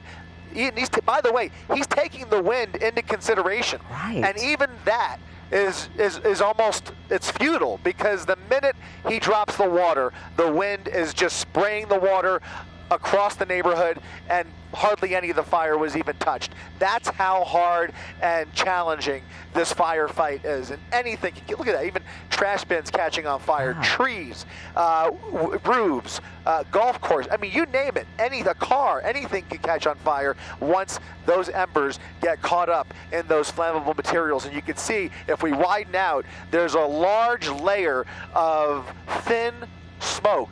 And wherever you see the darker smoke, that thick black smoke, that's a new house that's caught on fire. And every time we do that, we zoom in, and as fast as you find the black smoke, you'll find a brand new house that is just catching on fire. Wow. So sad. And you can see, you're talking about the winds. You know, Chris, you're an Air 7. We know that there are obviously flight limitations for fixed-wing aircraft to get into this firefight. But are you feeling any of the powerful winds while you're in the helicopter? Oh, we certainly are. It is extremely bumpy up here. The winds in excess of 50 knots per hour up here. Down there, even a little bit heavier at times with those really heavy gusts. And it was really evident right there, as you can see that last water drop. I mean, just how far the water was sprayed. So they are fighting not only the fire, they're fighting the winds as they try and fly through these neighborhoods to put out these fires. They are feeling it even worse than we are up here. It is very bumpy up here, and Johnny is putting a lot of strength into flying this helicopter and keeping Air 7 safe. Down there, even those big, heavy Blackhawks are finding it very, very challenging to, effectively drop water on these fires based on these wind conditions. Yeah, that water drop that you were talking about with the low humidity at almost a single digit, it just vaporized into the air with those winds. It's just hardly doing anything, and it's just a shame to see that. Very, very frustrating, and I mean, all they could do is the best they can. Honestly, these are some of the best trained fire crews in the entire country, and they are certainly being put to the test today. But you can bet that they are doing their best. Unfortunately, when we get these Santa Ana wind events, it is just a different story. This really, for all intents and purposes, reminds me of the Woolsey fire. I think that is really the last time I have seen a fire spreading this rapidly through the suburbs. I mean, obviously that was in Oak Park that started that fire, and then eventually most of Malibu was affected by that fire. But here we are, and this is a day that the city of Camarillo, it'll go down in history here in Camarillo. Yeah, absolutely. And you are recalling some of the fires. We know Ventura County, Santa Barbara County, we know Los Angeles County. I'm thinking of that Hayescita fire and the T fire that happened in Santa Barbara and Montecito. You just saw these houses and one after the other going up in flames. It was such a hard firefight, and it was just so heartbreaking. I just think about these poor homeowners who are now going to have to try to rebuild their lives and how long it takes for them to rebuild their lives. And Chris, we're going to switch gears for a half a second, by the way, because this isn't the only fire that the firefighters are fighting right now, Ellen. That's right. There is one that is being driven by Santa Ana winds as well. The Broad fire, it shut down PCH in Malibu, and it burned at least 2 buildings that we know of. Right now, it's holding at 50 acres. But let's check in with Ashley Mackey, who's covering that fire for us in Malibu. Ashley? That's right. Earlier we were down on Malibu Road, but that area is still struggling with some power and internet issues. So we hustled back here to Pacific Coast Highway and Malibu Canyon Road, where they were working hard earlier this morning, not only fighting the fire, but fighting the massive gusts of winds that we were getting. You can see all of the burned, scorched earth. Picture this charring right across from your home. That's what the residents on Malibu Road are looking at right now. All it takes is a spark, and here you can see one got inside this home on Malibu Road. Officials say the fire started Wednesday morning, and gusts of wind up to 50 miles an hour made the task of containing the fire much more difficult. The smallest spark can get tossed and thrown, and then once that fire starts, boy, Mother Nature spreads it quickly. So it's important that we are in position, that we can get on these as fast as possible. Down on Malibu Road, a manager of one of the properties here noticed his neighbor's hot tub caught fire and hopped the fence with a hose to help out. I mean, it really was just, if this was my home, I would want to take care of it as well. So that was what was going through my mind. Just trying to grab the hoses as quick as I could, jumping the wall, getting the water on the fire, and seeing what I could do to help out. PCH has been closed off in both directions, and other road closures have been making it difficult for people in the area. Jeff Runyon lives in Big Rock, the east end of Malibu, and he says he had to walk a stretch of Malibu Road to pick up his sons and nieces from Malibu High School and Middle School, where staff and students didn't have power. It's business as usual in that you're aware of and trained to think about what are our routes or escape routes. The part that's not you cannot stop but to be concerned, what about the safety of the kids at school? It was kind of just really chaotic at school. A lot of the younger kids were freaking out because no one could contact their parents because all the internet was out. So yeah, a lot of kids were worried, and it was just so chaotic. Officials say, thankfully, there have been no reported injuries. Arson investigators were on scene here trying to figure out what exactly caused this fire. We'll have more updates as we get them. Right now, live in Malibu, Ashley Mackey, ABC 7 Eyewitness News. Oh, man, Ashley, you can see all that wind blowing so strong behind you, and you can see on your left-hand side, that is where Air 7 is, getting this vantage point of the helicopter drops. Chris Christie, you're watching this fire, the mountain fire happening right now in Camarillo. Again, we were talking about how it just seems fruitless for these poor helicopter pilots to drop the water because it just seems to completely evaporate before it hits the ground. The minute they drop it, that's exactly right. These winds make it really tough to execute really effective water drops. They're doing the best they can, and in some cases, it's definitely helping. It's better than nothing. But you've got some of the heaviest artillery that these agencies have. We've got several Sikorskys on the scene out here. We've got that 61, the S-61 right there from Colson. That station here in Ventura, they've been dropping 1,000 gallons at a time. We've got another Super Puma that's been flying through here. There's the LA County Firehawk based out of Whiteman Airport. They've been sent out here to assist the Ventura County folks, and they are continuing to repeatedly refill and drop as fast as they can and try and get water on these fires. But look at that. That is another new structure that just caught on fire about 8 minutes ago, and already halfway up in flames as we look up Old Coach Drive. This is a street that we've been keeping an eye on. Already several dozen homes that have been a complete loss here in this part of Camarillo. This same picture is happening on block after block here in the foothills, just to the south of the hills on the northern edge of Camarillo. And keep in mind, there are spot fires miles and miles away, not too far, but miles away, that are not being attended to at all yet because they're just not able to keep up. It's just continuing to leapfrog itself as the wind shifts in different directions, guys. The latest numbers were 10,500 acres so far. It started at 250 acres just this morning. So we've certainly seen this explode in size, and it's just been devastating to watch. And we also have been having reporters on the ground as well. We saw Sophie Flay in a neighborhood where it was just devastated, 5 homes around her, all burning to the ground. And we apologize to the people who are having to watch their homes go down in flames. You feel for them because these are people's lives and their homes. And, to have to watch it and not be able to do anything about it, it must be just such a helpless feeling. Absolutely. And Chris, you're watching it from there. You're seeing that big, long path of smoke. That is obviously where you're talking about some of these embers just going through, and just all it has to do is go into one little eave of a house, and then it takes it. Yeah, and it's look at the line that you're looking at right there. When we talk about acreage, we say 10,000 acres. Normally we think of large parcels of acreage in a forest. We think of, huge sections of mountain or forest.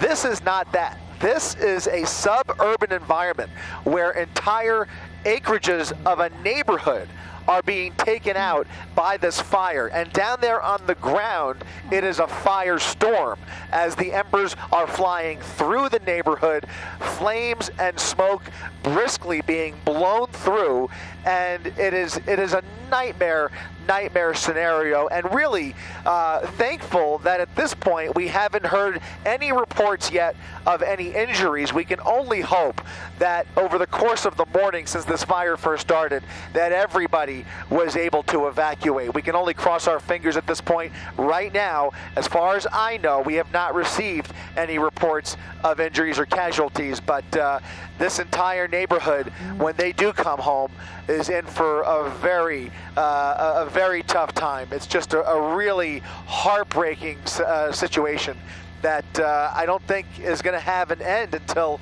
these winds die down. It's just very, very sad. Can't even imagine. And you know, we don't really think about Camarillo as being in a fire zone. Like you said, just as a suburban fire. And it's not near Angeles Forest. It's not near a lot of vegetation. These houses have a lot of brush clearance. They have at least the 100 feet perimeter around them based on Ventura County firefighters that they request you do that back in May. And then a lot of these roofs are fireproof roofs, or supposedly fireproof roofs. And it's just devastating to watch these large homes just go up in flames in just a matter of moments. Yeah, I mean, look at it. There's a large home right there. That's going to be right along Altamont Way. At the end of Altamont Way, that house has its own vineyard in the backyard there. You can see this structure is an entire loss. We're looking up and down this ridgeline to the left, and we're seeing the same scenario play out. And at the same time, we're keeping an eye on the head of this fire as the winds continue to blow towards the ocean as this fire gets closer and closer to the 101 freeway. There is a narrow stretch of freeway near Central Avenue where the smoke is enveloping a small section of the freeway. If it continues in that direction, it's going to start to affect traffic and potentially even shut down the freeway, perhaps even jump the freeway if the embers are carried over the pavement there. But you know, man-made barriers like streets and highways are really no match for a fire like this. It's just too easy for the embers to blow, and even cars on the freeway to catch on fire. I remember so clearly, maybe almost 8 or 9 years ago, when we had the Cajon Pass fire. I don't know if you guys remember that one, where you had just traffic jams of cars in the middle of that fire. When the fire jumped the freeway, you had people stranded in their vehicles. They don't want to see that, and so I can guarantee you CHP is keeping a close eye on the 101 freeway this afternoon. No kidding. Boy, that will create its own headache if they have to shut down that highway. Let's go over to Sophie Flay. Sophie, you've been on the ground. You've been following this firefight and seeing some of the absolutely devastating images that we've been watching from above. Yeah, Colleen, unfortunately, we have seen some of these devastating images throughout the afternoon, and it really happened so fast, and it's really due to those strong winds.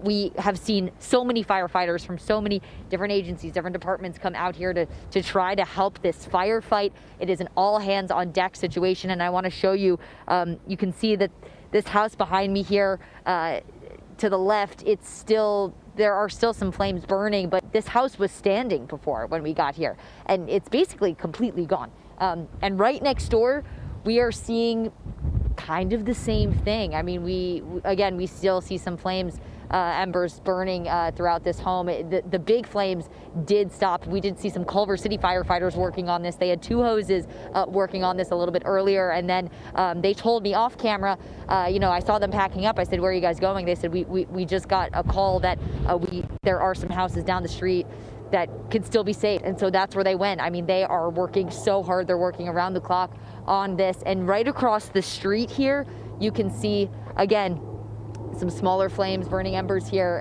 but this house also completely gone.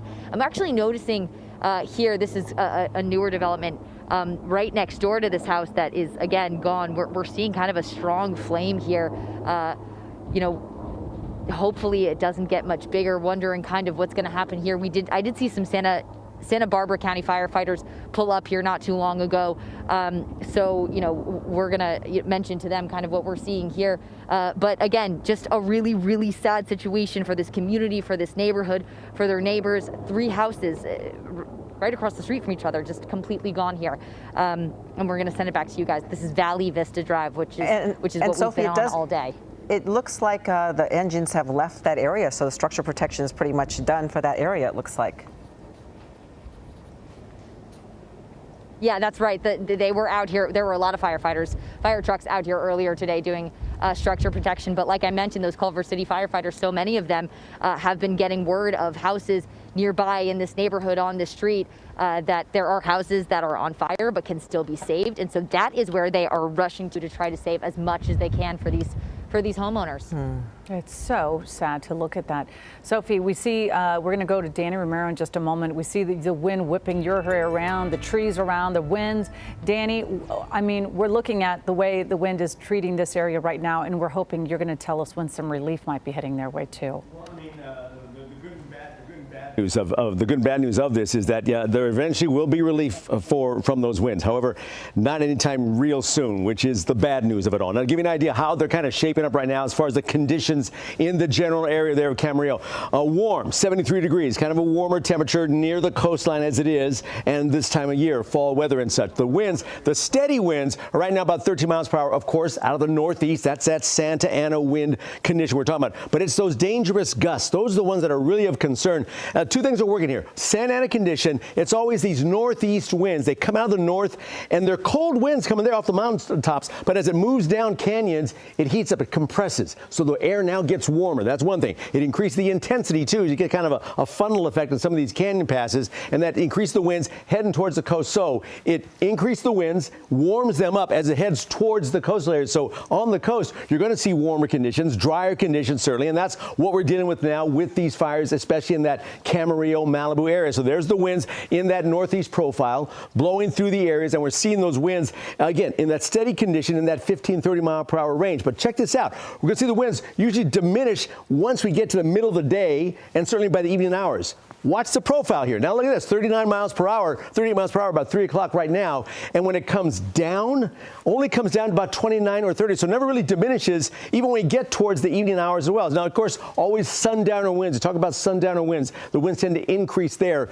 about that time of night. So we're going to see those winds continue strong. But it never really lets up here, even into past midnight, into the early morning hours, even until tomorrow morning, 9 a.m., still in that 29, 30 mile per hour range. So that's not good news. So we're looking at the winds now, how it's going to look moving forward. So the winds, again, intensity in the purple areas here. That's going to continue now through the afternoon hours. 6 p.m. tonight, still very strong winds in those areas and other areas as well. We move forward now until about into midnight, into tomorrow morning. Still pockets of stronger wind is still in effect here. Those gusts still in that 30, 40 mile per hour range. Not until we get to about Thursday, about noon, and then into the afternoon hours, finally we kind of calm down. So there is, yes, relief, but it's down the road, probably 24 hours from now. So we're seeing the winds at the moment. Those gusts are still in that really strong range. Purple indicates those 30, 40 mile per hour winds. So yes, relief is coming, just not right now, sadly. All right. That's too bad. Okay, Danny, thank you very much. We're going to go back up to Christy, who's been up overhead. And Chris,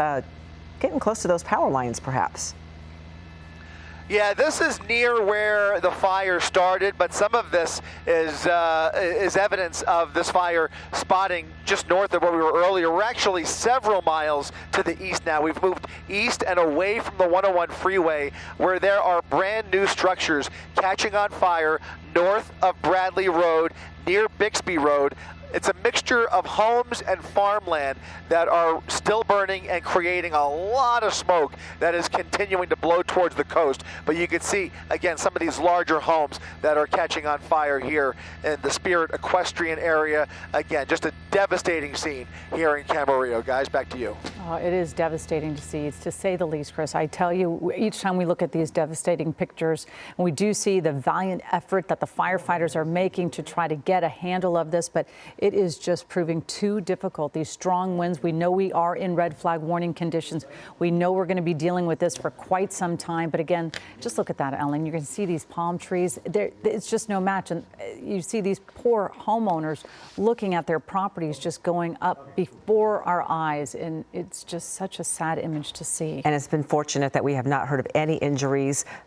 People have been heeding the warnings to evacuate, thank goodness, and they've warned people, to clear out before it's too late, because once you're trapped in there, it's really hard to get out, and you hinder the firefighters' efforts to get up into those canyons and those windy roads. So thank goodness, so far no reports of anybody getting hurt in this particular instance. It makes you kind of think, if the first call came out around 8:50 this morning, maybe people were still home and they did have enough time to get everything prepared. All right. Well, we're going to talk about it as we approach our 3:30 p.m. Our live coverage of this breaking news continues on ABC 7 streaming channel. You can also watch it live on our website, on your phone, and on your connected TV, anywhere you stream ABC 7 Los Angeles. And here on TV, we're going to turn things over to David Muir for World News Tonight. We'll be back with Eyewitness News at 4 p.m. coming up in just about a half hour.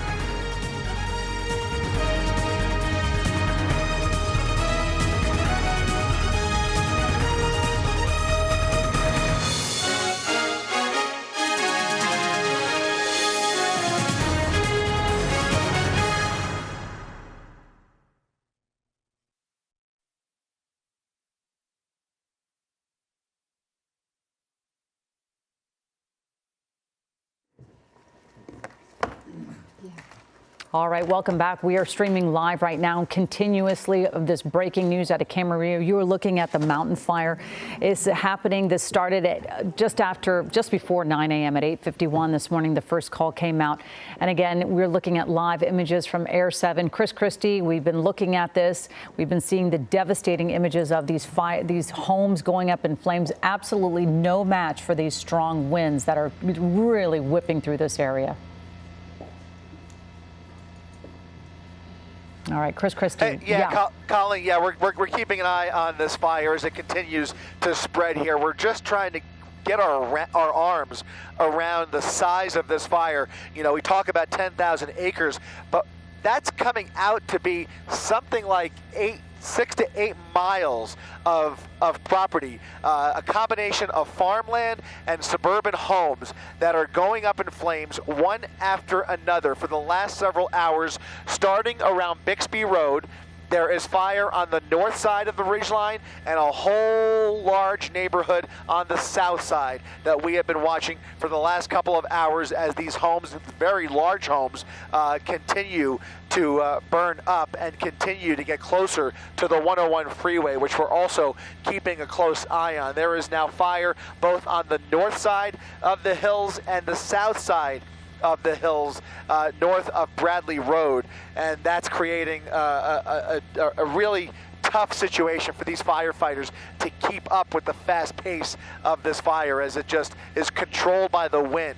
Very heavy winds. Every time you zoom in, you can see just how fast the palm trees are blowing through here, and those embers are flying through these neighborhoods, creating a real nightmare for this part of Camarillo. Just an absolute terrible day here in Ventura County as these homes go up one after another, and we're continuing to keep an eye on the head of the fire as we approach the bottom of the 3 o'clock hour here. That fire is continuing to encroach on the 101 freeway. We're seeing lots of precision water drops, upwards of a half a dozen helicopters at least making repeated drops on these homes, a rare sight.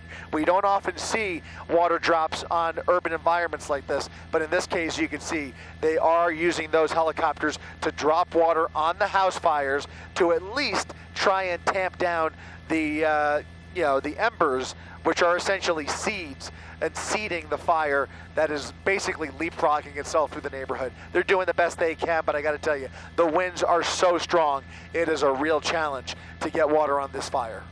Yes, Chris, you talk about the winds. These are the worst kind of fire condition that we can have here in Southern California when the Santa Ana winds kick up, and they are just so particularly strong today. And I've been watching throughout the afternoon. We were covering it earlier, and just watching the images that you're bringing to us and our viewers on Air 7 is just so devastating. Entire neighborhoods destroyed.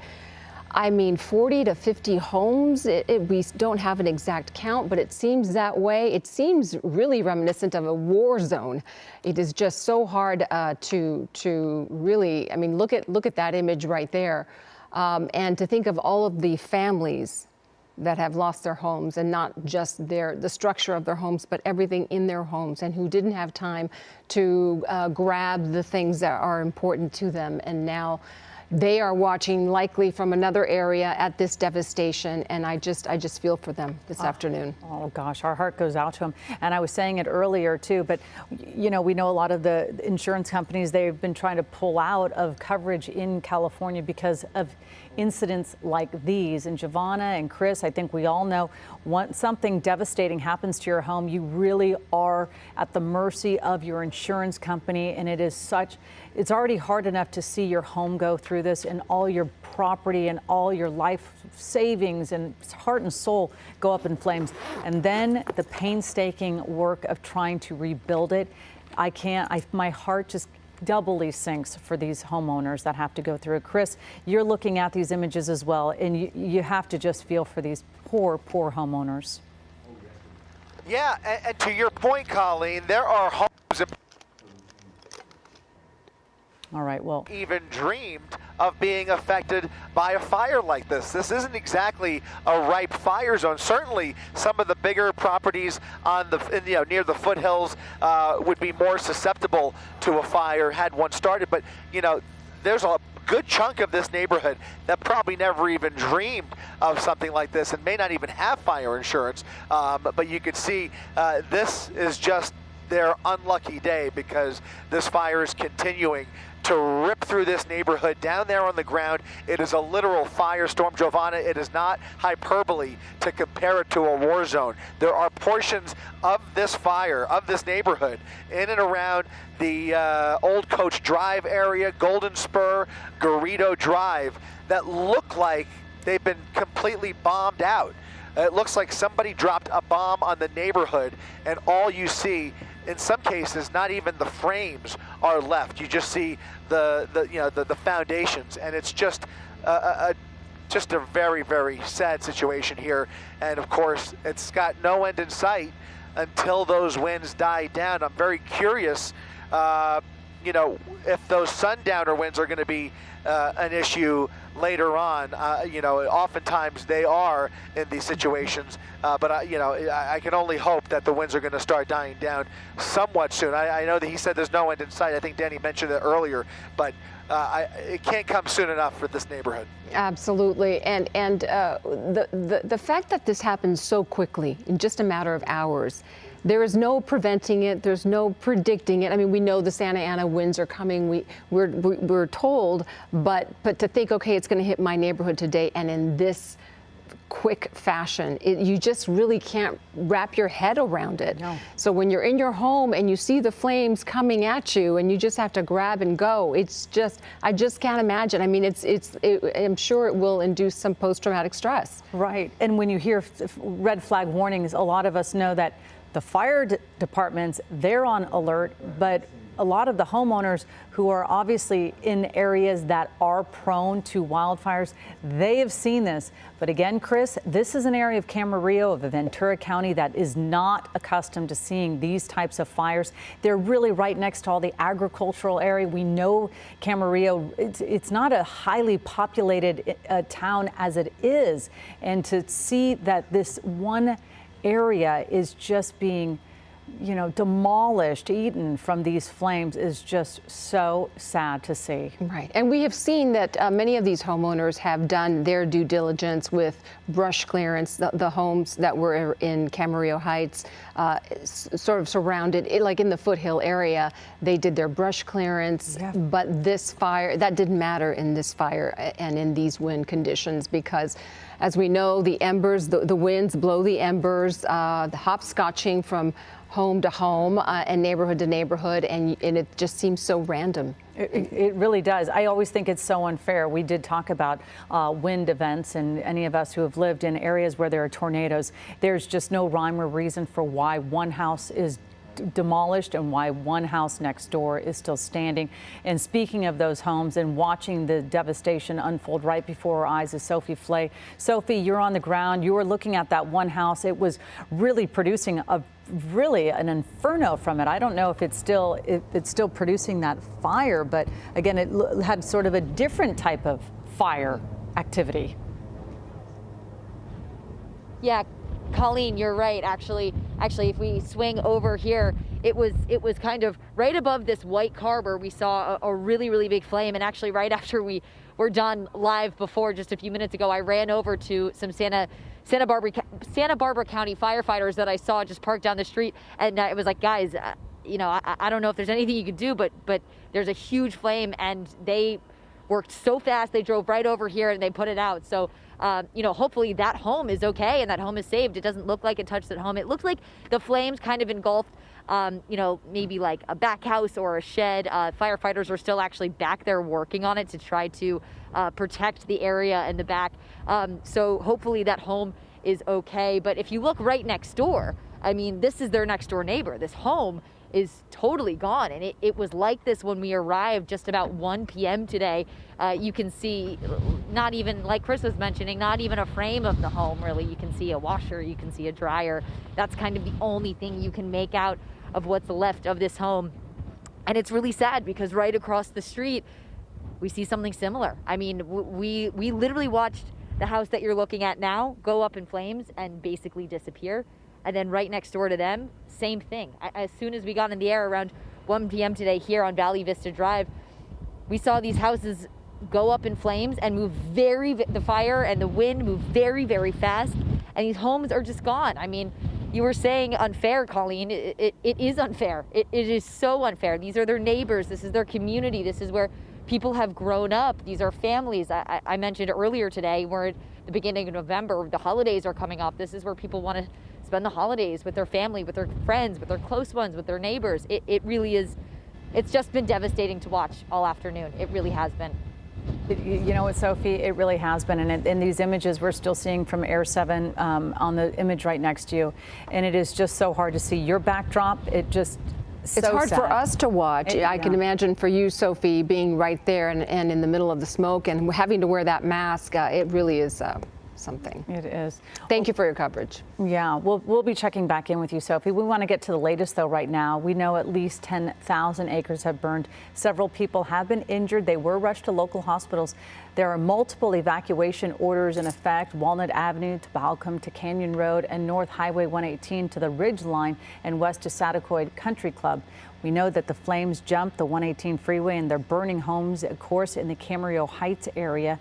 And again, Giovanna, because of the wind, fixed-wing aircraft has not been able to help put any of these fires out. It's up to the ground crews and the helicopters to put out the flames. And of course, the winds have been the big factor today in this fire. And Danny Romero standing by with a look at those winds and when can we expect them to ease up? Yeah, right now we're kind of in the peak of it, sad to say, Giovanna and Colleen. So we're seeing the winds still staying strong. Steady winds seem not that intense, but it's those gusts that are really going to be a concern. So just checking in first on that area, the Camarillo area, 72 degrees. So on the warmish side for this time of year in the fall, that usually is on the cooler side. So certainly very, very dry as well. Look at that 12% relative humidity. Again, those winds, steady winds, 14 miles per hour, which is just the winds continue. But when it gusts in that 40, 50 mile per hour range, that's when you get real concerned for fire fighting, certainly. So even those steady winds, but those don't let up, so they only get down to 14 miles per hour at the very least. That's still a major concern for spreading that fire. You can see here, it's that perfect picture of a Santa Ana wind event. Winds out of the northeast, blowing across and warming as they come down the passes and head towards the coast. So you'll see cooler temps inland, much warmer towards the coastal spots where Camarillo and Malibu are associated right now. So as those fires burn, they're being intensified by those winds warming up as they get right to those areas of Santa Paula, of Moorpark, of that area of the mountain fire where those fires have broken down, has been showing you with Air 7 all throughout the afternoon. So those winds coming out of that northeast, blowing across those fire zones, and again, spreading those sparks, those embers from one spot to the next because those winds gust up. That's why the gusts are such a concern, because as you get a steady wind, 15, 20 miles per hour, still a concern, but not as much. But when those gusts come in and just kind of out of nowhere, pop in at 40, 50 miles per hour, you see then the spreading of those embers. You see that smoke being spread out over the area. It makes it tougher for the firefighters. Those winds strong, trying to get that water right on the spots they want. Now, here's the thing that's not so good news. You asked about how when those winds are going to let up. Not anytime soon. Right now, we're still seeing those winds in that 37 mile per hour range in the 3 o'clock hour. But by 5 p.m., 7 p.m., it doesn't go down very much. We approach that sundowner time of day when those winds tend to increase, so you don't get a real let up at all. So we're still going to stay in that 29, 30, 31 mile per hour range into tonight. Now, at nighttime, you really see those winds, again, naturally speaking, tend to die down. But in these wind events, not so much. By 11 p.m. in overnight hours, 1 a.m., we're still in that 30 mile per hour range. Those are strong winds blowing through the nighttime hours, and again, keeping things on the dry side, too. So not until we get to 5, 7, 9 a.m. do we see the winds do any kind of change. And even then, still not much, 1 or 2 miles, but still in that 29, 30 mile per hour range. So give you an idea here how moving ahead, we're seeing the winds, how they increase. Watch the purple areas right there, especially in that fire zone, where there you can see the purple indicating that 40, 50 mile per hour gusts continuing into this afternoon, into tonight, still on that strong side as all those areas in the purple. Again, those are the real intense winds going on. You see little pockets of no wind concerns, but everybody getting some of those winds. We don't get that real break from the intense winds until we get to Thursday night. So that point, the wind part of this kind of dies down, but we can see the winds right now still very, very strong in those areas. Right now in those fire zones, we're seeing those winds in that 45, 46 mile per hour range through Thousand Oaks, 40 miles per hour there, 36 around Simi Valley, right on Malibu, 45 mile per hour winds right now. So that's intense. Look at Santa Clarita approaching 60 mile per hour winds there. So there you can see some real intensity in those winds, and the winds are widespread too. So we have to keep an eye on these other areas too, where the winds are just as strong up around San Bernardino, Riverside, Anaheim, 52 miles per hour right now. So those areas too in Orange County, Inland Empire, towards the desert spots, also very strong wind conditions moving forward, still concerned throughout the area. So we're going to come watch those areas right through the afternoon, evening hours as well. Giovanna and Colleen, so we're going to see the winds still a factor. Relief, not until tomorrow. All right, guys, all yours. We have to get through the next several hours. Danny, thank you. And we want to check back in with Chris Christie, still over the fire. Chris, I know we've lost count on how many structures have burned, how many homes have burned. Anything new you can add for us, or maybe an update on that 101 freeway where you were talking about a possible closure? I just got a chill down my spine when Danny said that these winds aren't going to die down until tomorrow. Tomorrow seems like an eternity for the folks in this neighborhood. I got to tell you, this is just a devastating fire that is continuing to rip through the city of Camarillo. By my estimate, Giovanna, I think we're talking about at least on the conservative side, about 75 structures that have been lost in this fire. That's a conservative estimate as you travel from Bixby Road towards the 101 freeway from east to west. This fire continuing to leapfrog and hopscotch across this suburb in the foothills along Bradley Road here, and then even into the more densely populated neighborhoods to the south near Esteban Road and all of these neighborhoods. It's a good 6 to 7 mile stretch that we're talking about as this fire continues to blow through with wicked winds, making it very difficult for these firefighters and the firefighting helicopters to keep up with it. And so when I hear another 24 hours potentially of this, it just seems like it's just frightening to even think about. And you can see right there, that is traffic. That's northbound traffic that's slowing down there as it approaches Central Avenue. Already, that traffic is starting to back up. As far as I know, and we'll confirm this here in a second, as far as I know, the freeway is still open. But as this fire progresses, it could be a matter of time before they talk about issuing some road closures here. Oh, Chris, Giovanna and I are both looking at that traffic. We know this area between LA and Santa Barbara is always sort of around this time it starts to become a bottleneck, but this is going to cause, it's just going to uproot their whole commute tonight. Yeah, it sure is. Chris, wondering if you can go back to that neighborhood above Valley Vista. Not sure how easy that will be. There's a street, Garrido Drive, above it. Just wondering if we could take a look at that street. I know that earlier today you mentioned there was at least a dozen homes gone on Garrido Drive. Is that possible? Yeah, that number has exploded. All of these, San Clemente Way, Highland Drive, Altamont Way, Golden Spur, each of these blocks has about a half a dozen homes on them. And this one right here, just to use this one as an example, what street is that, Robbie? That's Old Coach Drive, one of the first streets that we identified when we pulled up. There were 2 homes on fire on Old Coach Drive. If we do a slow crawl, Rob, up that block, let's start from left to right, and just to give you an idea, and then you can multiply this by about a dozen. You've got 1, 2, 3, 4, 5, 6. 6 on one side, about another 8 on the other side. That's about over a dozen homes, 12 to 15 homes just on that block alone. There's Valley Vista Drive that you referred to just a second ago. There are homes along Valley Vista that are intact, and then there are other homes that are not. And it just is kind of haphazard how the wind blows these embers into these nooks and crannies of the neighborhood with trees, trash bins, cars, and now you're roofs, over Garrido. Anything that could catch on fire is just incredible. Yeah, it really does look like a war zone. This is just unbelievable. And it looks like a ghost town. There's no one in the streets there. I'm not seeing any images or any firefighters on the ground there. However, there's not much need for them at this point because they're probably out trying to protect the homes they can protect. Yeah, what they're trying to do is they're trying to identify fires that have already invaded the backyards or the front yards and try and get those out before it spreads into the closest structure. So where you see the smoke and the fire, we're not seeing the most firefighting activity. Most of the firefighting activity is taking place where the fire is just starting on any given property. Before the building catches on fire, if they can get to it and get the fire out before it really intrudes under the attic, then you can have a chance of saving the property.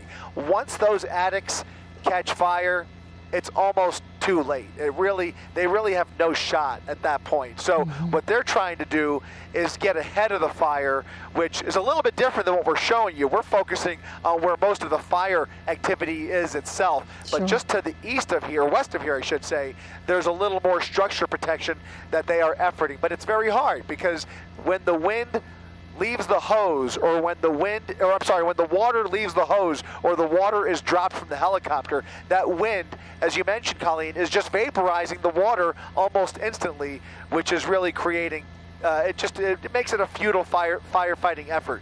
But they can only do the best they can do to try and save at least some of these homes. Would be a win. Oh gosh, absolutely. I'm just, again, our stomachs sort of sink, or our heart sinks when we hear Danny Romero saying that it's not going to let up until tomorrow morning. That's when we can hope for it. I know, Giovanna, you and I, we have been out many times on fire coverage. We know what it's like when the sun goes down, the winds pick up, and it just takes on another whole danger. Right. So, and the only thing we can do at this point, we meaning the residents in these neighborhoods that might be affected in the next several hours as the winds continue to blow, the only thing they can do really is to get ready to go. I mean, ready, set, go is what we're hearing from authorities on repeat. Have the items that are important to you mobilized and ready to go in case you do need to run out of the house or your home on short notice. Absolutely. And again, Chris, when you're looking at the sort of the way that the winds are pushing, you can see the smoke, and I'm sure everyone's sort of holding their breath, hoping that there's no ember that's going to, come and, light one of their palm trees or their trees or their house or come inside their house. But you see the wind.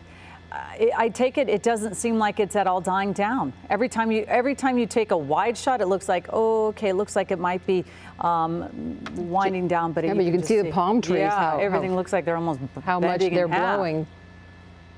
Yeah, no, it's not dying down at all. And what I was talking about a little bit earlier is creating kind of a unique situation, because a lot of times when we cover fires like this, the smoke is so thick that it's really hard to assess the damage. It's difficult to see through the smoke and really see the damage in real time. A lot of times we have to wait for the smoke to blow out and then start assessing the damage. In this case, as each structure catches on fire, the smoke is instantly blown away, and we're looking through a much thinner layer of smoke this time around, where we can see the homes catching on fire, spreading through the home, and burning to the ground in real time. It's kind of an unusual situation, but it gives you a clear picture of just how fast the winds are blowing, in excess of 50 knots per mile. Yeah, just crazy. It really is. I just wanted to remind our viewers that we are expecting a press conference at 4 o'clock. Hopefully we will get that. We'll get more information and assessment on acreage and how many structures have been burned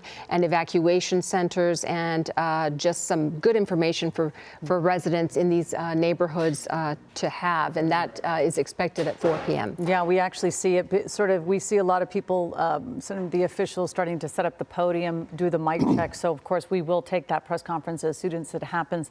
But, you know, Danny, all eyes are on the AccuWeather forecast. Again, you have told us, you warned us that these red flag warnings were here, coming. You gave us ample time. But, again, the devastation from these winds is just mind-blowing. Yeah, I mean, the conditions are just ripe for those fires to continue and even sadly intensify in some spots. The winds, again, that Santa Ana profile out of the northeast, and it's just the worst you could possibly have. You have the air on the cooler side of the mountains coming down, but it warms up and compresses, so it gets warmer as it intensifies, moving towards the coast, right to those burn zones that we're talking about. So the conditions certainly don't speak well. So the winds are like this right now, in that 37-mile-per-hour range here, 3 o'clock hour. And as we head towards the rest of the nighttime, we usually see the winds die down once you get past the sunset time. But no, sundowner winds still going to be strong, so it's still in that 30, 29-mile-per-hour range. We get to overnight, we expect the winds to come down. Nope, staying in that 29, 30-mile-per-hour range all the way through. The graph gives you a great idea. The winds just kind of flatten out, but in that 30-mile-per-hour category through the morning hours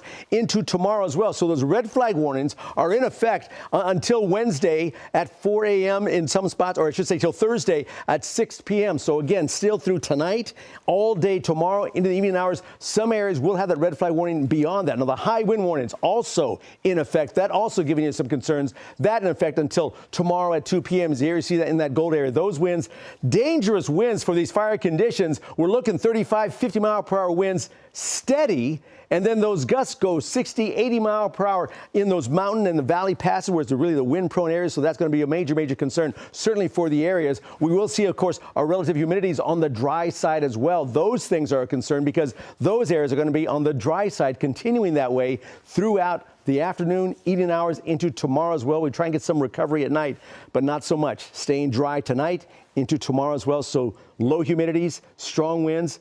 That's a fire danger. All right, guys, cheers. No doubt about it, Danny, and we're watching this unfold. Our breaking coverage is obviously going to continue all afternoon.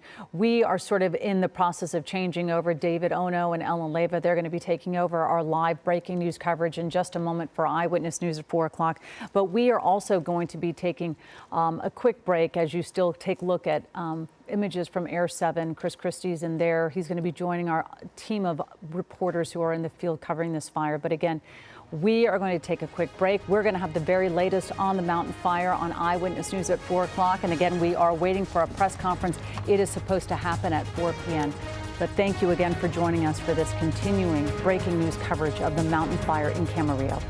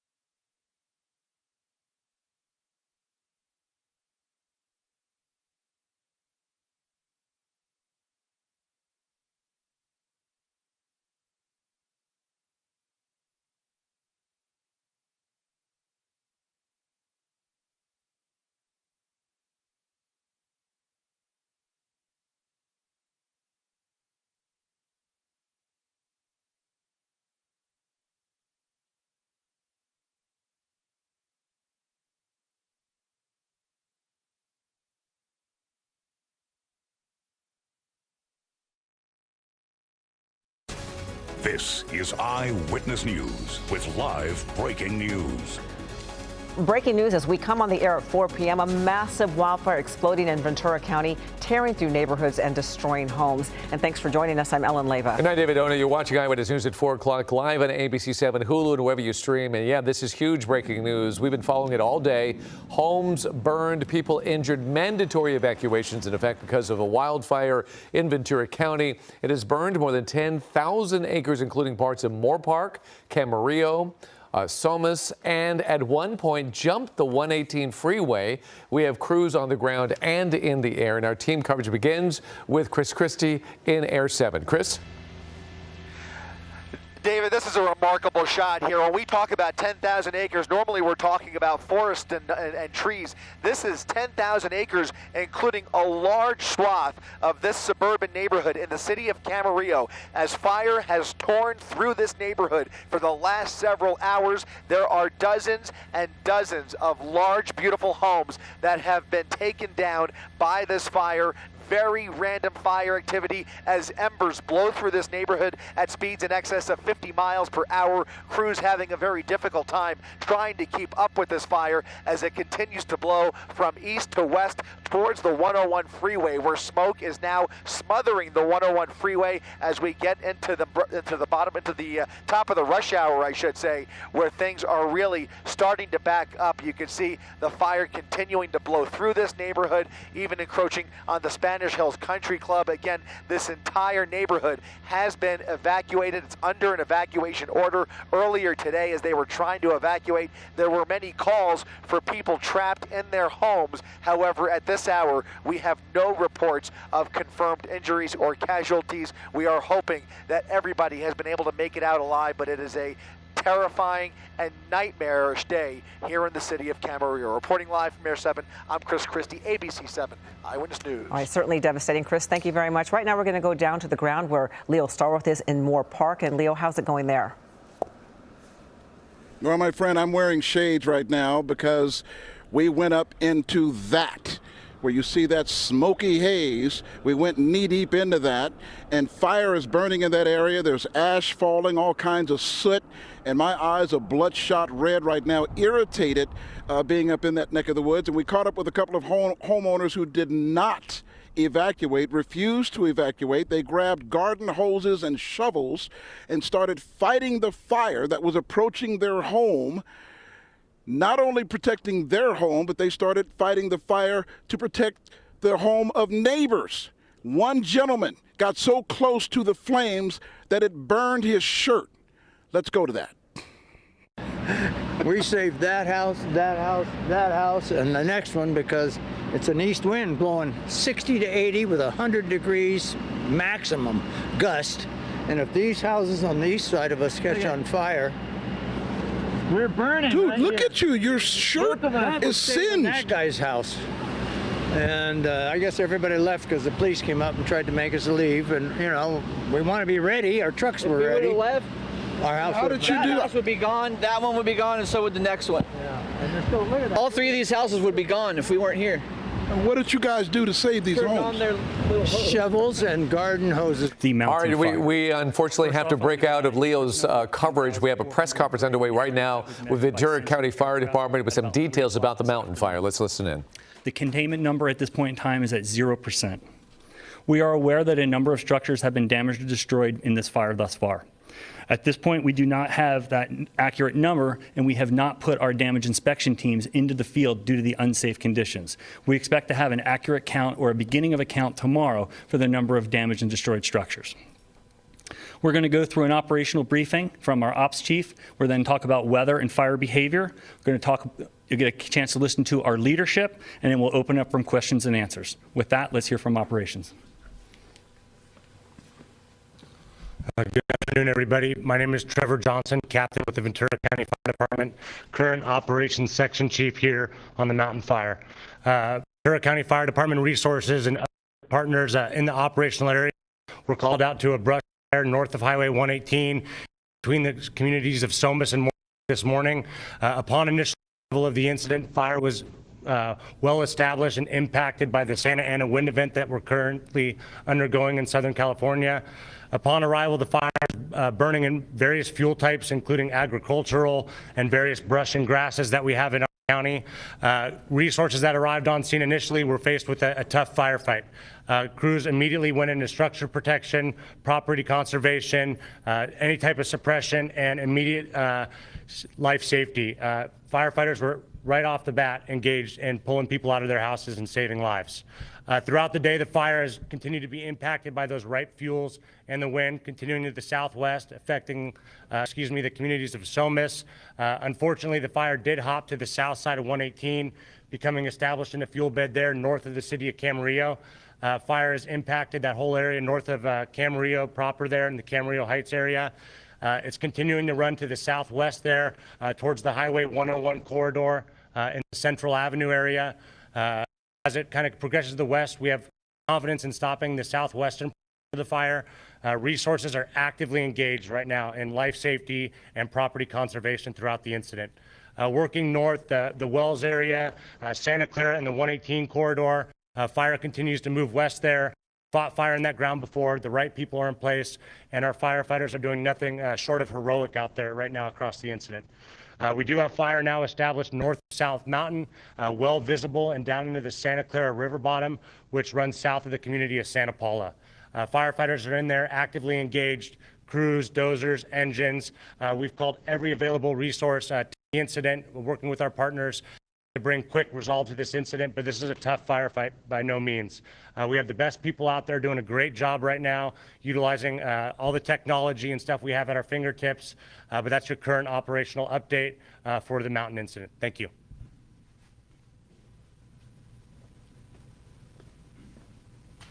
Good afternoon, Jeff Shea, Ventura County Fire Department Division Chief and the current incident commander for the mountain incident. With a quick weather update, again, as we have seen, we're in red flag conditions. Anticipate these conditions to continue now through at least sundown tomorrow here in Ventura County.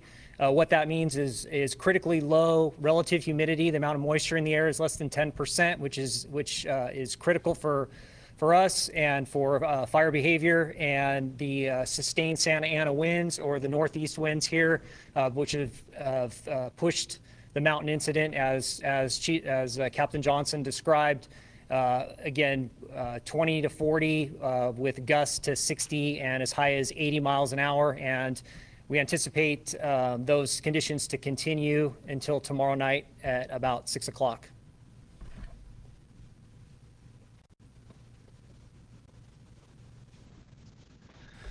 Good afternoon, Sheriff Jim Freihoff. We are in unified command with our Ventura County Fire partner.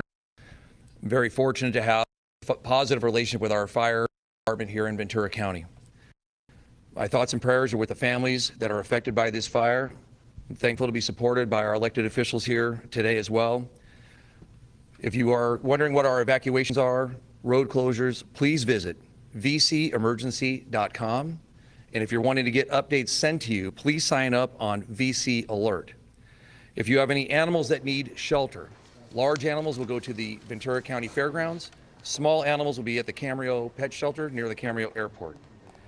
We're providing information to the public as soon as we receive it on our social media platforms. You can follow it at #MountainFire. Our goal as law enforcement, much like fire, is preserving life and preserving structures. We have made over 14,000 contacts to evacuate people within the community. Please continue to stay out of the area unless you absolutely need to be here. Please stay away. Again, if you've missed anything that I've just said, please refer to vcemergency.com.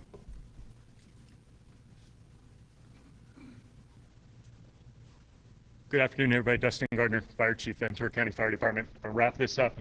Keep it simple. This is a classic Santa Ana wind event. We've got sustained winds more than 50 miles an hour with gusts over 80. Every firefighter in the region, all of our partners from Los Angeles City, Los Angeles County, Orange County, Kern County, Santa Barbara County, our partners at CAL FIRE, our partners in the sheriff, every law enforcement agency available, every helicopter, every fixed wing aircraft, everything we've been able to get a hold of is here fighting this fire. And it is moving at a dangerous rate of spread. This fire has spotted more than 2.5 miles out in front of itself. Bushes are burning, grass is burning, hedgerows are burning, agricultural fields are burning, and structures are burning. This fire is moving dangerously fast. if you're from the region and you know Southern California weather, you know how dangerous these fires are. When you get in.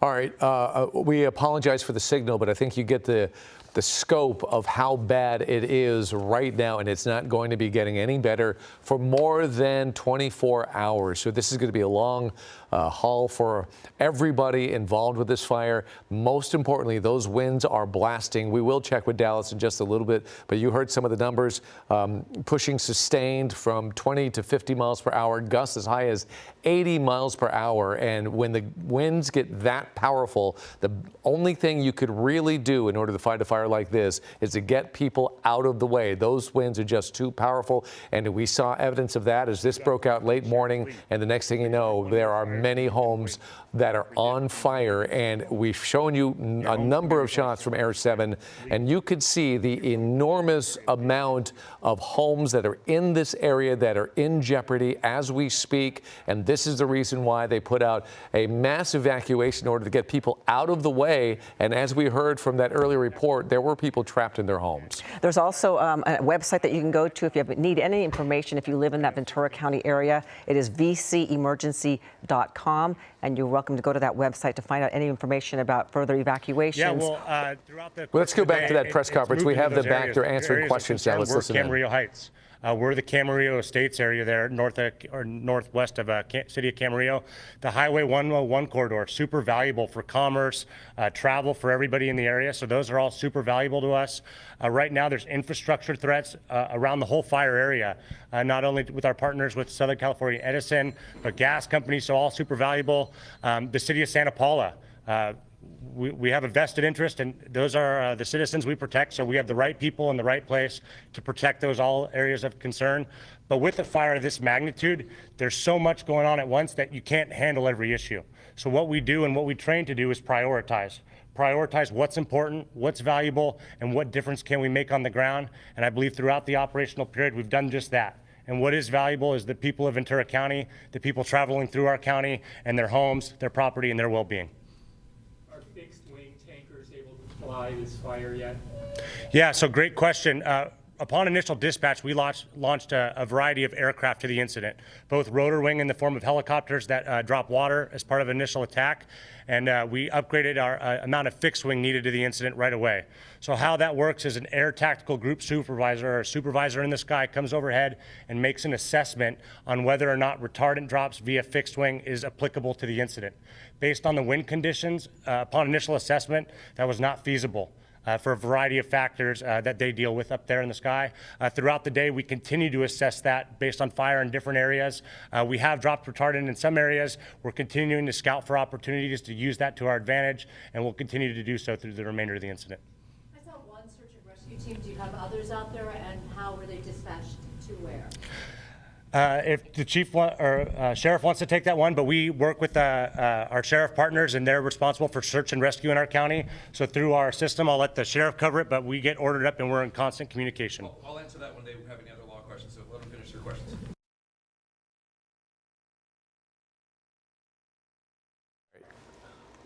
All right, we lost the press conference. We will continue to check in, but I want you to look at the shot of the right-hand side. You see how powerful those winds are. Things are just absolutely blasting, and we need to be aware that this is going to be quite the fight as long as those winds are up and moving like that. Yeah, we're going to check with Dallas Rains in just a little bit, but in the meantime, just 5 hours it took for that mountain fire in Ventura County to burn more than 10,000 acres. And now it is News Reporter Annabelle Munoz picks up our live team coverage in Camarillo. How is it out there, Annabelle?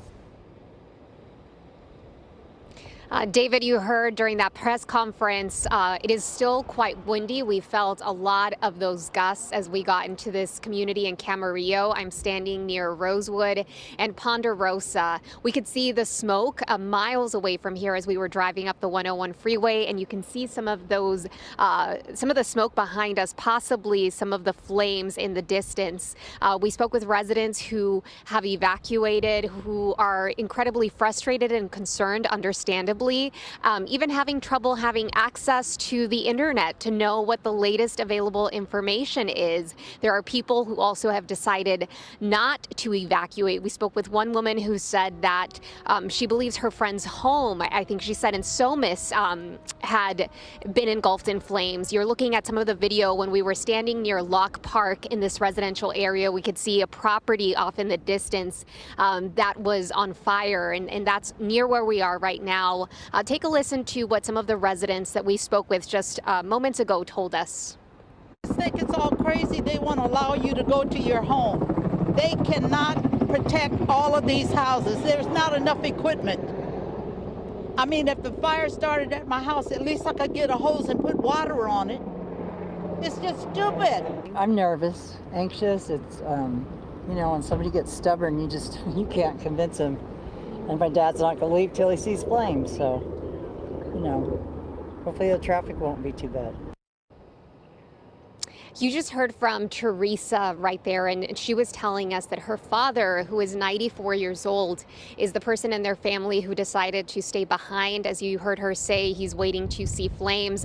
And so her grandson had gone up back to the home to try and get his grandfather out of the house and to evacuate. So just some of the stories that we're hearing as people are keeping an eye on their homes. As we were driving through some of these streets, there were people standing on their roofs. There were people with binoculars. I mean, people are keeping their eye on things and in some cases deciding to evacuate, and others choosing to stay back. And again, we feel those wind gusts here in the neighborhood still quite strong at times, and continuing to see this black smoke, which of course is not a good sign as firefighters continue to try to get a handle on this. But we'll bring you any updates as we get them here in Camarillo. Reporting live, Annabelle Munoz, ABC 7 Eyewitness News. We certainly hope that they are going to be safe. Annabelle, thank you very much. And those powerful Santa Ana winds also fueled a damaging wildfire in Malibu, but firefighters have stopped its progress, thankfully. Yeah, the Broad Fire shut down PCH and burned at least 2 buildings.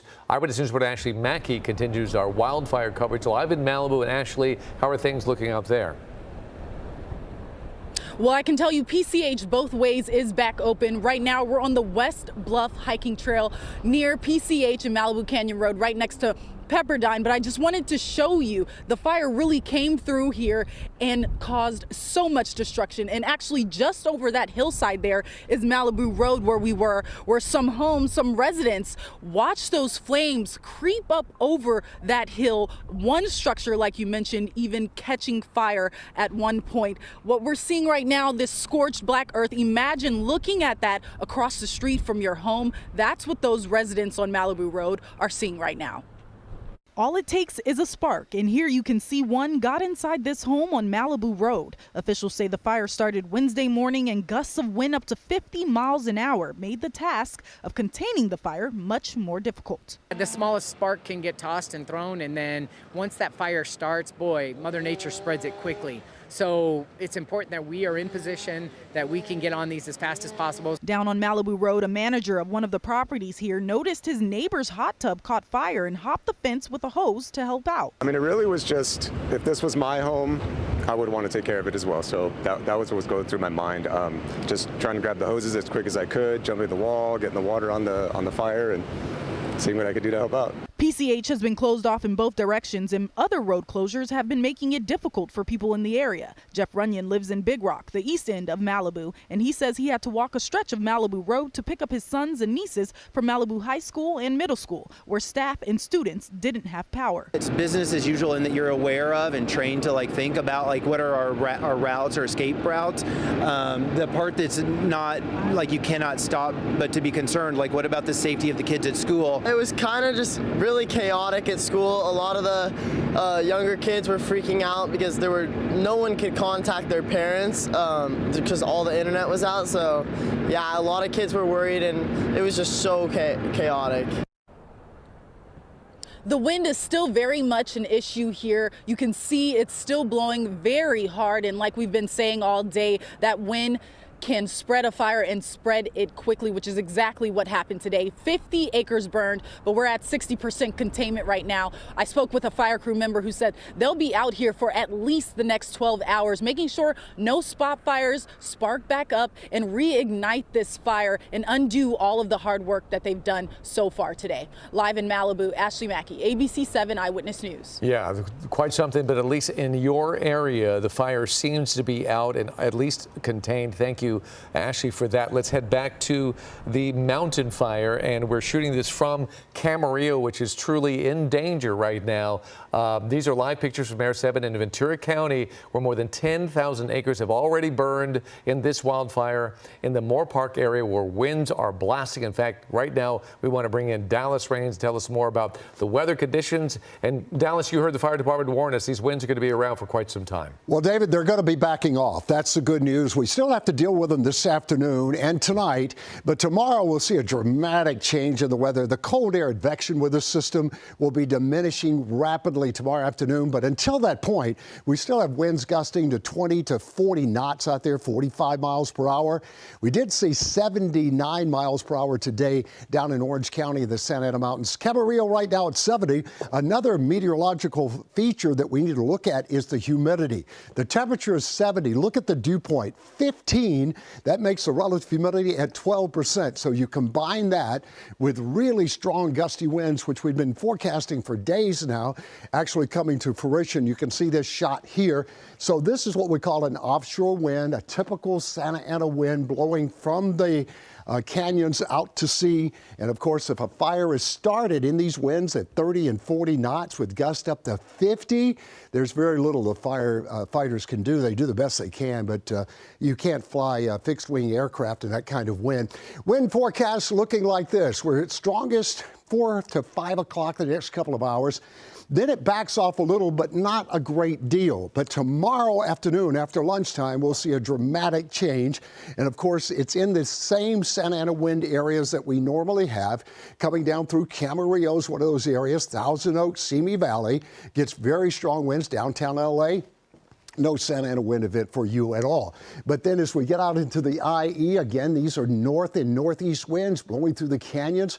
Fremont Canyon, as I mentioned, had winds of 79 miles per hour. The only difference is there has been no fire started, thank the Lord, out there in the IE. But the wind is blowing very hard. It's very dry. Red flag warnings will remain in effect through tonight and most of tomorrow. When you look at some of the areas that you see up there in Ventura County until 6 p.m. tomorrow, even though winds will drop off dramatically during the afternoon with this event, but they're going to keep it going until 6 p.m. And then when you look down in the OC, same deal, 6 p.m. through OC. 11 o'clock in the morning, we're thinking we can drop that red flag out there in the Riverside area.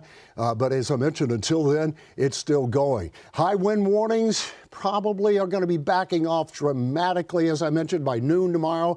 But tonight, especially overnight, when the air temperatures over the Colorado Basin start to get colder, then that cold air is transferred down into the slopes of Southern California. So we'll see another increase in tomorrow morning. And then after that, we'll start to see better conditions. Thank goodness. Red flag still rolling there. There's just kind of a look, my friends, of humidities, 7% down in Orange County. Really, really dry air across, which is typical of a Santa Ana wind event. 9% at Oxnard and 6% out there at Hemet. Here's a close-in view of that. Even downtown, the air is dry at 12%. High temperatures tomorrow. Again, this is not a hot Santa Ana wind event. The air is being compressed, but the air is so cold over the Colorado Plateau that even with the compression, we're not seeing really hot weather. And this happens also in November and December. Many of the Santa Ana wind events are what we call cool Santa Ana wind events. The wind is really blowing hard, but the temperatures aren't that high, which is would be awful if we get those. A lot of times in October, we can get a strong Santa Ana with hot weather. Tomorrow, still the red flags going, 72. Then we'll end all of that as we head toward the weekend. A little weather system coming in on Monday and Tuesday does not look promising. Monday night, We might squeeze out a little shower, but that's it. This is typical also of La Nina weather patterns in Southern California, where they're very dry. We call them inside sliders. They come through, produce a few clouds, and then it's sunny again. 76 in the valleys this weekend, looking at about 80 degrees, close to that, like Woodland Hills area, 78 on Sunday. The winds will not be a factor after about noon tomorrow. That's the good news coming from the Weather Center tonight. At the beaches, 70, 67, a little cooler, and a few clouds down at the beaches starting up this weekend. Those will be the morning straightest clouds. That'll give you a nice sea breeze developing in the afternoon. In the mountain areas, gusty winds again, 47. Boy, that's cold air. We talk about that cold air advection, and that comes to an end on Friday. Look how temperatures jump up, 55, 59. And when you end the cold air advection, then you end the powerful Santa Ana winds, which, of course, blew in this morning as forecast. In the desert areas, still red flags for those areas, 65. Then we jump up to 70 on Friday, and then by the weekend, we're in the low 70s up in the high desert, David and Ellen, and we'll be closing in on about 84, 85 degrees in the high desert. So again, red flag warnings remain with us. And the winds will be powerful again late tonight and tomorrow morning. Not as strong as they were this morning, but certainly in the 20 to 40 knot range. 45, 50 mile per hour gusts are possible. Then we'll see a dramatic change in the afternoon. Thank goodness. All right, we can't come too soon enough. All right, Dallas, thank you. As we continue to look at live pictures from Air 7 over the devastation there at the fire, we're going to bring in Michael and Gail Liaco from Las Posas Estates. We understand you live there. We saw some homes go up in flames there. How is your home? And thanks so much for joining us, by the way. Hi there. As far as we know, our home has survived, but our sweet neighbors across the street lost their home. And it's very devastating. And apparently several other neighbors, we're not sure which homes or who have lost their home, tragically. It was so crazy. It just happened so fast. That's what I wanted to ask you about. How did this all transpire? What was kind of your viewpoint on, I'm sure you first felt the winds, but the next thing you know, a fire is right upon you. Well, exactly. We were outside trying to clean up a little bit and bring our cushions in, and all of a sudden we noticed the embers coming and the smoke coming, and we got a notification on our phone that we had to evacuate.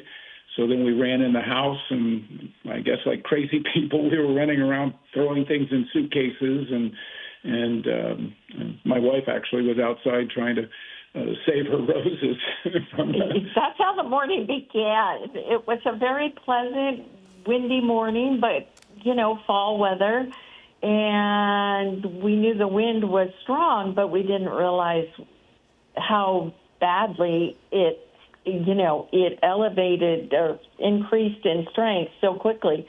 And we started to smell fire, but we proceeded to have breakfast because we saw smoke way off in the distance to the back of our home.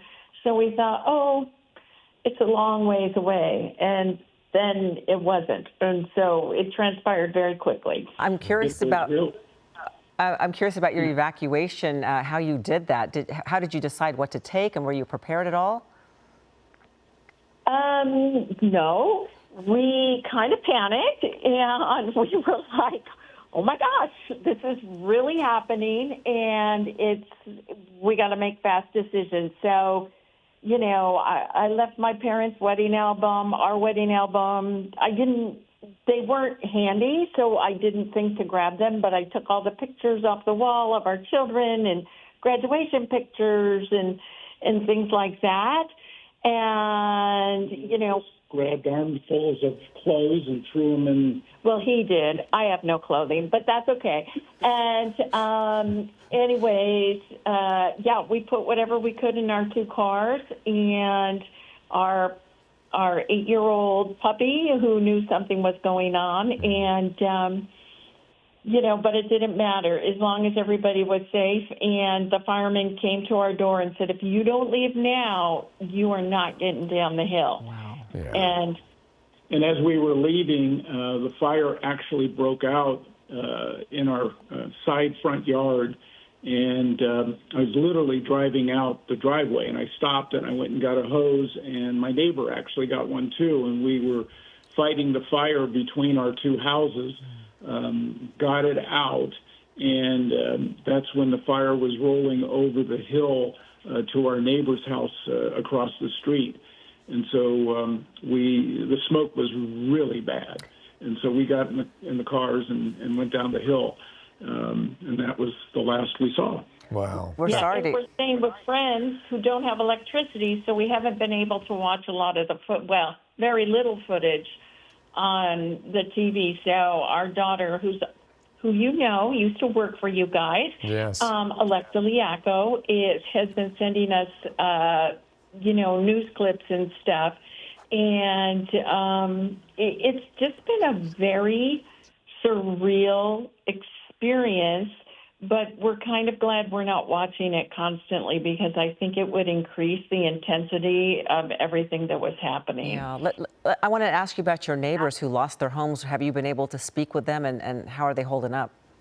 No, you know what? We're not sure exactly who the people, up the street are. We did talk to our sweet neighbors across the street, and they are amazing, and they have great faith in God, and they have a great support system, and they're great neighbors. We have a lovely, lovely neighborhood, so I'm sure we'll all pull together and help each other out for whoever has needs. It's so unbelievable. You can't believe it's happening at the moment it's happening. I can't say anything except for that, which is not very clear. Sounds very ambiguous.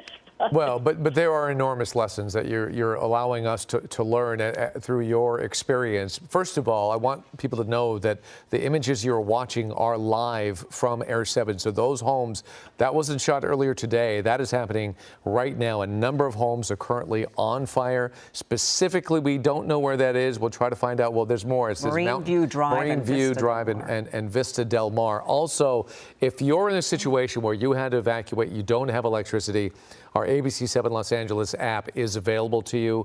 It's free. All you need is cell reception, and you'll be able to watch the coverage. And I know you guys are stressed out. I don't blame you, considering that all you've been through and knowing that some of your neighbors lost their homes and your house is right there. But also, I think another lesson we learned recently, and that is with the Maui fire. The winds were blasting about 60 miles per hour during that fire, and they calculated the fire to be moving about 1 mile per minute. And so when you tell us about your experience of how the fire was so far away, and the next thing you know, it's on you, that's some of the calculations. When the winds are blasting that hard, that fire really, really moves. It doesn't take any time at all for it to overcome an enormous amount of land. What are you going to do now, and where are you? We are in a community called Leisure Village right now, down off the hill where we lived, and we're with some friends, and we're hoping to get back into our house, but I don't think we're going to get up there until sometime tomorrow, because the fire is still, as you just said, raging.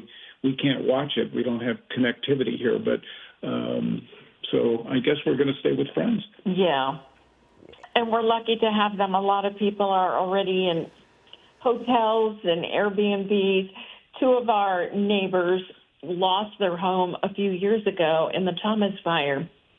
Our direct next door neighbor, who was helping my husband put out the fire, and he actually was helping search and rescue.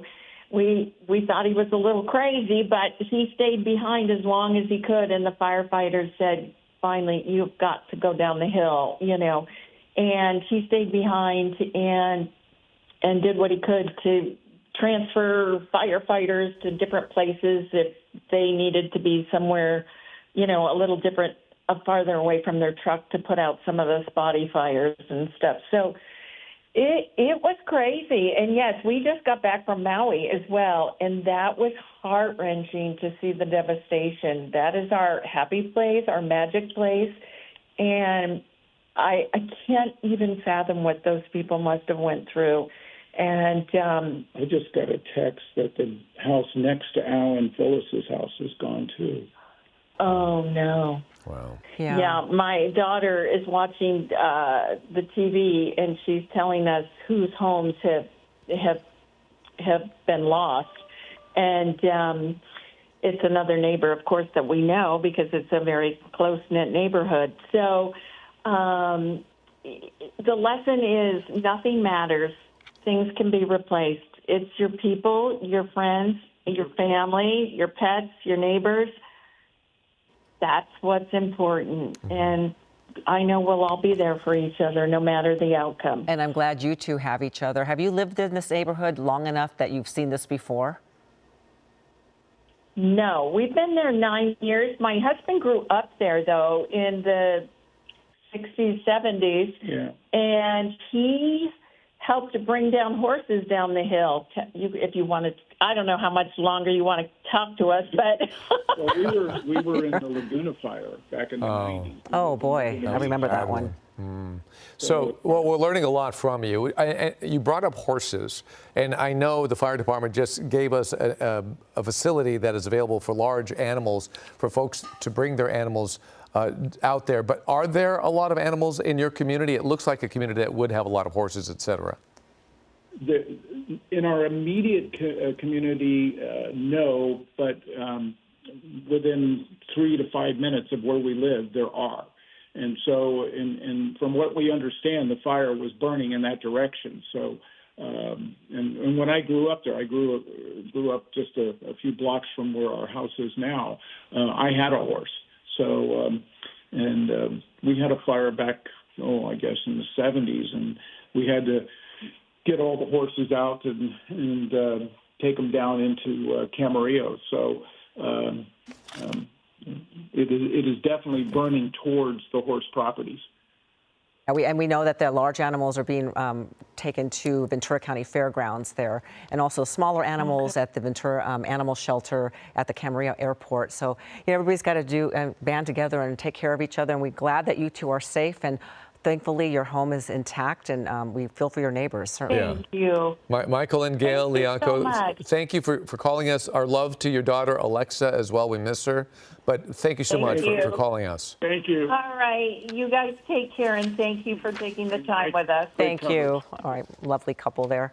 And as Dallas mentioned, so many areas around California are under a red flag warning. Oh, I was driving to Orange County this morning. You blowing? I almost got blown off the freeway. It was blasting. And Eyewitness News reporter David Gonzalez is now live in the city of Orange with a new tool that helps firefighters. David. Hey, David, you're absolutely right. The wind this morning was absolutely horrible. Everything was blowing through Orange County. It seemed to die down during the day, but right now, as the sun begins to set here in the foothills of Orange, right now you can feel that breeze continue to pick up. But right now, out here, people are keeping a close eye on the foothills. The Orange County Fire Authority right now is on high alert, ready to go in case anything were to spark. But I also want you guys to check this out. We have Orange County, members of the Orange County Fire Watch on hand right now, just keeping a close eye on the foothills. We're talking about volunteers who are volunteering their time to make sure that if they do see something spark, they will report it and make sure that they get the help that's needed. Powerful Santa Ana winds are blowing across SoCal, putting the region in extreme wildfire danger. In Orange County, a red flag warning has fire crews on high alert. Today we have extra fire engines on duty, and we also have other equipment such as both our Type 1 hand crews, and then all 3 of our helicopters are staffed and ready to go. Orange County Fire Authority hopes the addition of a new helipad will help tackle any blaze from the air. It decreases the amount of time for our helicopters to have to locate a water source. The new helipad is one of several that serve as accessible dip stations for choppers and can refill quickly. So we have it in North Orange County in Yorba Linda, we have it in South Orange County off of the Ortega, and then now the helipad in Aliso Viejo. So that's going to drastically decrease the fill time and the turnaround for our helicopters. On the ground, Fire Watch volunteers with Irvine Ranch Conservancy mobilized during red flag warning days to keep a close eye on the hillsides. If something was to happen, then I would just call 911 and book it out of here and make sure that I'm safe. So we always like park our cars facing out so that we can escape quickly and be aware. Volunteers believe their watchful eyes can keep people safe if an emergency were to spark. We've had so many very destructive fires in the past several years, and it's very heartbreaking to see those things happen, and I'd just like to keep our open space in good condition. We don't want to have to wait until people actually drive by, see a fire to report it. So that's the purpose of them being out here, which is a tremendous help. And back out here live, it's pretty amazing to see these volunteers up and down San Diego Canyon Road, just keeping an eye out on the landscape, just looking for anything that could be considered a fire and reporting it. They have been here out here all day, but they will call it a night as soon as the sun goes down for their safety. Orange County Fire Authority does want to send a message to everyone out here, especially with what we're seeing out of Ventura County, that just have an evacuation plan in place, have your things packed up just in case a fire were to spark. Reporting live in Orange County, David Gonzalez, ABC 7 Eyewitness News. Yeah, that's a great point, David, and our thanks to the folks out there keeping an eye on those hillsides. Oh, yeah. That's super important. So right now, the CHP is urging drivers to be careful on our roadways. Dangerous winds have toppled several semi-trucks today. Some trucks even blocked freeway lanes for hours. Eyewitness News reporter Leticia Juarez is live in Fontana, where those lanes on the 210 freeway have finally reopened. Letty? Yeah, they were reopened shortly this morning, and how they did that is that they dragged the truck that you see behind me. They dragged it off here, the exit here in Cherry Avenue in Fontana. Now, we've been out here throughout the day gauging winds. I have my wind gauge in my hand, just showing how much the gusts have been, how strong the gusts have been here, and we were able to register 42 miles per hour. So as you can imagine, it's been a day of wind here in the Inland Empire. This morning, Santa Ana winds arrived with ferocity in the Inland Empire. A strong gust blew this tractor trailer off course along the 210 freeway and in other areas. Saw an overturned truck on the 15 freeway, which for those people really put a damper in their day, slowed it down a lot. Drivers not only had to white knuckle their commute, but also avoid flying debris. We got hit by a bumper, came off a car, hit the top of the truck here, put a little dent up there. But it's really windy out there, and you got to be careful. Thousands of Southern California Edison customers were left without power. During high wind events, thousands of homes came under a public safety power shutoff in LA, Orange, Riverside, San Bernardino, and Ventura counties. Red flag conditions had firefighters jumping onto this small fire in Corona, while residents like Gabby Moore were reluctant to leave their homes and venture outdoors. I was trying to hunker down before work tomorrow. I work 12-hour shifts as an EMT, so I was just trying to stay out of this. That may account for why business was slow at Gent's Barbershop in Fontana. I think it does slow it down, almost like a rainy day. Nobody really wants to be outside. Now again, we're experiencing a lot of that wind here in the Inland Empire, experiencing a lot of those strong gusts, which can definitely move your vehicle around. We felt it in our news van. So if you are going to be out on the road tonight, best to take it slow and if possible, maybe avoid getting too close to one of these. Reporting here in Fontana, Leticia Juarez, ABC 7 Eyewitness News. Okay, Leticia, thank you so much. Well, right now, this is what we know about the so-called mountain fire. It's exploded to more than 10,000 acres in just a few hours, including parts of Moorpark, Camarillo, Somas, and at one point it jumped the 118 freeway. Mandatory evacuations are still in effect. Several people have been hurt and sent to the hospital. We're waiting to hear their conditions. Fire crews are battling these flames amid some very windy and dry conditions. Yeah, so we continue our team coverage now. And meteorologist Dallas Rains is, of course, tracking the wind near the fire. But we begin with Eyewitness News reporter Sophie Flay live in Camarillo with a closer look at this fire. It's been a long day, Sophie. Yeah, David, that's right. It's been a long and honestly really sad day, because if you could take a look behind me here, this is one of many homes that we have seen that has completely gone up in flames. The only thing that's left is literally their mailbox. I mean, you can kind of see the chimney, the fireplace. I just spoke to neighbors who live next door to them who have been evacuated but came to check on their house. They say that the people that lived in this home that is completely gone, they moved in a year ago. They're a young couple, and it's just devastating to see this home gone. And if my photographer swings over here to the left down Garrido Drive again, that's the street we're on. It connects that Valley Vista Drive. You can see flames in the distance. I don't know how close you're able to zoom in there, but you can see flames in the distance. That's another home that's gone. Right next to it, another home that's gone. And the street kind of horseshoes a bit. Another home just down the street gone. I mean, we have seen 7 homes, less than a mile away from each other.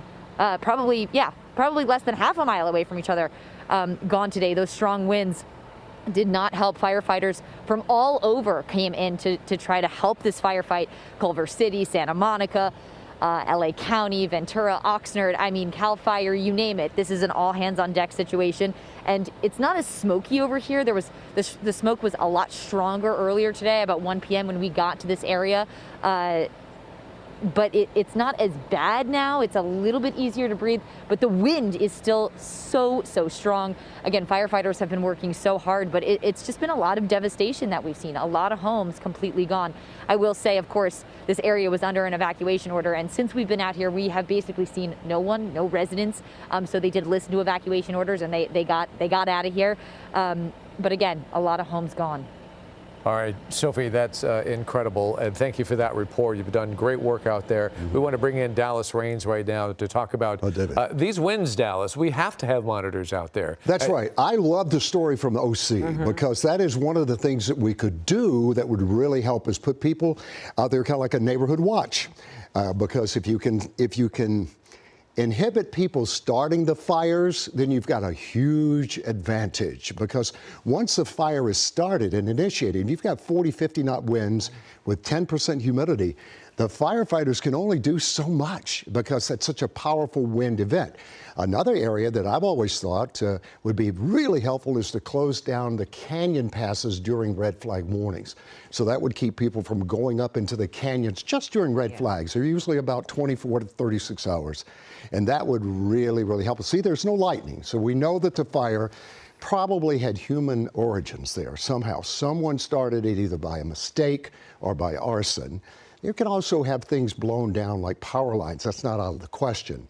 But most of them are started, and which is kind of sad but I really think those observers would be wonderful. You see those people out there watching, and anyone that might be wanting to try to start a fire like the one we just had out in the IE, that's a deterrent, because it's hard to start a fire if somebody's moving up and down or walking up and down or driving up and down. So, but anyway, we had forecast the weather we can do really well on. We can put these advance warnings out there 2, 3, 4 days, sometimes even a week in advance. But once those fires are started in a powerful Santa Ana wind, we talked about this even back in the summer. Remember, we were talking about we will have the Santa Ana winds, and this year we have La Nina. So we usually have more offshore Santa Ana winds during the months of October, November, and December.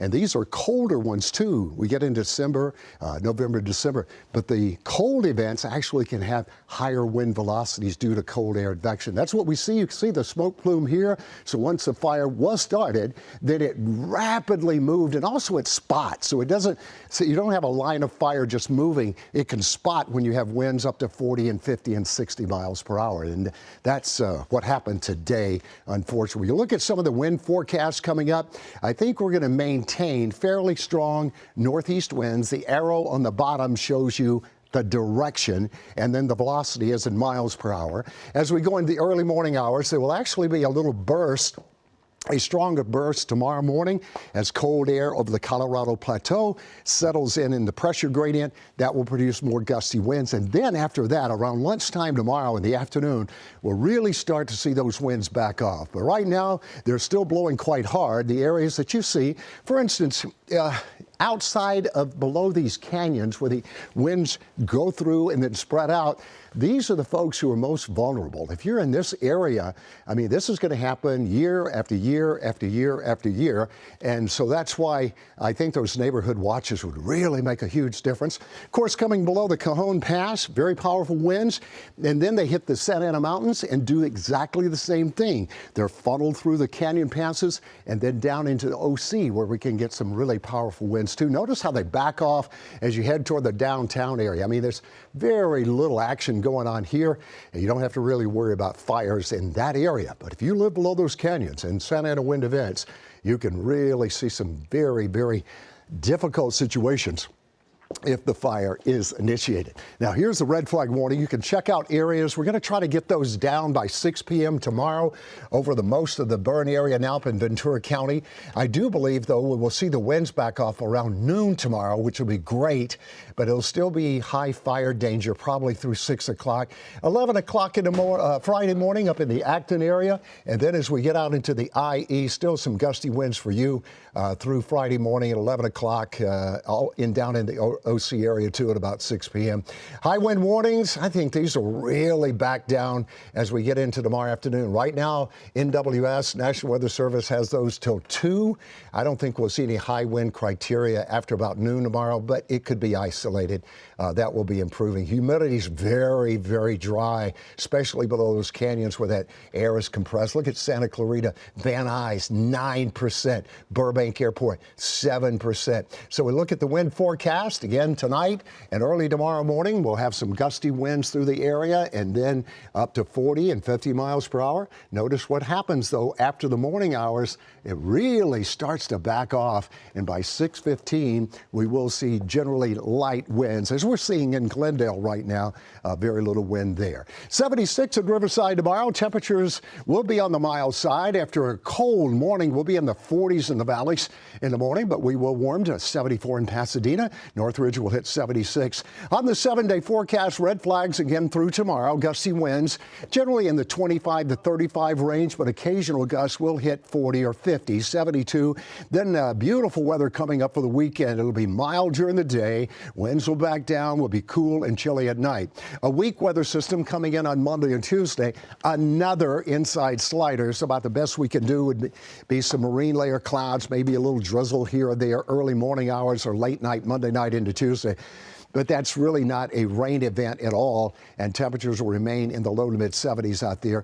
Okay, let's go to the beaches. We've got 70 at Newport tomorrow, 70 on Friday.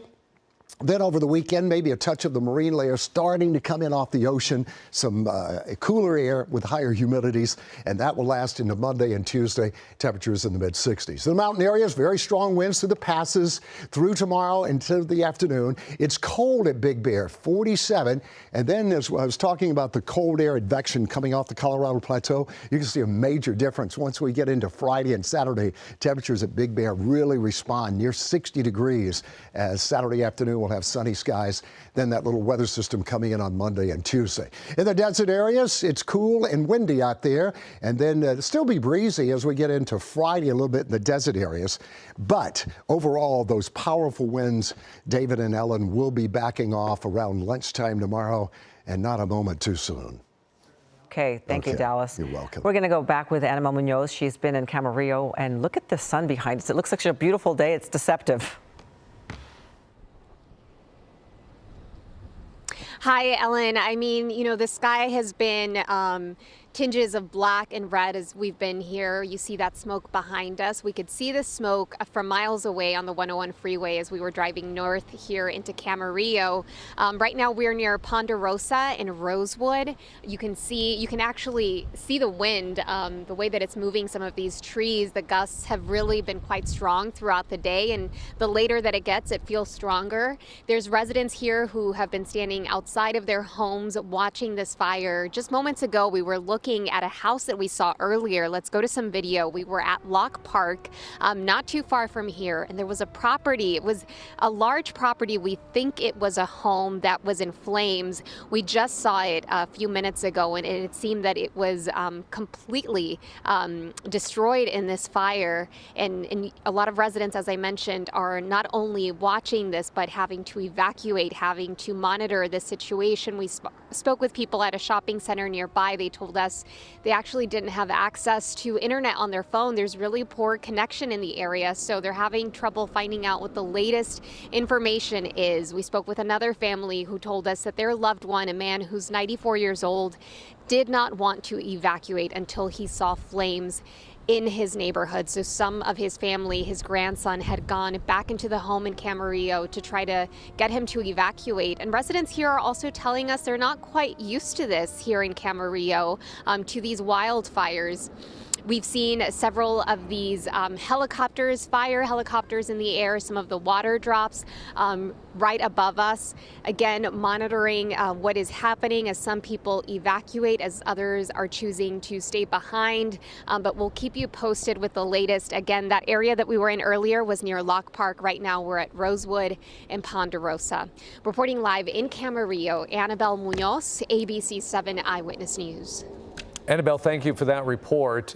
We are continuing to watch this mountain fire. It's 10,000 acres and growing quickly. And as we've been seeing, structures are scattered throughout the area. As we heard from the fire department, they don't know exactly how many houses have burned, and many are total losses. They probably won't be able to canvass the neighborhoods until sometime tomorrow. So we're going to have to wait and see just how devastating this fire actually is. But as we can see just visually, a bunch of homes, Ellen, are on fire right now. We've seen dozens, and there are evacuation orders in effect. And those are North Lewis Road to Las Posas Country Club to the north of Loop Drive, and then unincorporated Somis, west to Satacoy Country Club, east to Balcom Canyon Road, and south of Highway 18. And there's also warnings taking place, and those are mostly in the near the Santa Clara River, north of the Santa Clara River, and south of Foothill Boulevard. You can go to Padre Serra Parish. That's one of the evacuation centers that has been set up. Yeah, and luckily there's a lot of people that are heeding the warnings. I know a few people are staying behind, feeling that they need to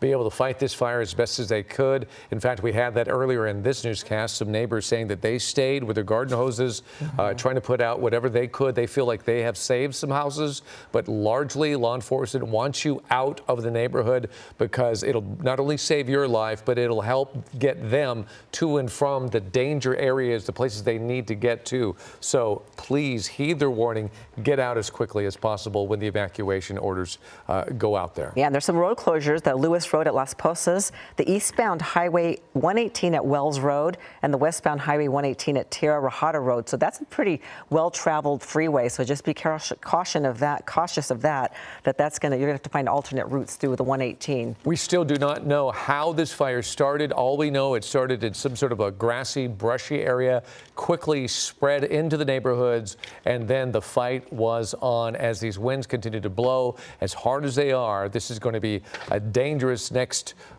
20 hours or so before the winds finally start shutting down a little bit more. And Eyewitness News at 5 is coming up next with Mark Brown and Giovanna Lara, and we'll see you back at 6 o'clock.